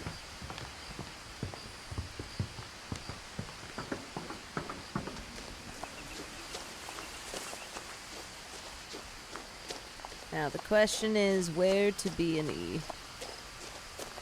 Maybe?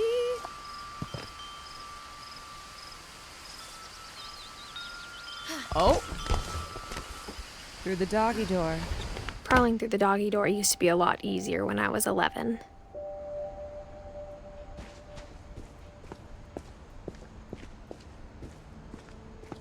Dead body?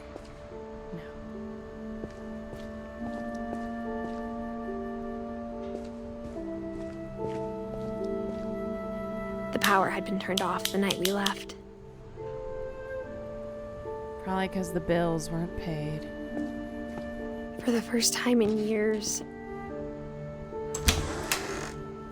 I felt like I was home.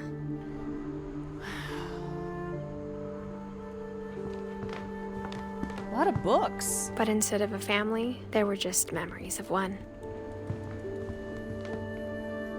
Like how after Lewis started working at the cannery, we all got sick of eating salmon. Except our cat, Molly. Or how only one restaurant would deliver to our house. So we had Chinese a lot. I like how it has the font, or the text. Nothing in the house looked abnormal. There was just too much of it, like a smile with too many teeth.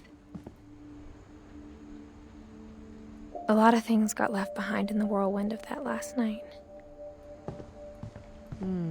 My mom wasn't much of an optimist, but she never stopped believing that my brother Milton was alive. This is so sad already.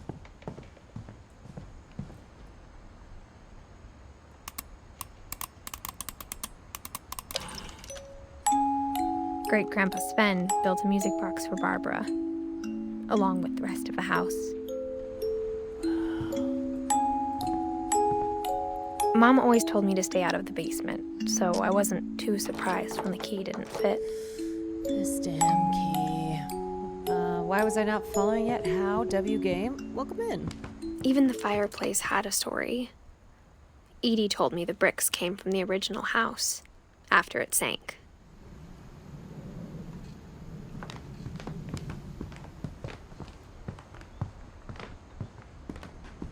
This is my kind of game. The table was still a wreck from the night we left. It was like my mom was the only one of us who could imagine Great-Grandma Edie living in a nursing home.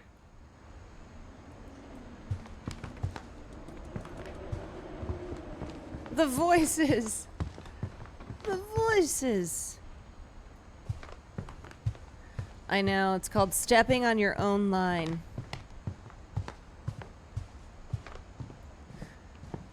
What got you into this game? So, after Milton disappeared, Mom sealed up all the bedrooms. Then Edie retaliated and drilled peepholes. So at the beginning of the year, I made a list of games. I spent to a lot play. of time playing in Great Uncle Walter's room. I think my mom sometimes regretted not sealing it up. I can't remember who recommended this one. I think a lot of people in chat were like, you should play that. Lewis told me there were secret passages, but I never believed him.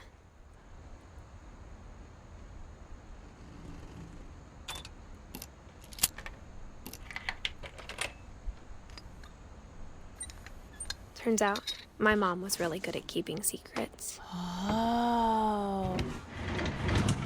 Now it was time to find out what my mom had been afraid of. Also, look at this room. Look at the wallpaper.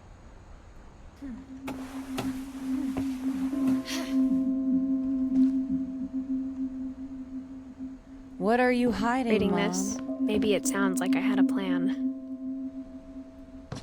But I had no idea what was behind that door. Oh? Just like I had no idea where all this was gonna lead. I grew up looking at Molly's room. Molly's gerbil had a tiny bedroom with its own even tinier gerbil cage. Keep stepping on the lines. Okay, gerbil cage, Molly's room, Molly's game. Being inside for the first time, I felt like I'd stepped behind a painting.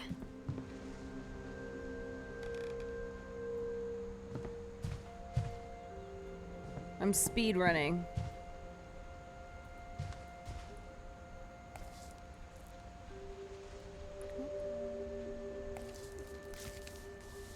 December 13th, 1947.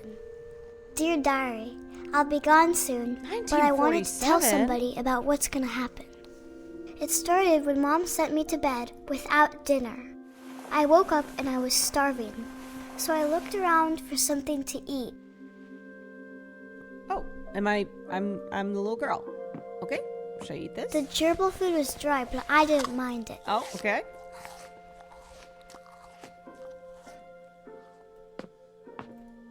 My Halloween candy was all gone. I guess I have to eat the gerbil. Or maybe this fish.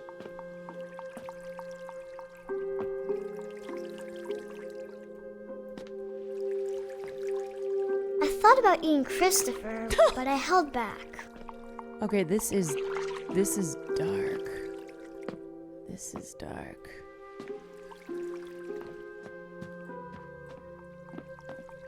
I was hoping I could find another source of food that was not eating my little fish. Maybe I'll drink some water from the toilet. I kept eating and eating. Oh my god!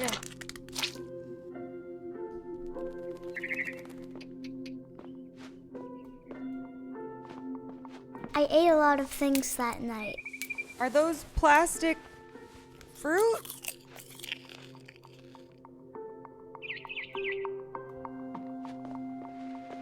Then I heard chirping outside my window. Am I it gonna was eat a this barn swallow bird? going back to her nest. I reached out for her.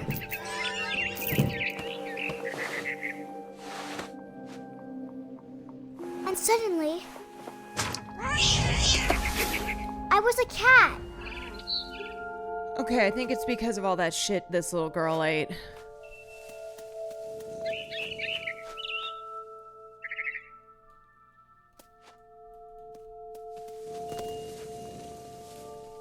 Can I get to this branch?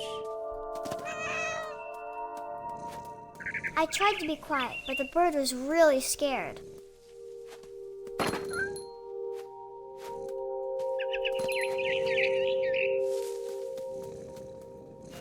Watch this, ready? Now watch this drive. Okay, this fucking bird.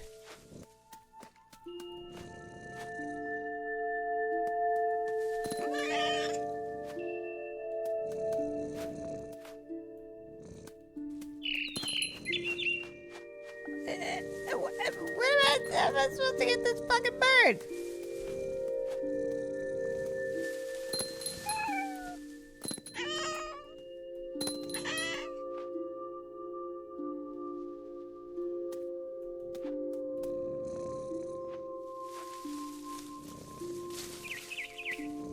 Is it in the birdhouse?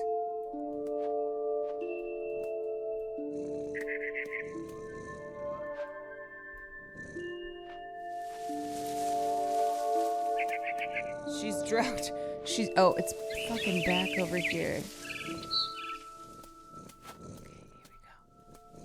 Okay, here we go. This is this the game?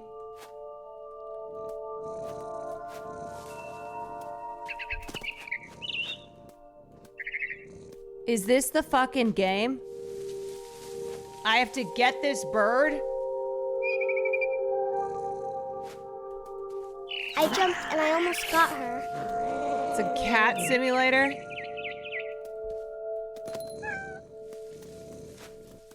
I could tell she was getting really tired.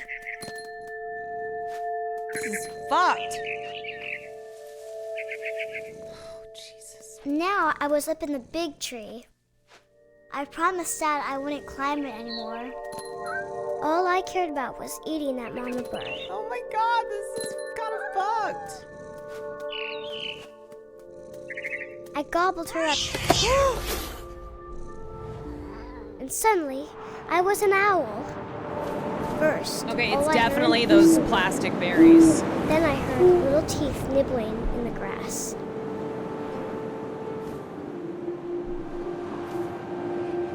Fucked this kid up.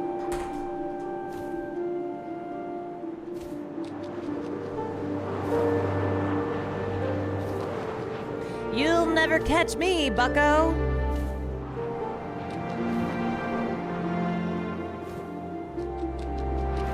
Rabbits.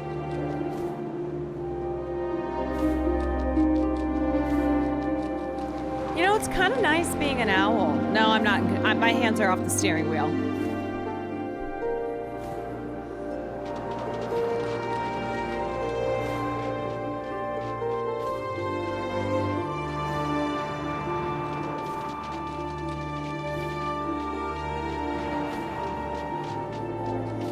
Wait, am I supposed to be controlling? Oh my god! Oh, I thought that. Oh stupid. Oh, wow. Oh, I literally was like, I was just... I imagined his face looking up and seeing mine through my talons. I swallowed him up, and I didn't chew one bit. Then I flew off. I was vibing as an owl. I didn't know I had to do something. Sis thought she was watching a film. Oh my god. A mama rabbit. Get her. Get her.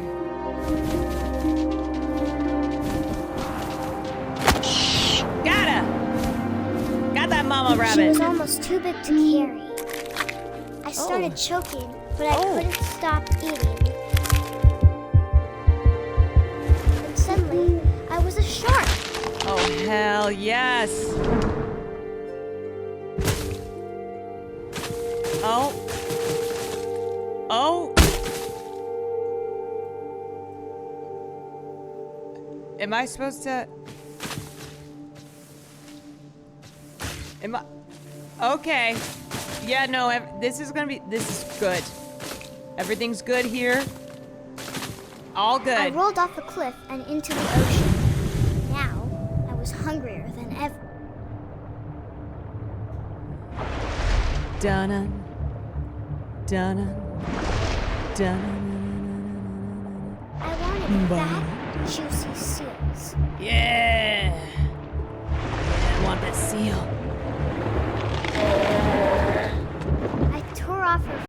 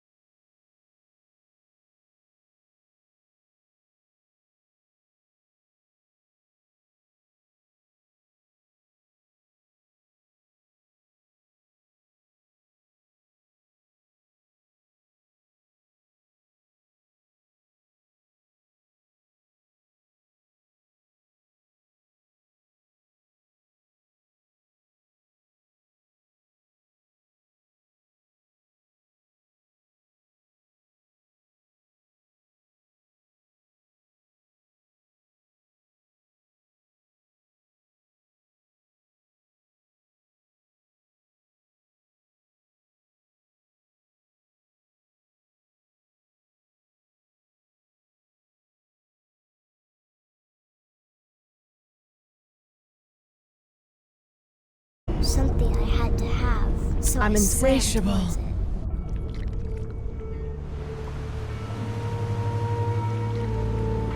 I slithered onto the sand. and the good smell I'm a went into an slithery old pipe. snake. I'm just a slithery snake.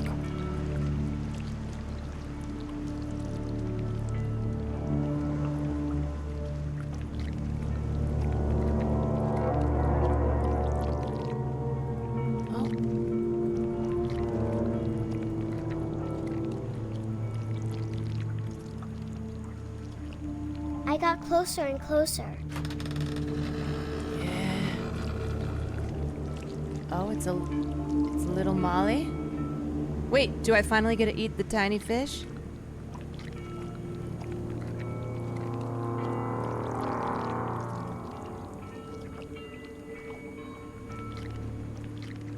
All of my stomach started growling. And suddenly, I was me again.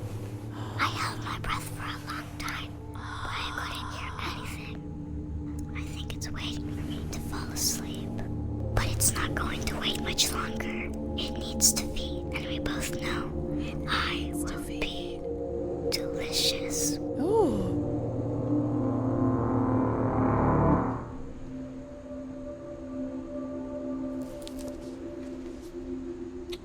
Just a little light reading. Wow. I'm not sure if I believed all of that, but I'm sure Edie would have. No, I believe every word.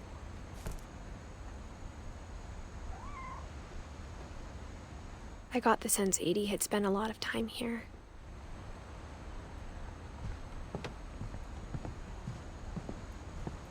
Good golly, Miss Molly. Wow, what a story. I don't see the fish there anymore. I don't either. I can't describe it, but I felt like some part of Molly was still here.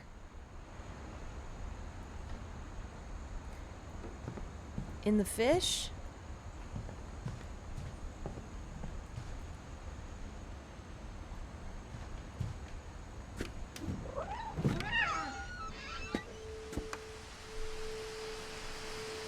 You know, this is a pretty nice property.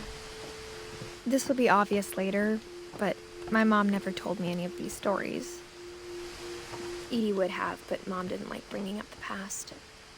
It's good. This So, could fetch a when we pretty adopted penny. a stray kitten, she was the one who named it Molly.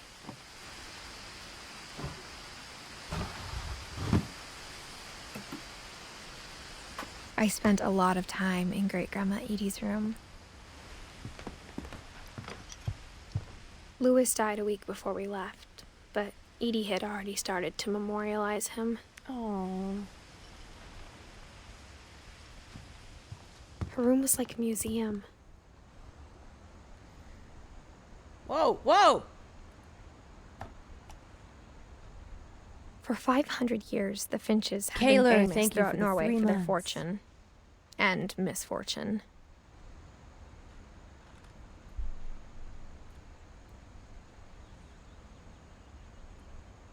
Odin Finch buries the latest victims of the family curse, his wife Ingeborg and their newborn son, Johan. Johan, damn, so much tragedy. On January 7th, Small Victorian 1937, child who he set didn't sail with his survive. family and his house, hoping to leave the curse behind. Wait, I'm sorry, he sailed with his house? But 40-foot waves off the coast of Washington send the house and Odin to the bottom of the sea. Yeah, that... Odin's daughter Edie, with husband Sven and baby Molly, step ashore on their new home, Orcas Island. Odin Finch is the first to be buried in the new family cemetery. I His can't daughter believe he Edie is sailed with already his dreaming of a new house. Finch house.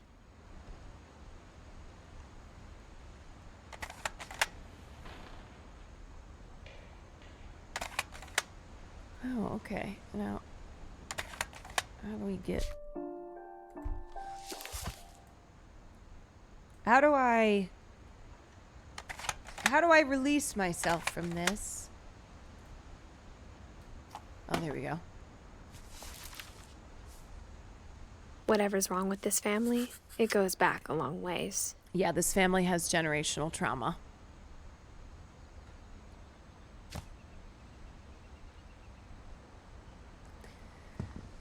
Lot of trauma. When Edie told people Sven was killed by a dragon, she could also have said he was building a dragon-shaped slide that collapsed. She could have, but she didn't. Dragon kills Finch.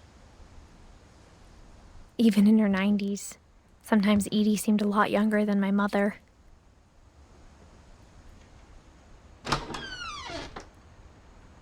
Oh my god, that rug. The only trace Grandpa Sam's first wife, Kay, left on the house was the pink bathroom. Oh. Oh boy. It was a pretty big trace.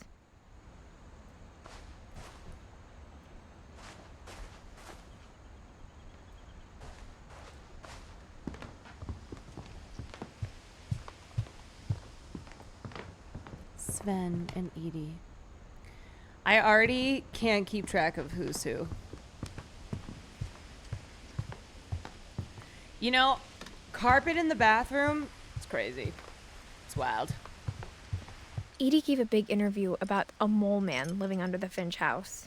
My mom Same with was on the toilet. furious.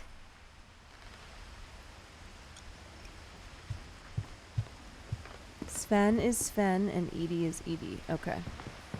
I guess I'm not going out that way anymore.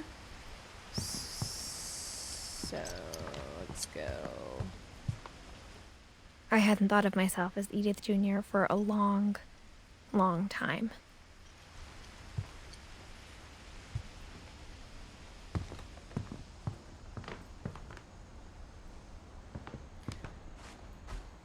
You know, the mole people living under the house. You guys don't have mole people living under your house?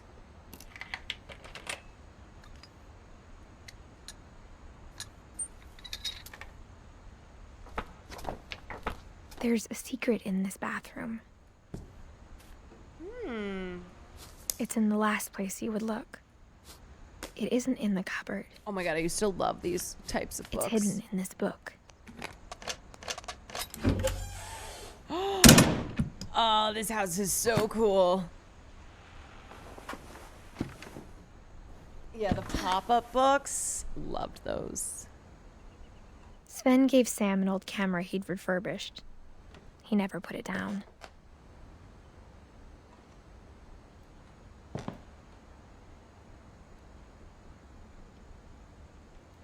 His pictures are okay. From the paintings on the wall, it was clear my brother Milton had been here before me.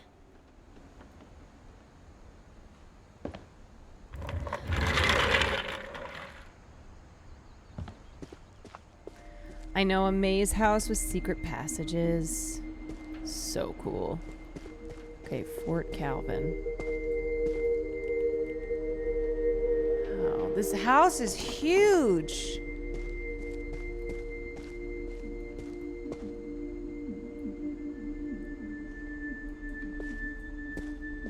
I knew Grandpa Sam had a twin. And that he never talked about him. There's so many people in this family. I guess my grandpa didn't like history any more than my mom did.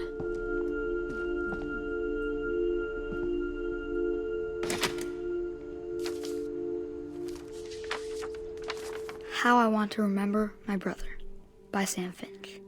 How many The siblings thing I are remember is that when he made up his mind, that was it.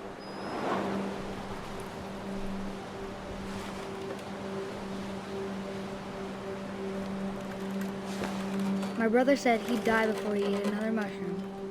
And he did. God, so many At people in Barbara's this family have funeral, died. He swore he'd never be afraid again.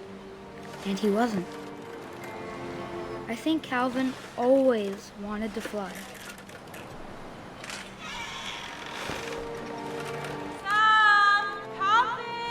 Dinner's ready. Coming. But that day, he finally made up his mind to do it. Oh my god, no. No! I told him going around was impossible.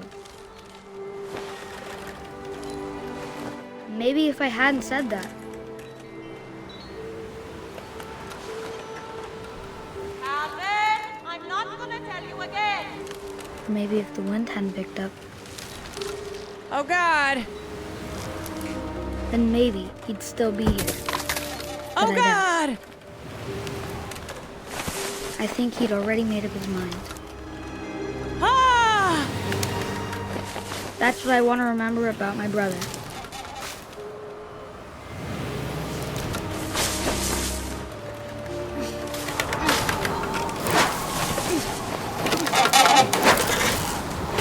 That's the day he made up his mind to fly. And he did.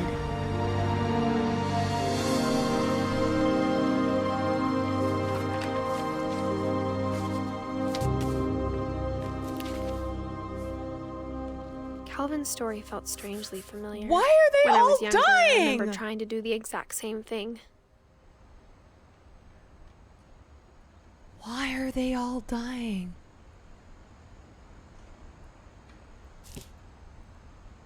That gave me vertigo. I know. I'm like, ugh. After the funeral, Edie roped off Calvin's half of the room. Oh my God. Mom said Grandpa Sam enlisted at 18 and never set foot in the room again. Just beyond tragic.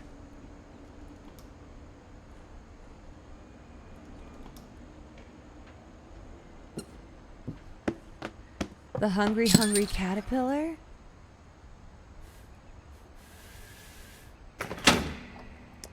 Yo, all of these hidden secret doors, passages. It gets worse, Carol Kwan. Yeah, I don't think this family knows anything but tragedy. The passages were a pretty tight fit. They'd obviously been built for smaller hands and bellies. Let's go this way.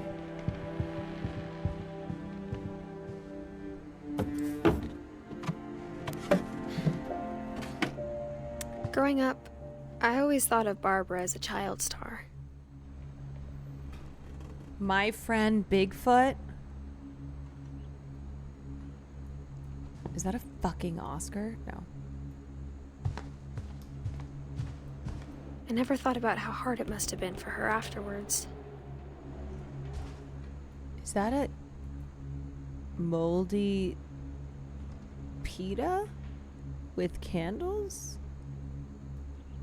Barb Street. She's a Barb.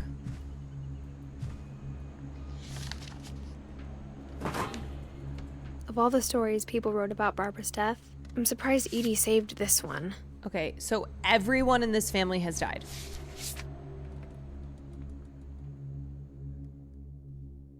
Old Jack here with another ghastly tale inspired by America's most unfortunate family. I'm calling it The Surprise Ending of Barbara Finch. As a child star, Barbara was the famous art of this for game her is scream. amazing. Now at 16, she was all washed up. A has-been. Jesus! But in a lucky break, she'd been asked to perform her signature scream at a local convention for monster movie fans. It was just the boost her career needed. Unfortunately, her scream hadn't aged well. Getting better. I think you just need the right motivation. Oh my God, this Her poor biggest former fan child star. and current boyfriend, Rick, was about to demonstrate when... Now that was a great scream. It was Barbara's father, Sven. He'd slipped into a table saw and had to be rushed to the emergency room. So Barbara got stuck babysitting her youngest brother, Walter. Her convention comeback was cancelled. Okay, I'm hearing frustration, There you go. but It's a I'm better not scream. hearing terror. What if I tried... A gang of hoodlums in Halloween masks have been terrorizing Orcas Island tonight. Police are urging residents to... That came from the basement. Sounds like You're hoodlums. right. Also, I loved your delivery on that. Why is your basement door locked? Because my dad likes making puzzles and secret passages. There's a key hidden in the music box. The secret is to keep winding and winding until finally the key pops out. Thanks, babe. I'll be back in a sec. 20 minutes later, Rick hadn't returned. He's dead. So Barbara went to look for him, right on cue. She reached for the music box. Oh my God. Don't do it, Barbara. And as she wound the key, she listened for Rick, but the house was silent. Don't do it. It's the mole man. It's the mole people. Oh my God, the Halloween music. Ain't no way. She found Rick's crutch and imagined the worst.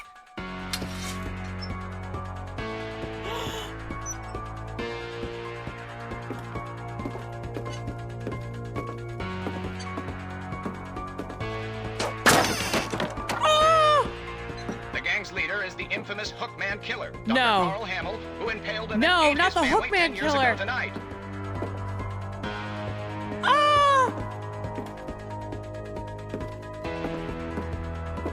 Everybody knows the Hookman killer. The hash-slinging slasher. Finch rattled and grew still. Oh dear! Kill him! Oh! Rick? Barb, relax. I was just trying to scare you to help you find your scream. What a dumbass. I'm not scared, Rick. I'm furious. Then act furious. All I'm getting from you now is that you're hurt and confused and This... She threw him out, but she kept a little something to remember him by. Barb, have you seen my other crutch? And she was still holding it This when she fell asleep method watching wannabe. the late picture show. Hours later... Barbara! Walter, what's going on up there? Ah! Oh, God. Okay, I'm coming up. Ah, But if this is jeez. a trick, you're dead, Walter. Not the music again. It's gonna be the hash-slinging slasher.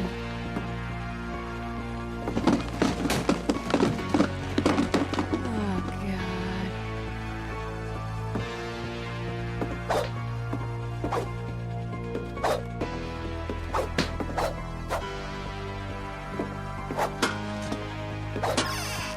Walter, are you there? Walter had vanished, but his bedside radio was still on. Orcas Island police describe the man as 6 feet tall, with a steel hook for a hand. Residents are urged to lock all doors and windows and notify the police of any suspicious activity. Oh, no! Barbara turned, saw the hookman, The hash-slinging slasher! was speechless. He was quite smashing. Yeah, get him, Barbara. And he was. He couldn't get enough of Barbara. Okay, Barbara, there's what a gotta be fucking- another way out of here. What a fucking creep. That night, she played her part beautifully.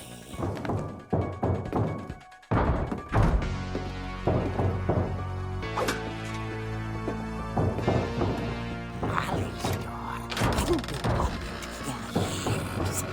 The hinges groaned. Okay. Take him out. Take him out. Take him out! Take him out, Barbara. Yeah, girl. He wasn't moving. That's how you get the But she hash-slinging sensed slasher. The story might not be over yet. Kill him.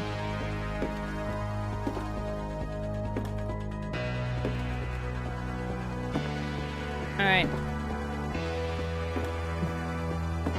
Beat him to death. Let me guess, he's gone. Let me guess. Wow, of course. The hookman had vanished. She listened for his breathing, but all she heard was...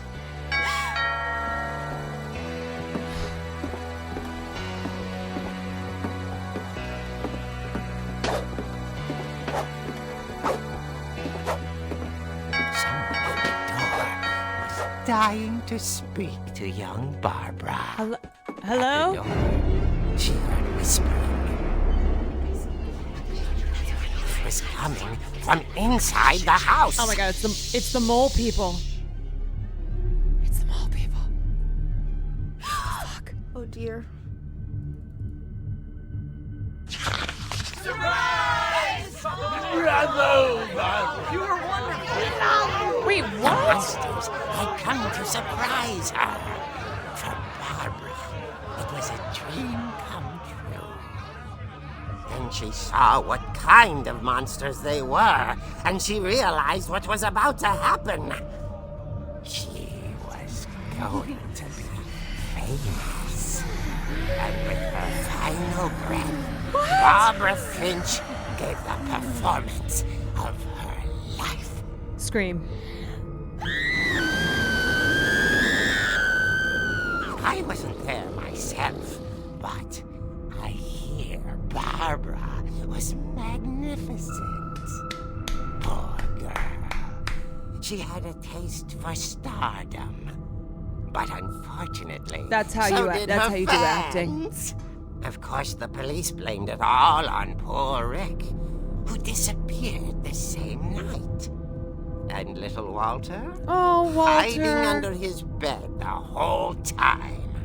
He took it all pretty hard, but that's another story. Okay, this family. As for Barbara, tucked inside the music box is all they ever found of her. Her ear. Ah, this family's been through some fucked up shit. Now, that's what I call a real eerie tale.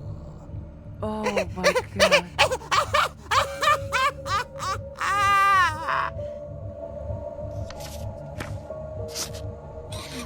It's the curse. It's the curse. Edie told me all Barbara wanted was to be remembered, as absurd as that comic was. Maybe what Edie saw was a happy ending.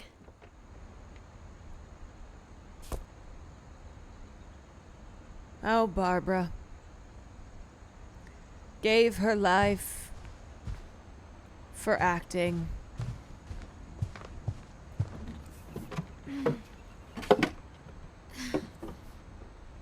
I guess now I know why Mom didn't like me playing with the music box.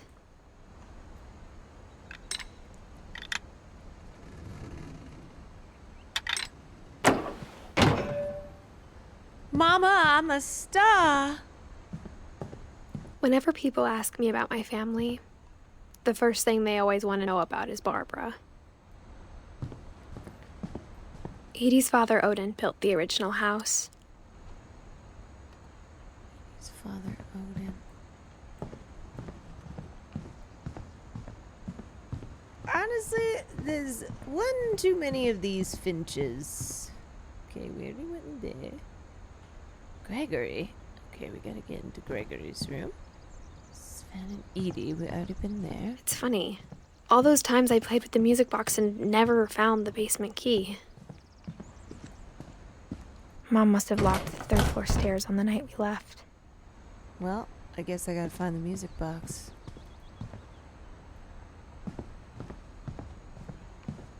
I'm guessing that's a clue. Okay, so we went in there. We went in little Molly's room. Whatever happened to baby something something? Who's baby something something? Alright, let's go get this key.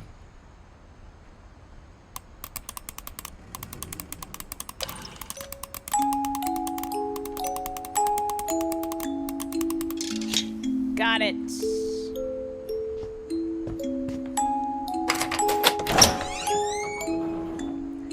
How did Molly die? I think she was poisoned. Or I don't know. Something tragic. Another Finch bites the dust. Ooh.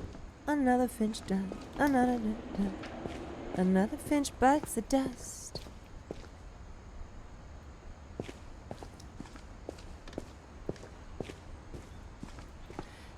Somebody really likes, or Grandma Edie, whoever the fuck her name is, really likes to make art on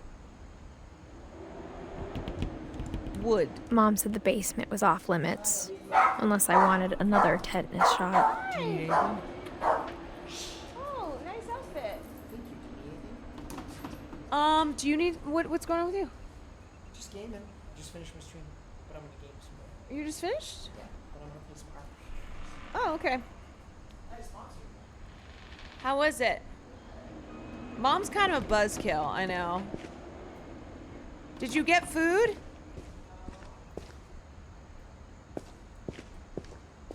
How long are you? I saw Edie sneak down to the basement once, carrying packages.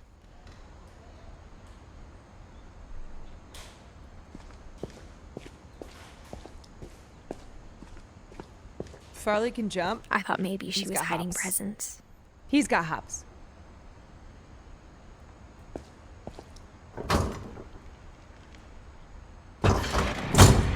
It turned out she was hiding a lot more than that. So many secret passages.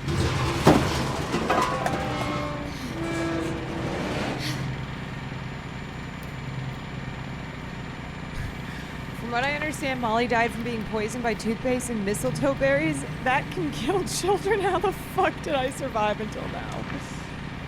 I remember asking Mom miracle. once about where Walter had gone. Yeah, where did Walter go? She said after Barbara died, he got as far away as he could. Okay, there's just a lot of If there's a canned pattern in all food these and water. stories, I think it's that none of us has gotten very far.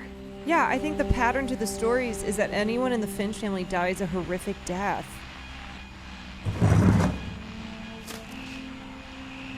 Goodbye, everyone. I can't believe I've been down here for 30 years. 30 years? On that first day, after the shaking started, I didn't think I'd survive. Oh my god, the it's week. Parasite.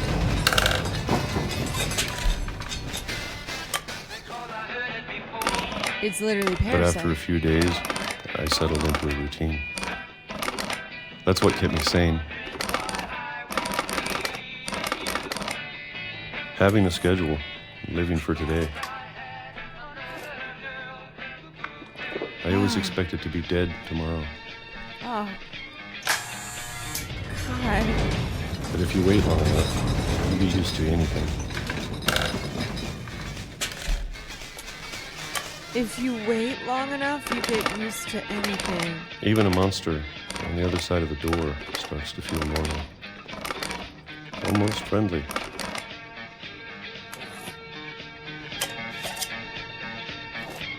So tragic. And then one day, everything just stopped. Wow, he just eats peaches every day? Whatever that thing was, it was gone. Maybe it got tired of waiting. Or maybe I just got tired of being afraid.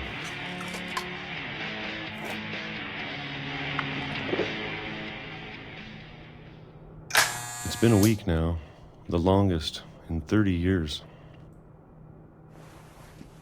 I'm done waiting. I have to leave. Yeah. While I still can. Let's get out of here, buddy. Come on, let's go. Peaches, peaches, peaches, peaches, peaches. Yeah, diabetes was the monster outside the door. I know it's out there, somewhere. Will, can you give me some water, Whatever please? killed Barbara I have a cup. and Molly. God. And Calvin. And like everyone in the family? Maybe this is all a mistake. But I need to stop living the same day even if it kills me.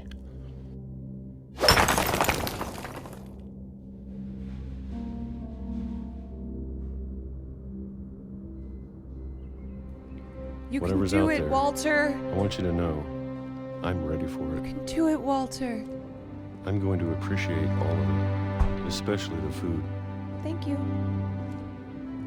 I don't mind if I only have a year left. Or a month. Or a single week. I'd be happy with one new day. Andy Dufresne crawled through I can already 500 imagine yards the sun on my face. of the most shit-smelling foulness I can't even imagine. Came out clean on the other side. Oh my God, Walter! Walter died when I was 6. I can't believe my mom never told me he was down here.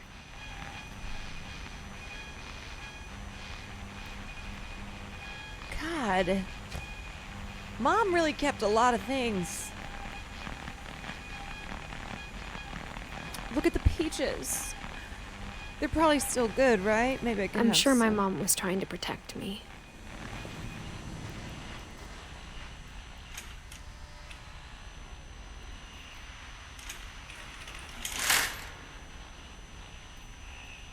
Is that real?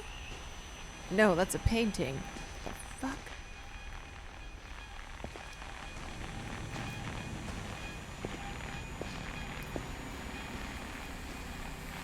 God.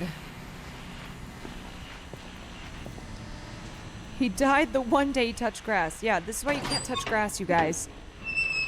Touching grass kills.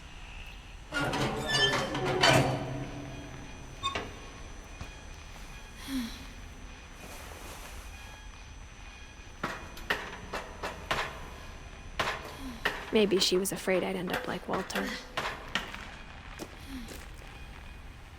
But if she never told me about an uncle under the house... Yeah, that's crazy. I can only imagine what else she was hiding.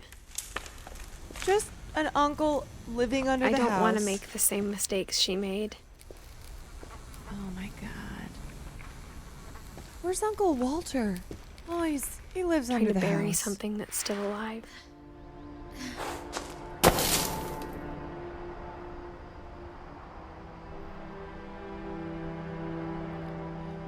You know, now that there's only one of us left, or maybe 2,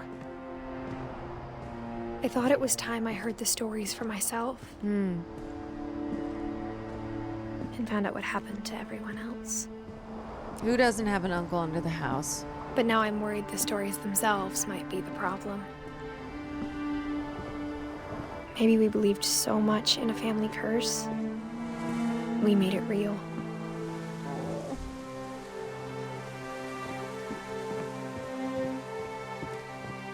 Are those chairs on trees?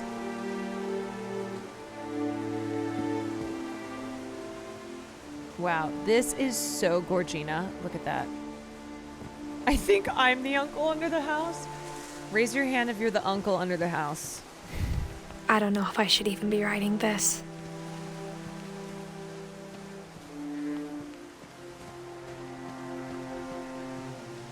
Maybe it'd be better if all this just died with me. No, girl, you gotta tell the stories. But I thought you should know about your family.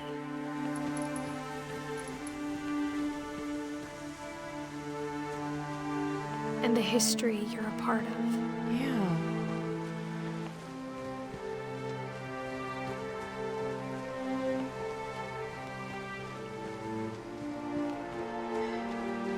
This music. Though to be honest, I feel as lost as you probably do right now. I think the people in these stories believed them, for what that's worth.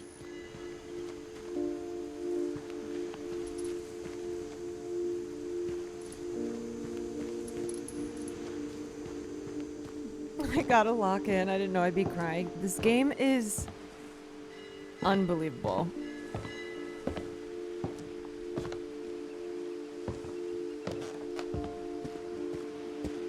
you look at the house, that history of imagination and stubbornness and madness, any of it seems possible.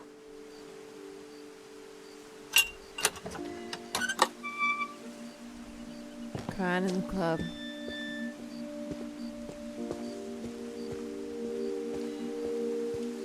I think we've been surrounded by death for so long, we've just gotten used to it. What kind of family finishes building a cemetery before starting the house? Yeah, that is so dark.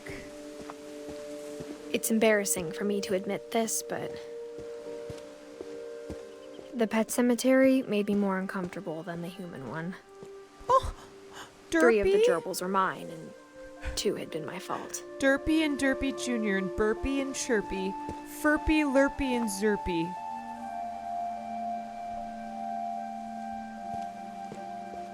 Sven built the house, but it was Edith who designed the cemetery. Oh my god, look at all these dead finches. Wait, it has the way that they died. Star? Or like, I guess, what about them? Edie, Saw, Calvin who flew,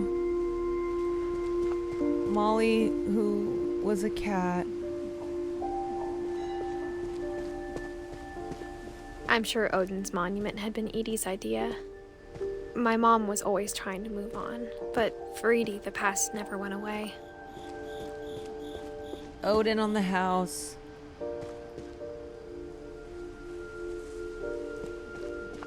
She could see it poking out of the water at low tide.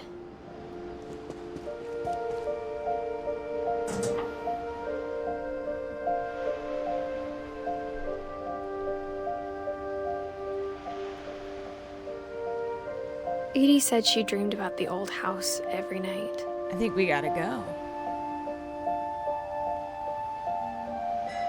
I think we gotta go take a look.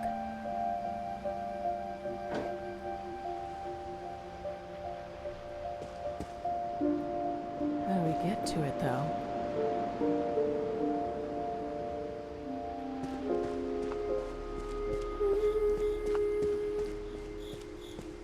Edie's side was always easier for me to understand. But the older I get, the more I can see where my mom was coming from. God, her dad had been pretty strict, but it wasn't enough to save her brothers. So many She was things. just trying to do better.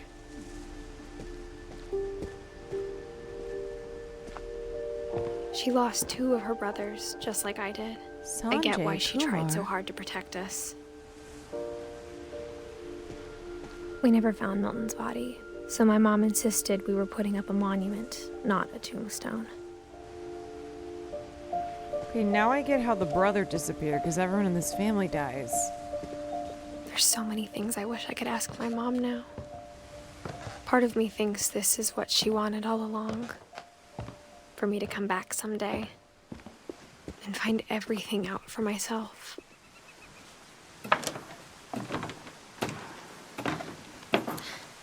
Parents do be like that. They don't tell you until you find out for yourself. But looking back on it now,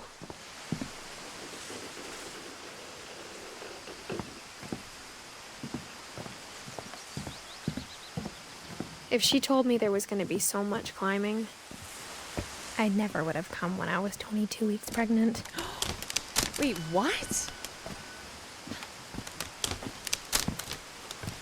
Isn't she only like 17?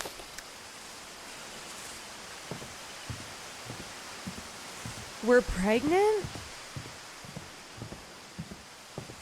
Is this a horror game? No. I never met Grandpa Sam, but I think he and my mom had a lot in common.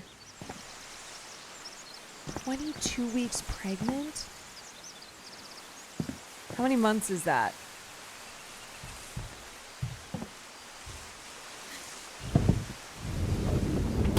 They were both pretty intense. 5 months?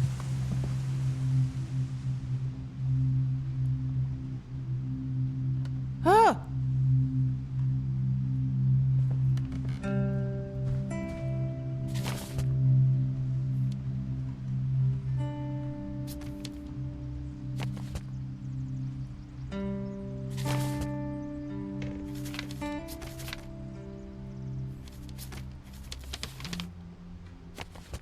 Wow, I really don't want to look at these photos, do I?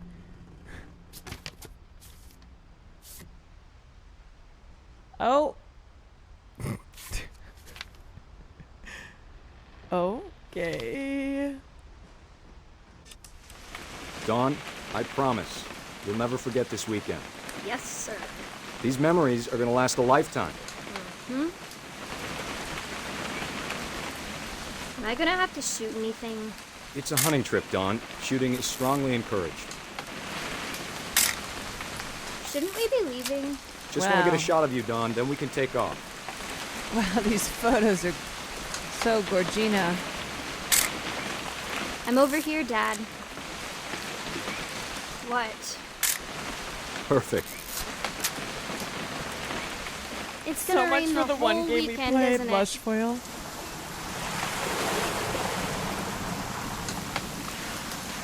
I will never forget this weekend, Dad. Okay, got it.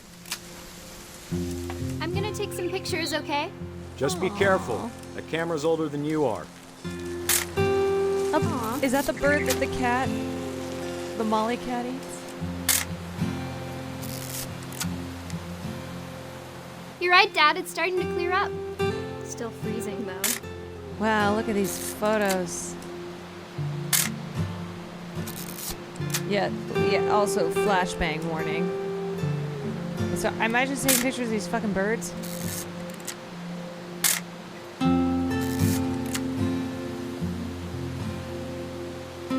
Definitely should not have drunk all that coffee.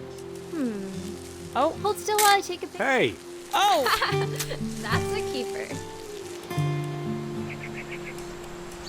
I'm just saying, I'm not always gonna be here, Dawn. You'll need to remember this stuff if you want to survive. I'll be fine, Dad. You know who else thought he was gonna be fine? Everyone else Some in the guy who family. died. Dawn, I'm being serious. I know, Dad. You're always serious. Doesn't being out here make you want to chill out? Well, to tell you the truth, I haven't been out here in 20 years.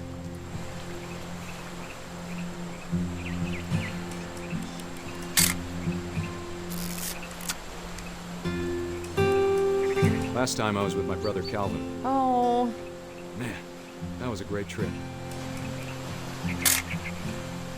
Your grandpa Sven taught us how to fish, how to build a fire. We found an old logging trail. There were deer everywhere. Dad! Good eyes, Dawn. Yeah, look at these pics.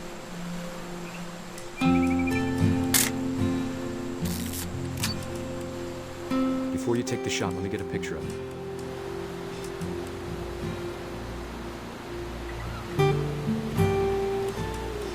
Dad. Let me get behind you. Why? Something's gonna Do I happen. have to do this? Dawn, you don't have to do anything. But if you want to survive... Great shot, Dawn! Oh, God!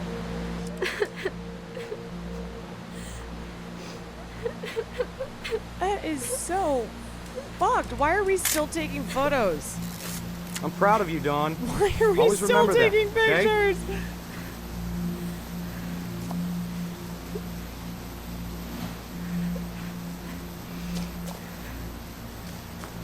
Sorry, Dawn, just gotta reset the timer.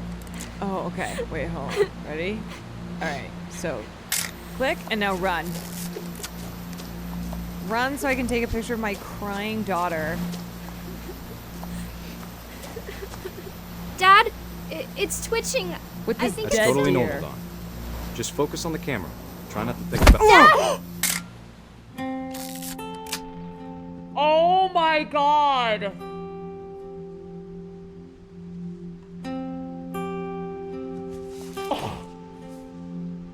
Of all these stories, that's the one I wish most that my mom had told me.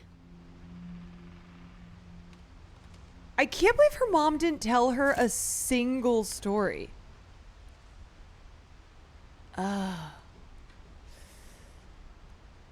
Okay, that one was a little funny. It's still tragic.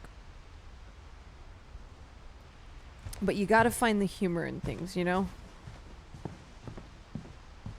You gotta be. Instead of hiding from gotta death, be able to laugh. Sam seemed to go out of his way to meet it.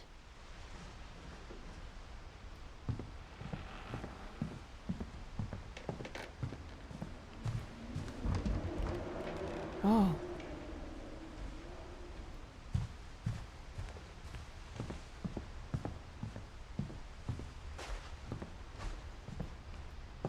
Sam spent his life shooting photos, but Mom said he got nervous being in front of the camera. I guess we're all afraid of something. Why? Images of war. Yeah, this guy. This guy.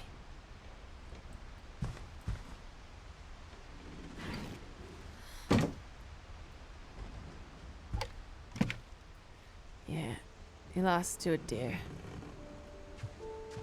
He did. The way they use the camera in pictures. After Sam died, this my mom and game's Edie got really amazing. close. They'd both lost a lot. I love the unique storytelling for each character here.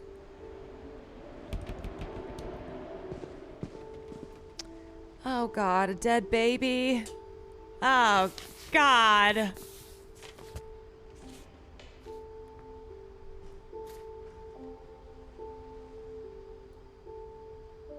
Why is that divorce contract just there? This is about to be sad as Dear fuck. Kay, do you remember the way Gregory used to laugh when he thought he was alone? Like something funny was happening, but only he could see it. This really is relentless tragedy. I think he saw things the rest of us don't.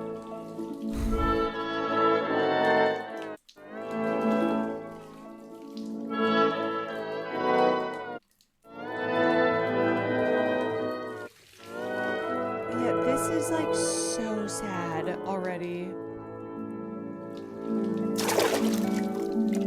This is a baby.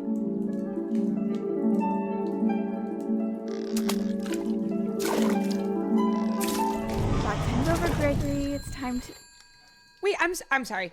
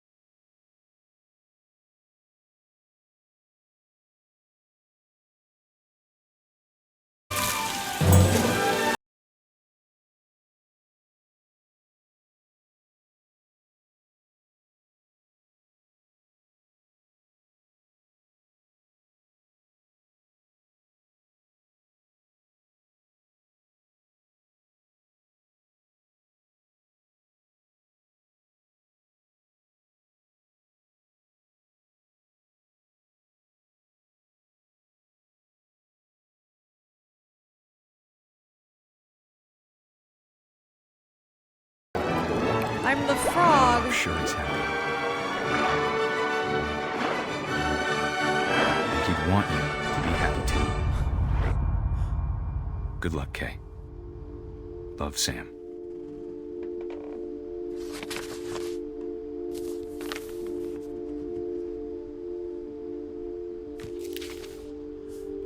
Man, what the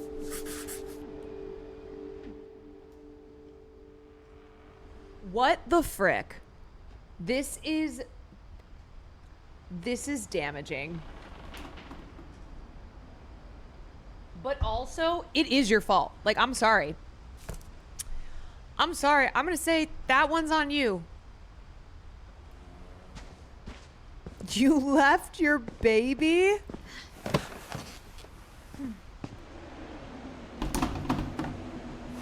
You left your baby alone in a tub.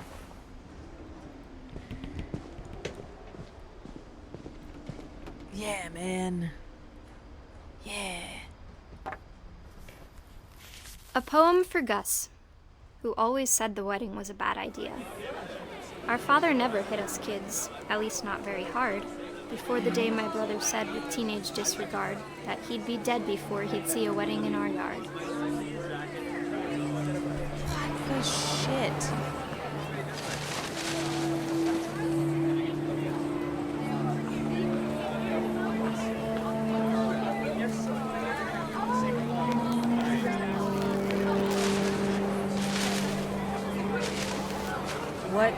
What's the shit?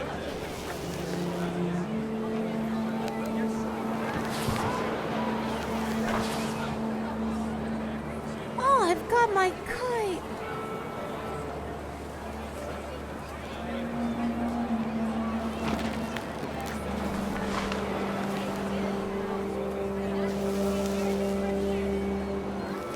My father made him come, of course, but Gus stood far apart, just flew his kite and bottled up the storm inside his heart.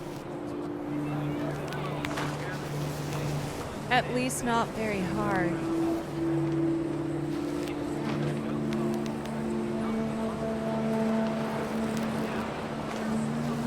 Oh, little Gus. I tried to talk him out of it, though he'd never met her. We don't need a stepmom, were the words that I It's giving Final Destination bloodlines. And white. You may kiss the bride.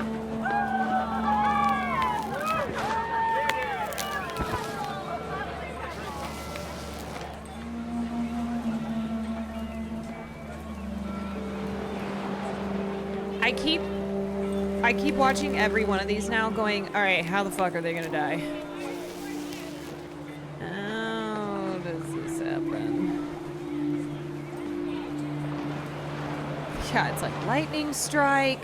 Does a big gust of wind take his kite as well as him?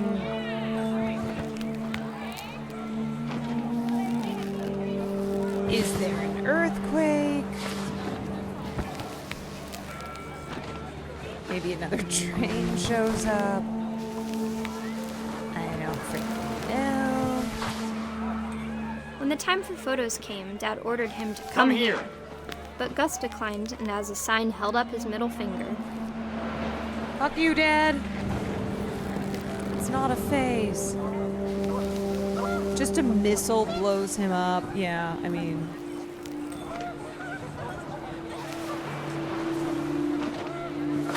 The wind picked up, and panicked geese appeared and quickly went. Oh, God. But all the humans did that day was go inside the tent. Oh, God. This is Final Destination. Oh, no. Now it's starting to rain.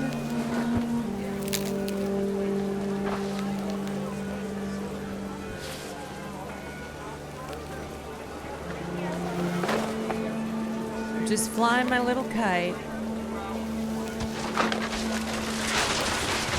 Flying my kite.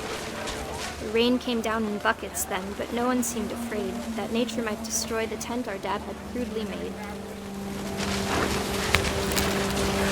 The thunder sounded much too close and full of angry power. But all my father said to this was, make the music louder. Oh, Jesus. Oh, criminy. Oh, there's the lightning. Yep, that's how it's going down.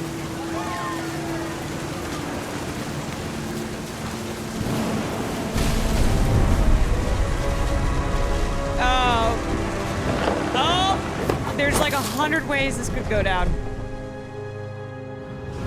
I wish that I could truly say I thought about you on that day. Out there on the beach alone, just you, the wind, the sea, and foam. But I didn't. Until we found you.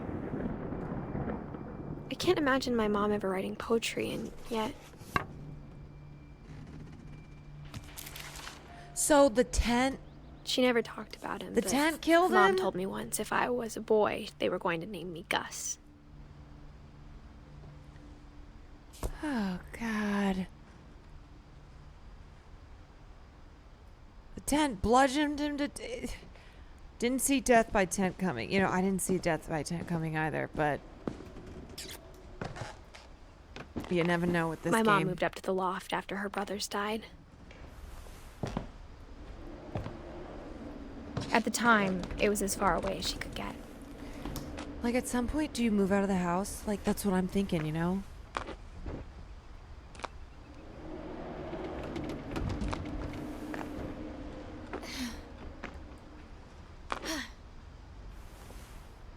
Oh, look at this cute little space up here.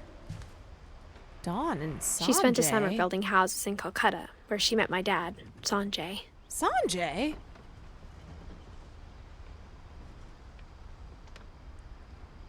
What? Fly to India? 10 ways to teach critical thinking?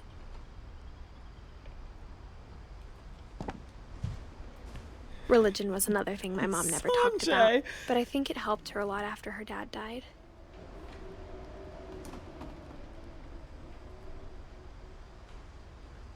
Ooh. The kid's a little scary looking. My mom moved to India a week after graduation and got a job teaching English. Louis was born a year later.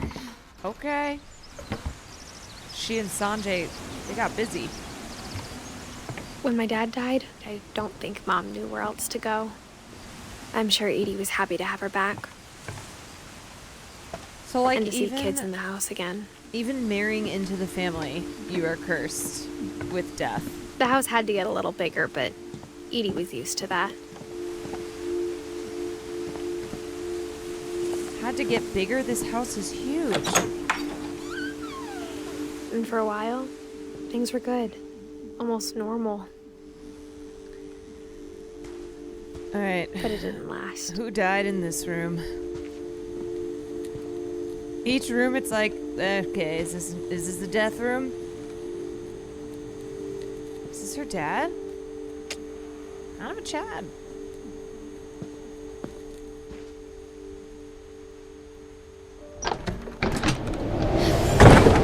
The beginning of the end was Milton's 10th birthday, when Edie gave him a castle.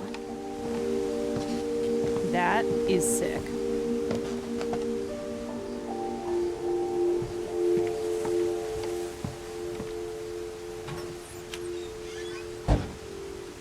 Not rooms, tombs.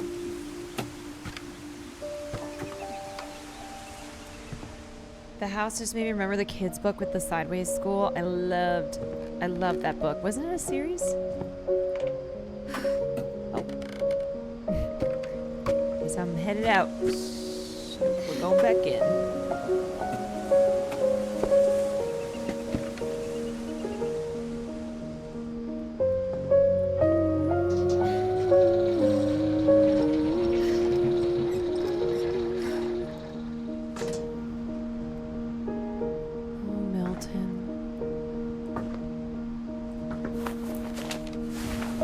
Milton Finch in The Magic Paintbrush. Oh, I love these flip cards. Achoo! The music is so good. Everything in this is so good. It's so tragic. Sideways Stories from Wayside School, I think that's what it was.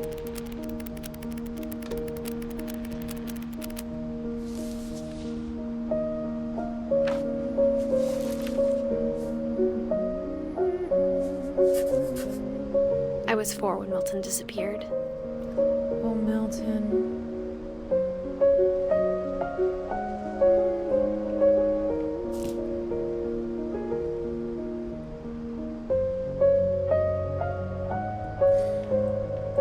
Oh my god, this music is hitting.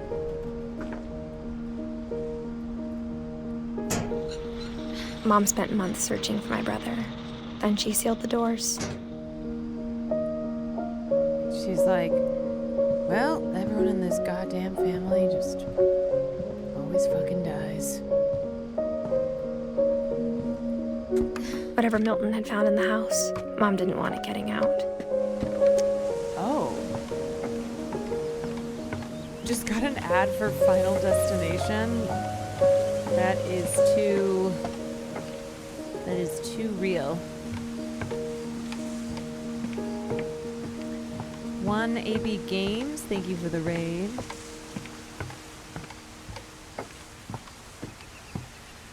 Maybe Milton left to escape the curse. You know, I didn't consider that. But that makes a lot of sense. Maybe Milton Mom was like, definitely blamed Edie, but I'm getting I the fuck think outta here. Lewis blamed himself. After he graduated, he just spent more and more time in his room. Until Mom got him a job at the cannery. Yeah, like if I'm in this family, I'm going. I'm getting out.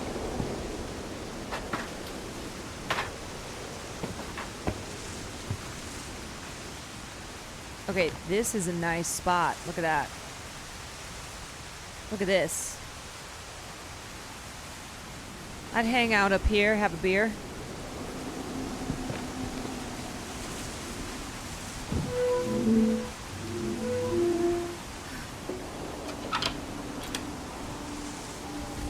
Every single part of this game, at least one of you's like, I remember this part, sad face.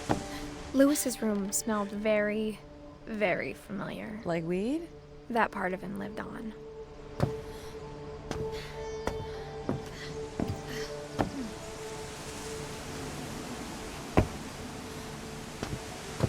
Like the devil's lettuce?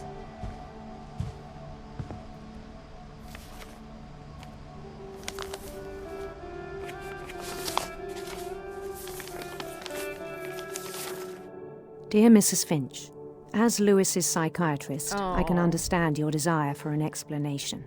As I see it, the trouble began in January, shortly after we convinced your son to seek treatment for substance abuse. Newly sober, I believe Lewis first noticed the monotony of his daily life. Oh, this is gonna hit. He kept working at the cannery, but he withdrew part of himself. Yeah, In you our sessions, I think? saw the same behavior. His mind began to...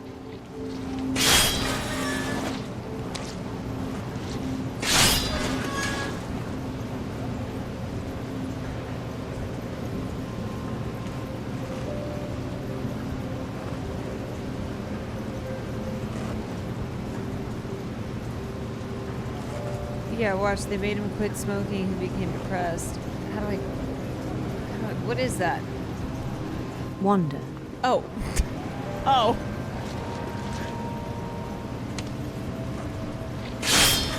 Oh. Oh. I asked him to describe it. Oh, God. What? Oh. He said he started small, imagining a labyrinth. This is He'd kind feel of his way multitask. about. Then something moved. Bats. Bats? And toads.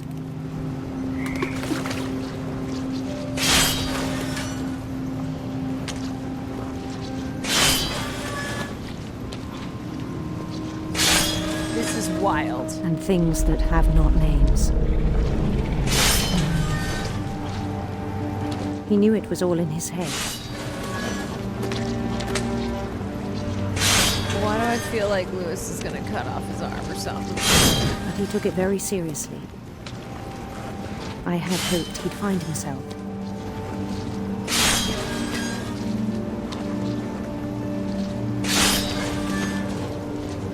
But he found something more. I worried about him then.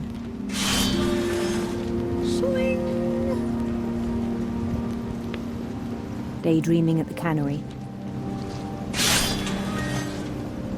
I spoke with his boss. But he said Lewis had become a model employee. This is taking every... Methodical, all tireless, of focused. my brain. Like a whole new Lewis. So I let him go on.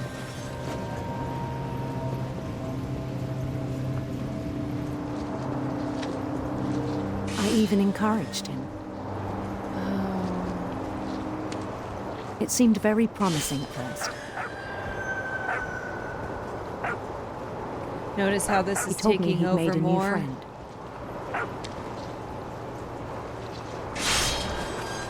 Oh, he made a dog On the edge of a city friend. he named Lewis Topia.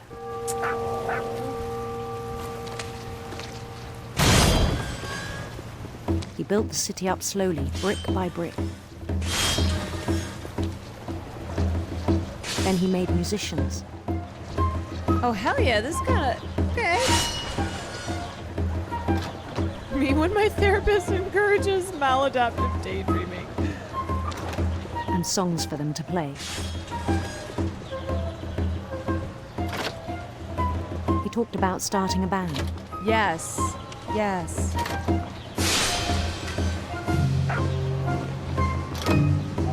And he was always humming Slay, something. slay, slay, slay. Every day his imagination grew stronger. Oh.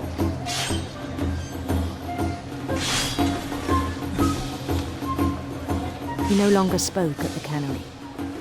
Oh. Oh. But his chopping was as reliable as ever. Oh, yes, let's keep it that way. Then one day it struck him.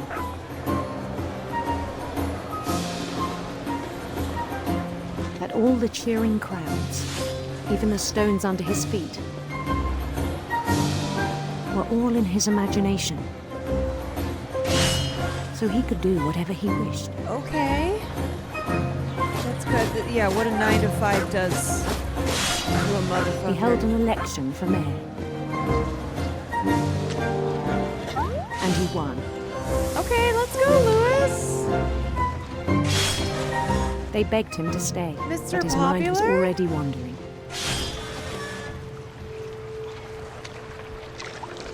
It became a game for him.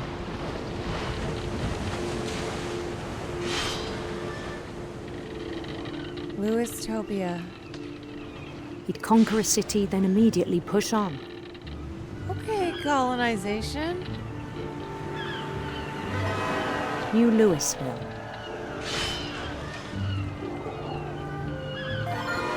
St. Louis. St. Louis. He started drifting away from our reality.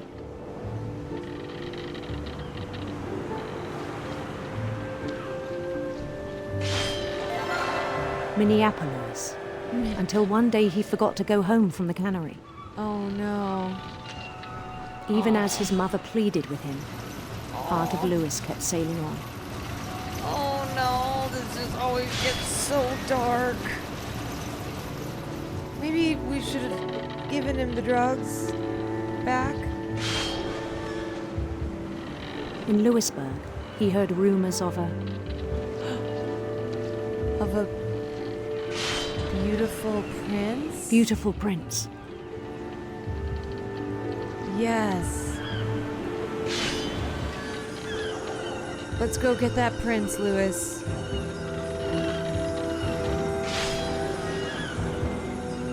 The prince was on his own quest for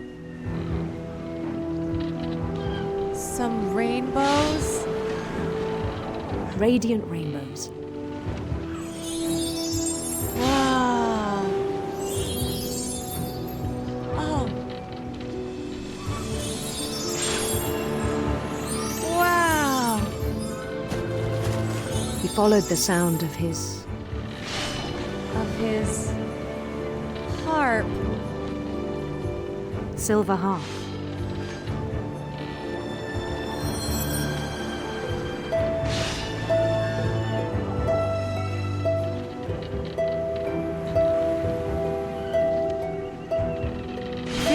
I feel just like Lewis. I'm lost in this. His chase led him to a golden palace east of the sun and west of the moon. With the prince? Is the handsome prince there? Even then, his logic remained sound. He knew the world was all in his imagination.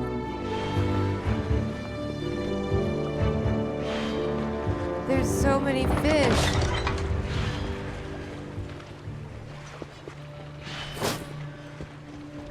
But he was so proud of having created it.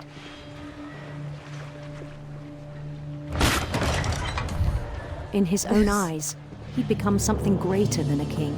A god? Lewis found his own Sanjay. For someone who'd never known success in the real world, I think it was overwhelming. Oh. And then it struck him that the real Lewis was not the one chopping salmon, but the one climbing the steps of a golden palace. Brother, you should be a writer. My imagination is as real as my body, he told me. It was hard to argue with him.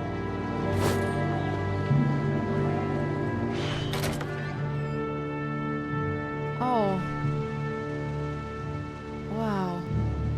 Oh, God. Take me back. He began to forget the world we know. Where's my prince? Oh. I think it pained him to remember Lewis, the cannery worker. God.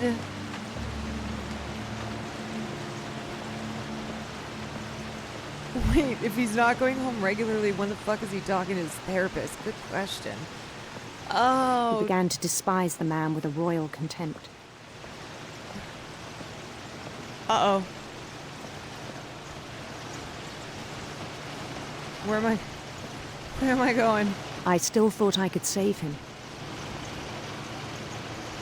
Even after he said he was being crowned king over all the lands of wonder. Not the light. Don't go towards the light. No, Lewis. The palace would be packed with his companions.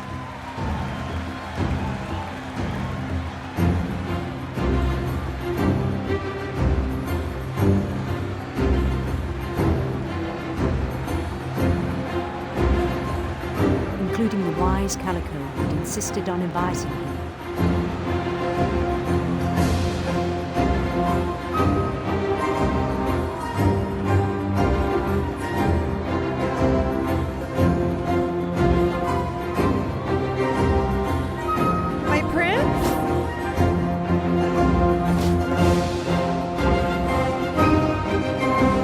Prince waiting, holding his crown. My prince!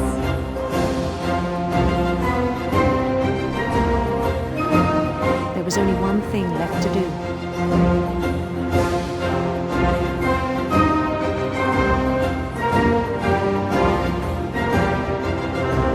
That guy's doing the Donald Trump. Bend down his head.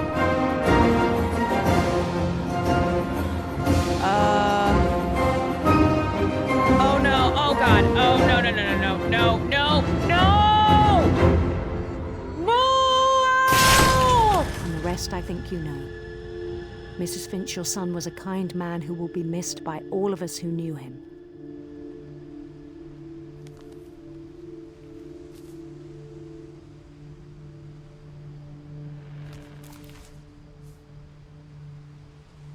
My brother was really cool. I wish you could have met him. Fucking hell.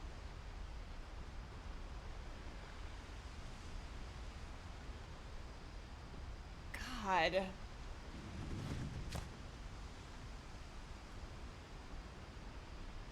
So his therapist wrote a letter to explain how bad it hurt.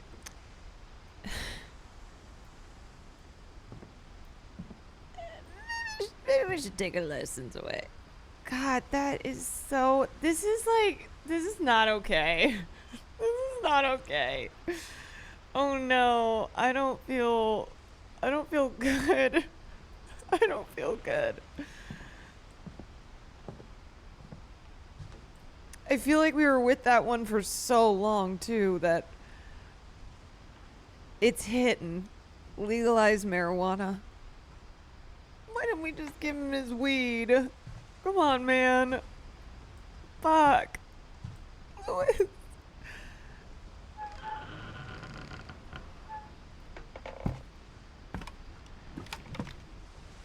The most relatable one, I know that one feels really relatable. She waited until the day before we left to tell Edie. Oh. I'm not sure if she wanted to make it easier or harder. Oh.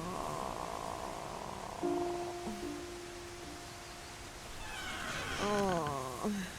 I wish we'd stayed.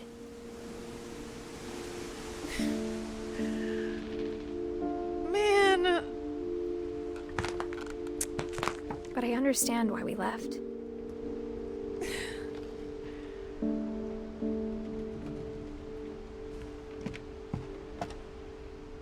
God. This is just... My mom ended up leaving everything behind.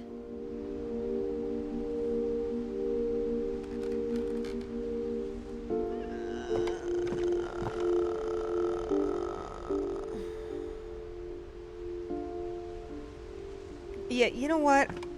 I'm gonna blame the old lady, okay? What happened that night had been coming for a long time. Maybe it should have come sooner.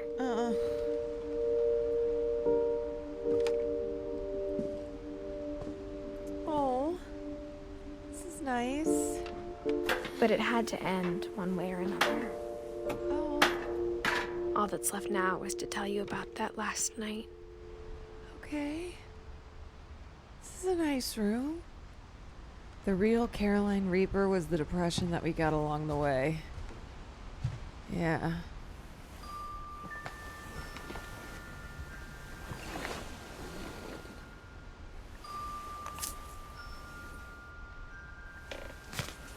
This really is the generational death house.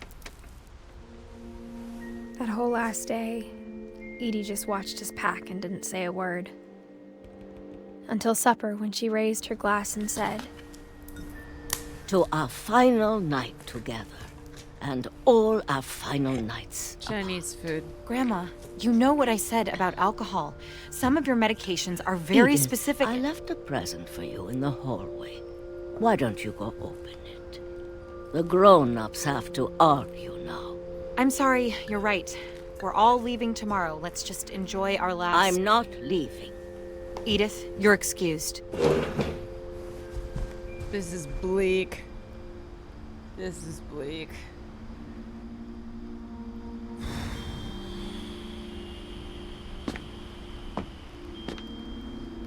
The power had been shut off that morning, but Edie always had plenty of candles. When my mom sealed the library, I don't think she knew about the other entrance. Or that Edie had a key to it.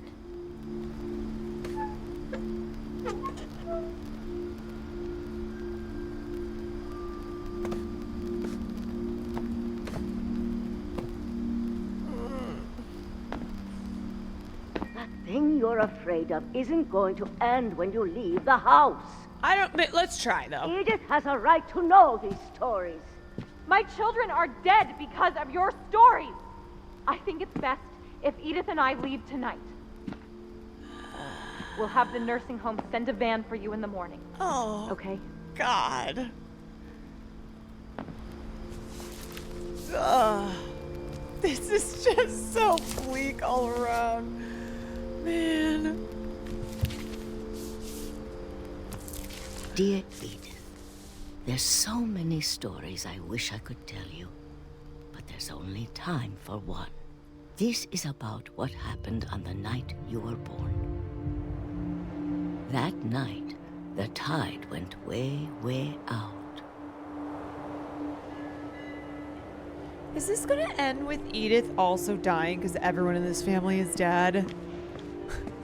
Like, how is she still alive? And last time I ever saw the old house aground. She's gonna die in childbirth. There'd been an earthquake out in the middle of the ocean. They called it the lowest tide in 1,000 years. God, it smelled awful. You know, I've seen that house every day of my life.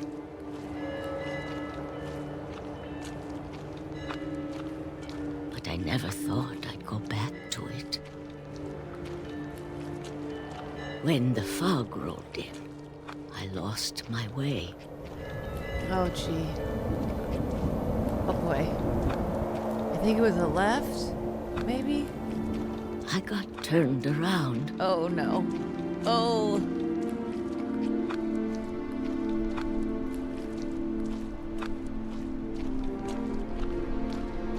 Okay. For a while, I wandered.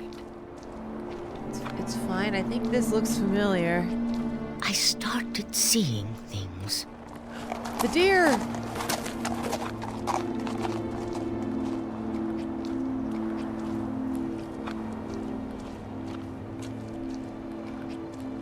Okay, I think this... Things I'd forgotten had ever existed.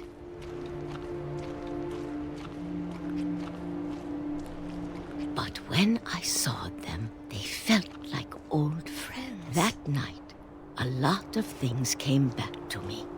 Oh. Or maybe I came back to them. Oh. The house.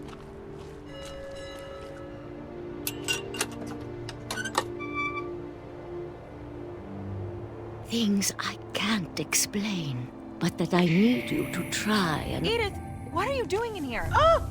It's mine. Edith! Mom, you're gonna rip it! Let go! Mom, you can't bury trauma under the rug! Mom dragged me to the car.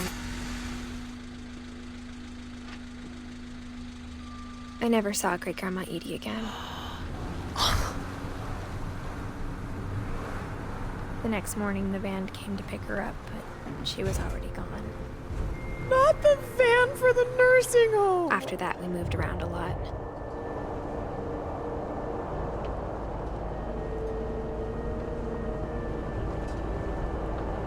We both tried to make the best of it. God. A few years went by. You better feel happy as fuck at the end of this.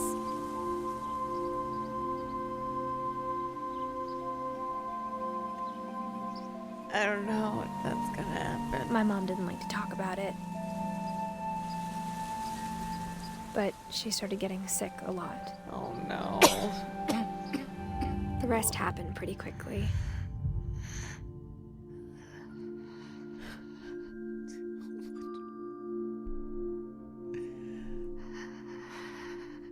She got better for a while. God. And then she didn't. And then I was alone.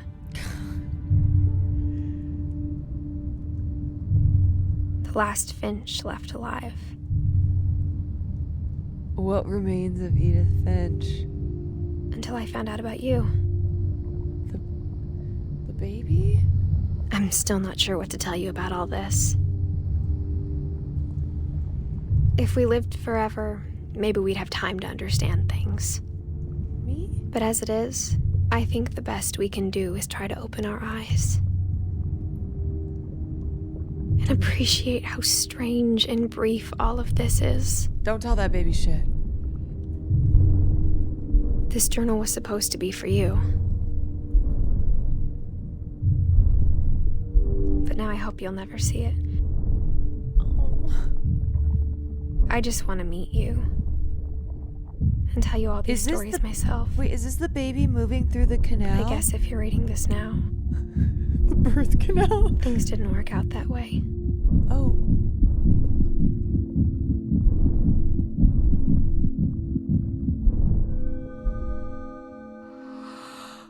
This is where your story begins. I'm sorry I won't be there to see it. Wait, why? It's a lot to ask, but I don't want you to be sad that I'm gone. Wait, I want you to be amazed that any of us ever had a chance to be here at all. Good luck.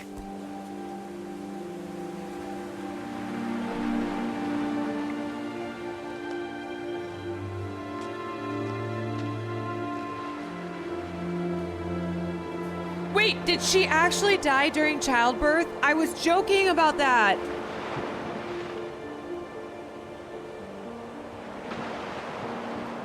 That's why... What?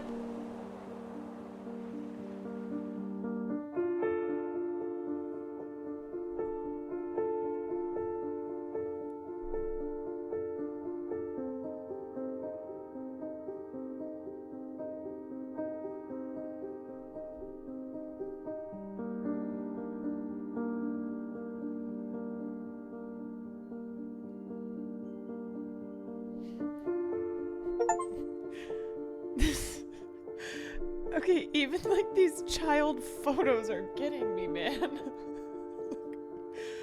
My God. What the hell?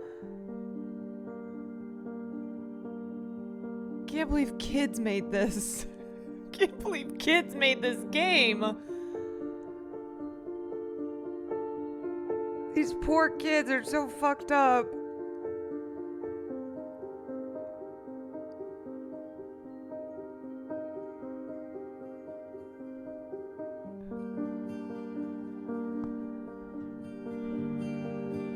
Oh my God. Wait, there's a Kwan? Wait, I'm Michael Kwan?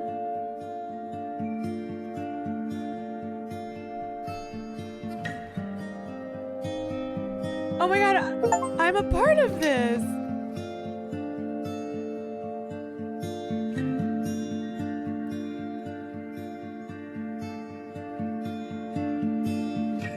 There are Kwans for those with eyes to see.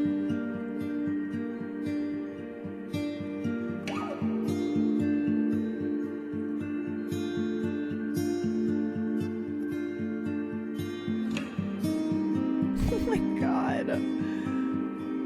One of the music composers worked on Fargo.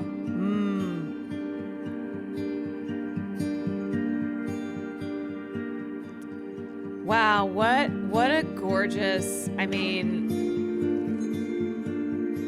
just gorgeous,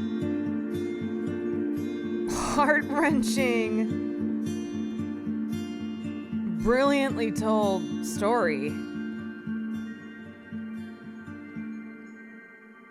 That was quick too. That was only like 2 hours.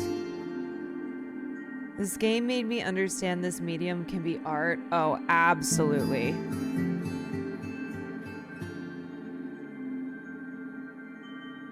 Absolutely.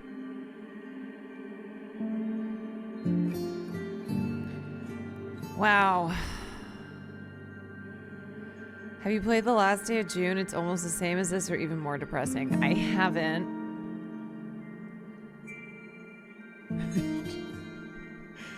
You know what? After playing this game, I do think to myself, I wish this were even more depressing. Give me this game, but even more depressing. Wow, you guys,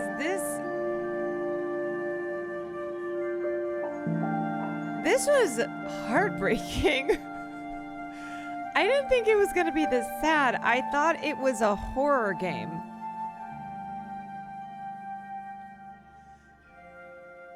Haven't played Before Your Eyes. Haven't played Soma. No.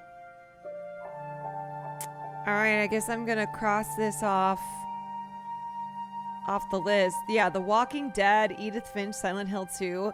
Y'all have been giving me some depressing games. Played Spiritfarer. Safe to assume that I have not played most games that you guys will throw in here, unless it's like The Last of Us. Wow. Man.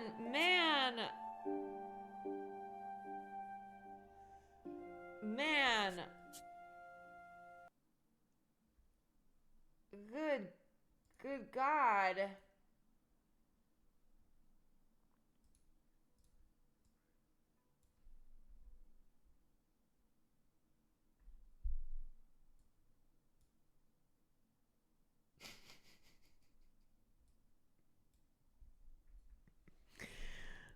What a game.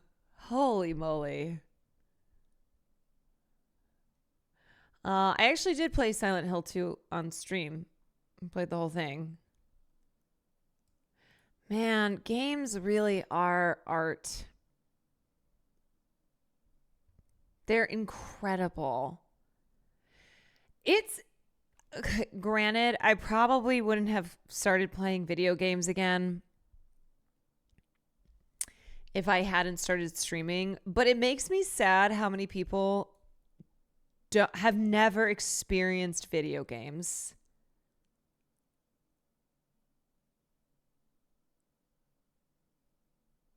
It's like you gotta. Spiritfarer is good, but it's time for you to play Sex with Hitler too. You know, I'm gonna leave that one off the list. I'm gonna leave that off. All right, so we have another. Sorry for the flashbang. Oops, super bright. Hello. Okay, so we can cross off What Remains of Edith Finch.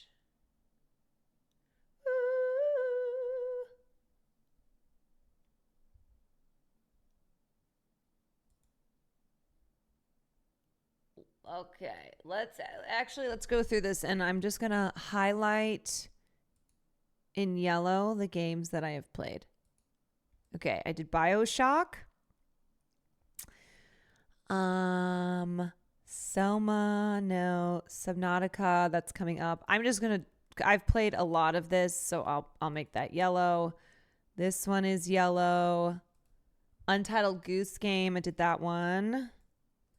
Hellblade, Mafia 2, Weed Shop Sim. Wait. Is that the... Yeah. Okay. Papers, Please. Oh, wait. No, that was Schedule 1. Oh. So I haven't done this one yet. Okay. Never mind. Weed Shop Sim.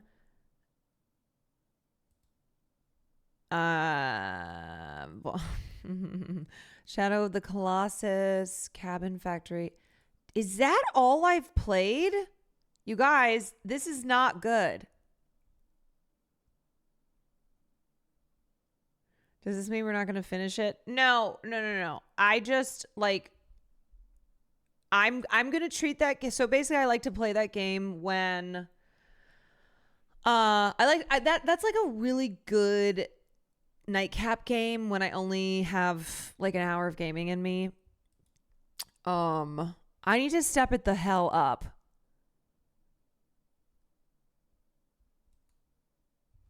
Superliminal should be combined with a vaping stream.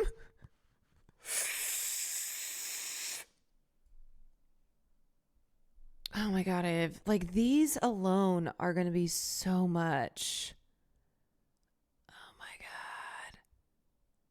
Metal Gear is a short 8 to 12.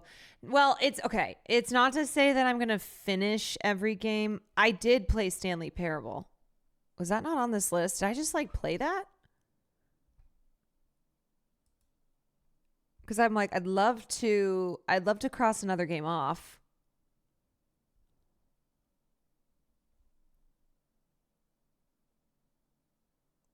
I did play it. Yeah. I played Stanley Parable.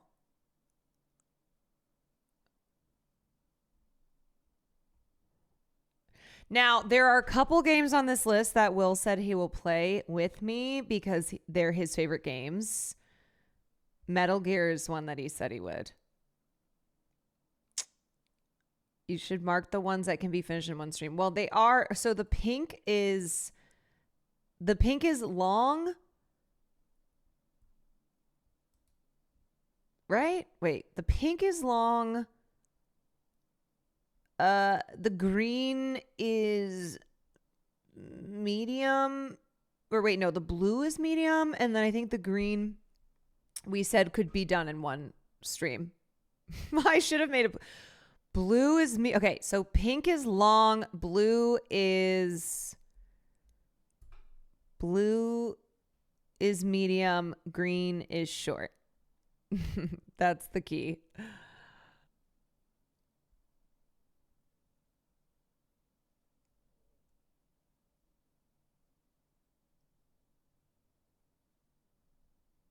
Yeah, look, some of these I already am like, I don't know if I'm going to get to it this year. Nandre coming in saying, don't play Undertale on stream, man. Your chat will make you hate it. I literally saw you playing it earlier. Are you not on stream? I got the notification that Nandre is playing Undertale. I know when you're playing stuff. It's a bad stream game.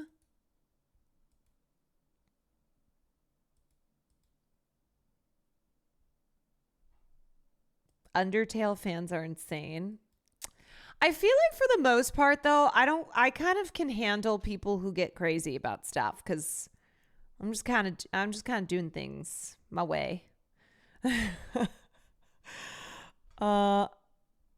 haven't seen these types of backseaters yet? Okay. Now, I don't think that's going to be the next one. Recorded off stream and uploaded as a YouTube exclusive. The first ever YouTube exclusive. Maddie, thank you for the 25 months. Nice thing about Metal Gear is that most of the games can be finished in 10 to 15 hours except for 4 and 5.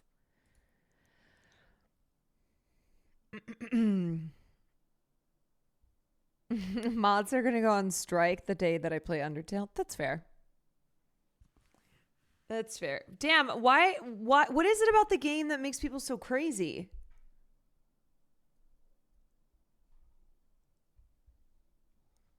Like, what's the deal? Just the choices? Am I a person who would make them extra crazy? Play Look Outside. Damn it, this is the problem though, is that more games are being added and I've barely made it through the list. Will, I got games on the list that I need you to play with me because you said you would. I can't. How am I going to add more games when I've barely made it through the list? Maybe I need to rework the list. Maybe I need to rework it. Have you tried Minesweeper? No. There's so many games I haven't played.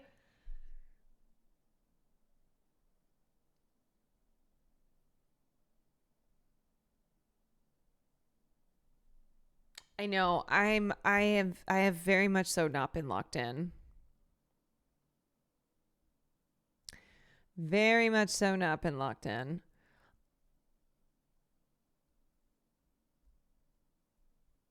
Metal Gear's a good 4th of July game. I know what I'm doing this 4th of July. Playing Metal Gear Solid. I know. I need to go. Oh God. I need to dedicate more time to gaming because I'm not getting through this. It is already May. And then of course, like when I pull up the gaming list, then people add in even more suggestions. They're like, you got to play this.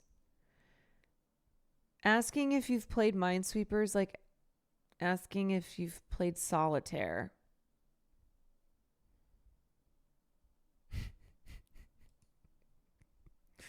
Well, guess what? I haven't. I've never played solitaire. And I've never played Minesweeper.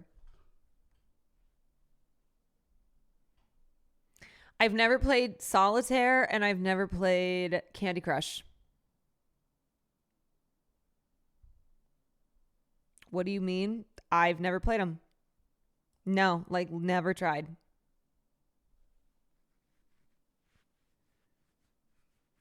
I've done Wordle, yeah. Have you ever played Snake? I think so.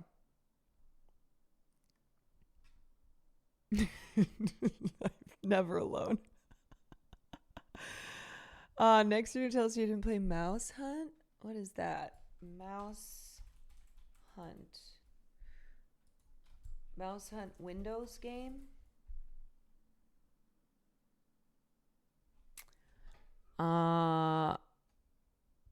I've never heard of this.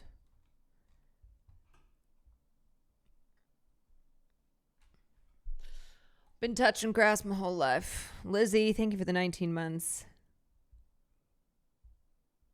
What about the Sunday? I've done a lot of crossword puzzles. I have. Sometimes I did stare at the wall when I was a child. You know.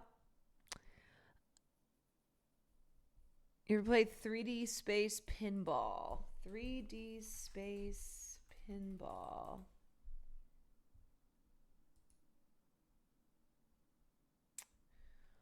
I mean, I've played pinball, but I don't think I've played pinball on the computer.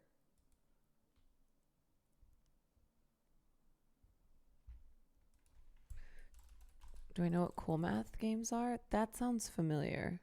Cool math sounds familiar. Cool math games. I think I've played those.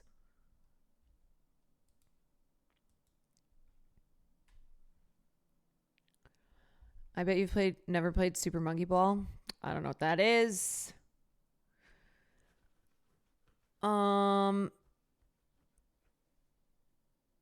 Have you ever played Bloons Tower Defense?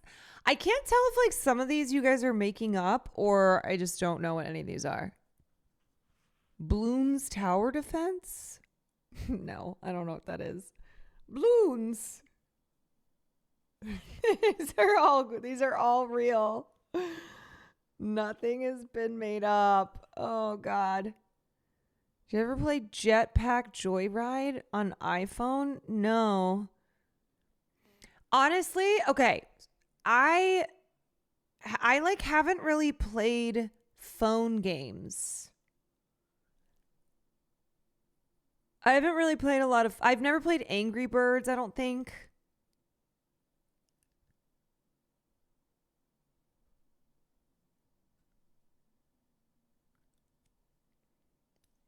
This is feeling like the question segment of a Will Neff movie night. Have you ever seen The Lighthouse? What about Mr. Potato Head Saves Veggie Valley? Oh, that one I love. You don't have games in your phone? No, let me see. Yeah, I never understood. I have like the crossword.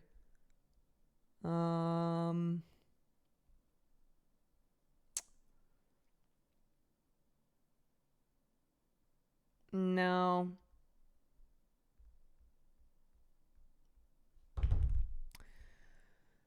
I do have an air fryer, actually.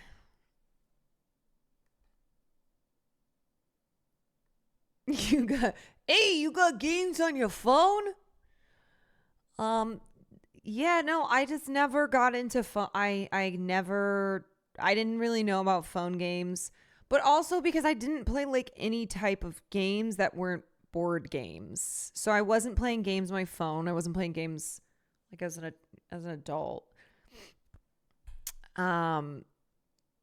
Wasn't playing computer games. I played some computer games when I was younger, but then for years I didn't. Did you ever play Oregon Trail? I did. I played that in school.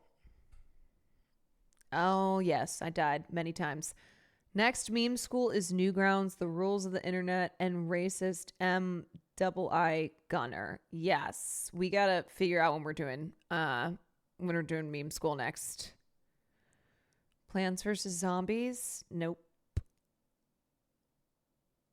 It's no moments like this. I remember how normie and untarnished you are from online brain rot. Yeah, I just didn't have a phone with internet until I was a senior in college. And then after college, I just used my phone for like email, text, internet.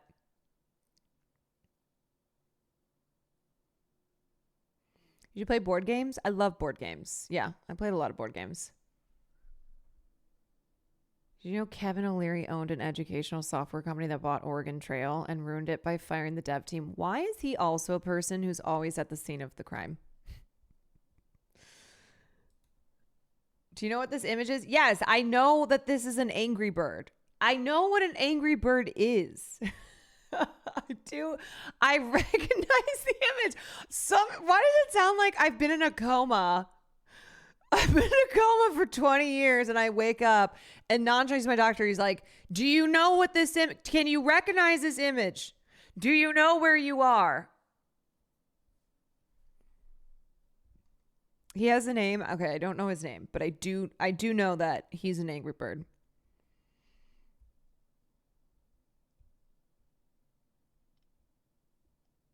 Zoomers in chat will never know playing Brick on a second-gen iPod Nano on a 1-inch by 1-inch screen. They'll never know. Have you played Soma? Nope. How did I get to play Solitaire and Minesweeper in East Delhi in the early 2000s and not you? I don't know. I don't know. Maybe I need to show you images and you guess the names next time. Okay, Caroline. What is this? I'm going to show you a picture and you tell me what it is. This always just turns into quizzing me on what games I know, what internet things I know. And everyone's like, whoa, whoa, ah. My favorite board game?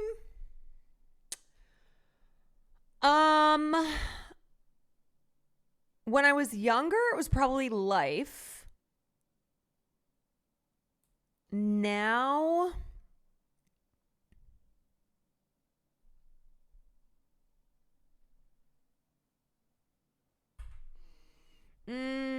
what? Why can't I think? I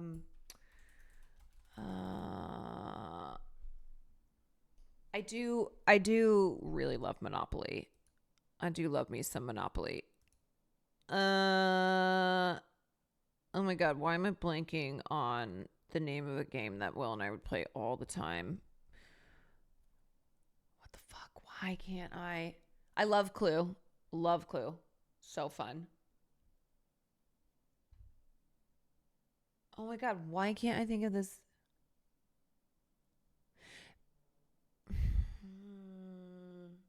No, it's not Catan. Catan. Settlers of Catan. Do you know this man? That's Steve. Wait, no, that's not Steve. No. That's not Steve.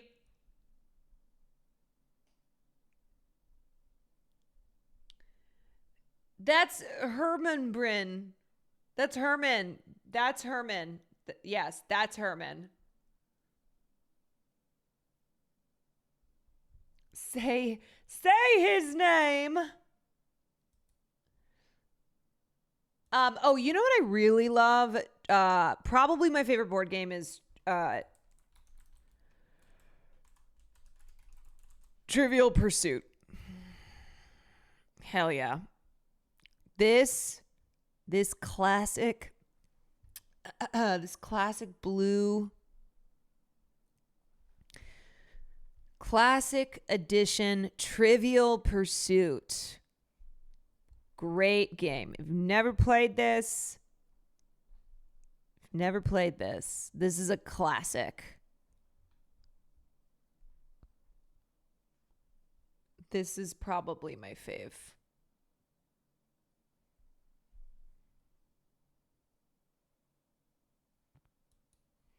I really love trivia games. Love trivia.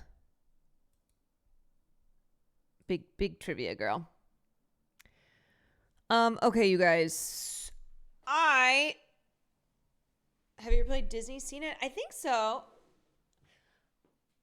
I am gonna go finish watching You Season 2.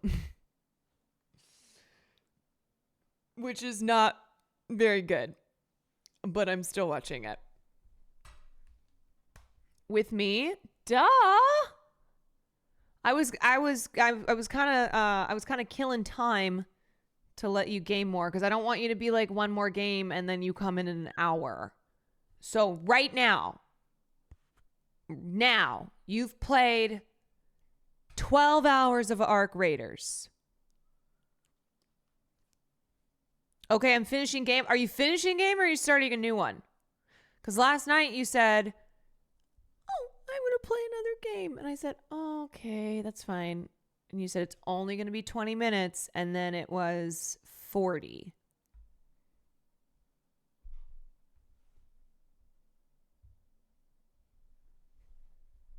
So, finish this game. Don't start another one afterwards.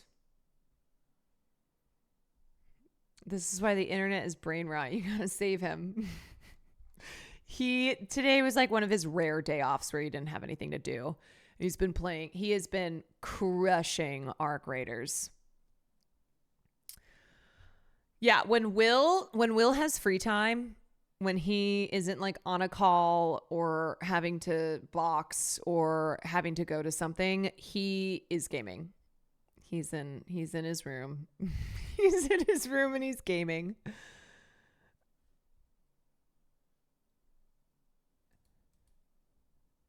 I can't pause an online game, Mom. Come on, Mom. All right, you guys. That was fun. That was a fun stream. You know what? It also feels good to like start to finish a game. Love that. Just knock her off.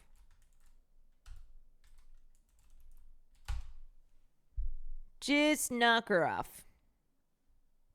What a great gaming stream today. Indeed. Thank you to everybody who recommended What Remains of Edith Finch. Devastating, but gorgeous. Gorgeous storytelling, gorgeous art. So thanks for the recommendation on that. I'm going to send you guys over to Mafia Jinx. I will be back tomorrow for I'm trying to think if I can get it together to relaunch cooking streams tomorrow night.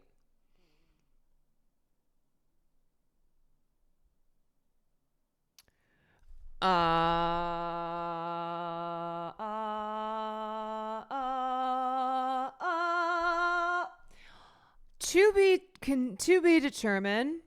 To be determined. It's been 84 years. I know. Either way, I will be live tomorrow. And then Monday, I got to talk to Sam because Monday's the Met Gala. And I know she really wants to do it for the podcast. So because we normally film Monday nights, that would mean that I was doing podcasts. So I got to figure out what I'm doing there. But yeah, it's the Met Monday. No, I'm not going to the Met. They invited me, but I was like, I got to do my podcast. Anyway, I'll see you guys tomorrow. Thank you for joining me. Have a fabulous rest of your night. Mwah. Peace and love.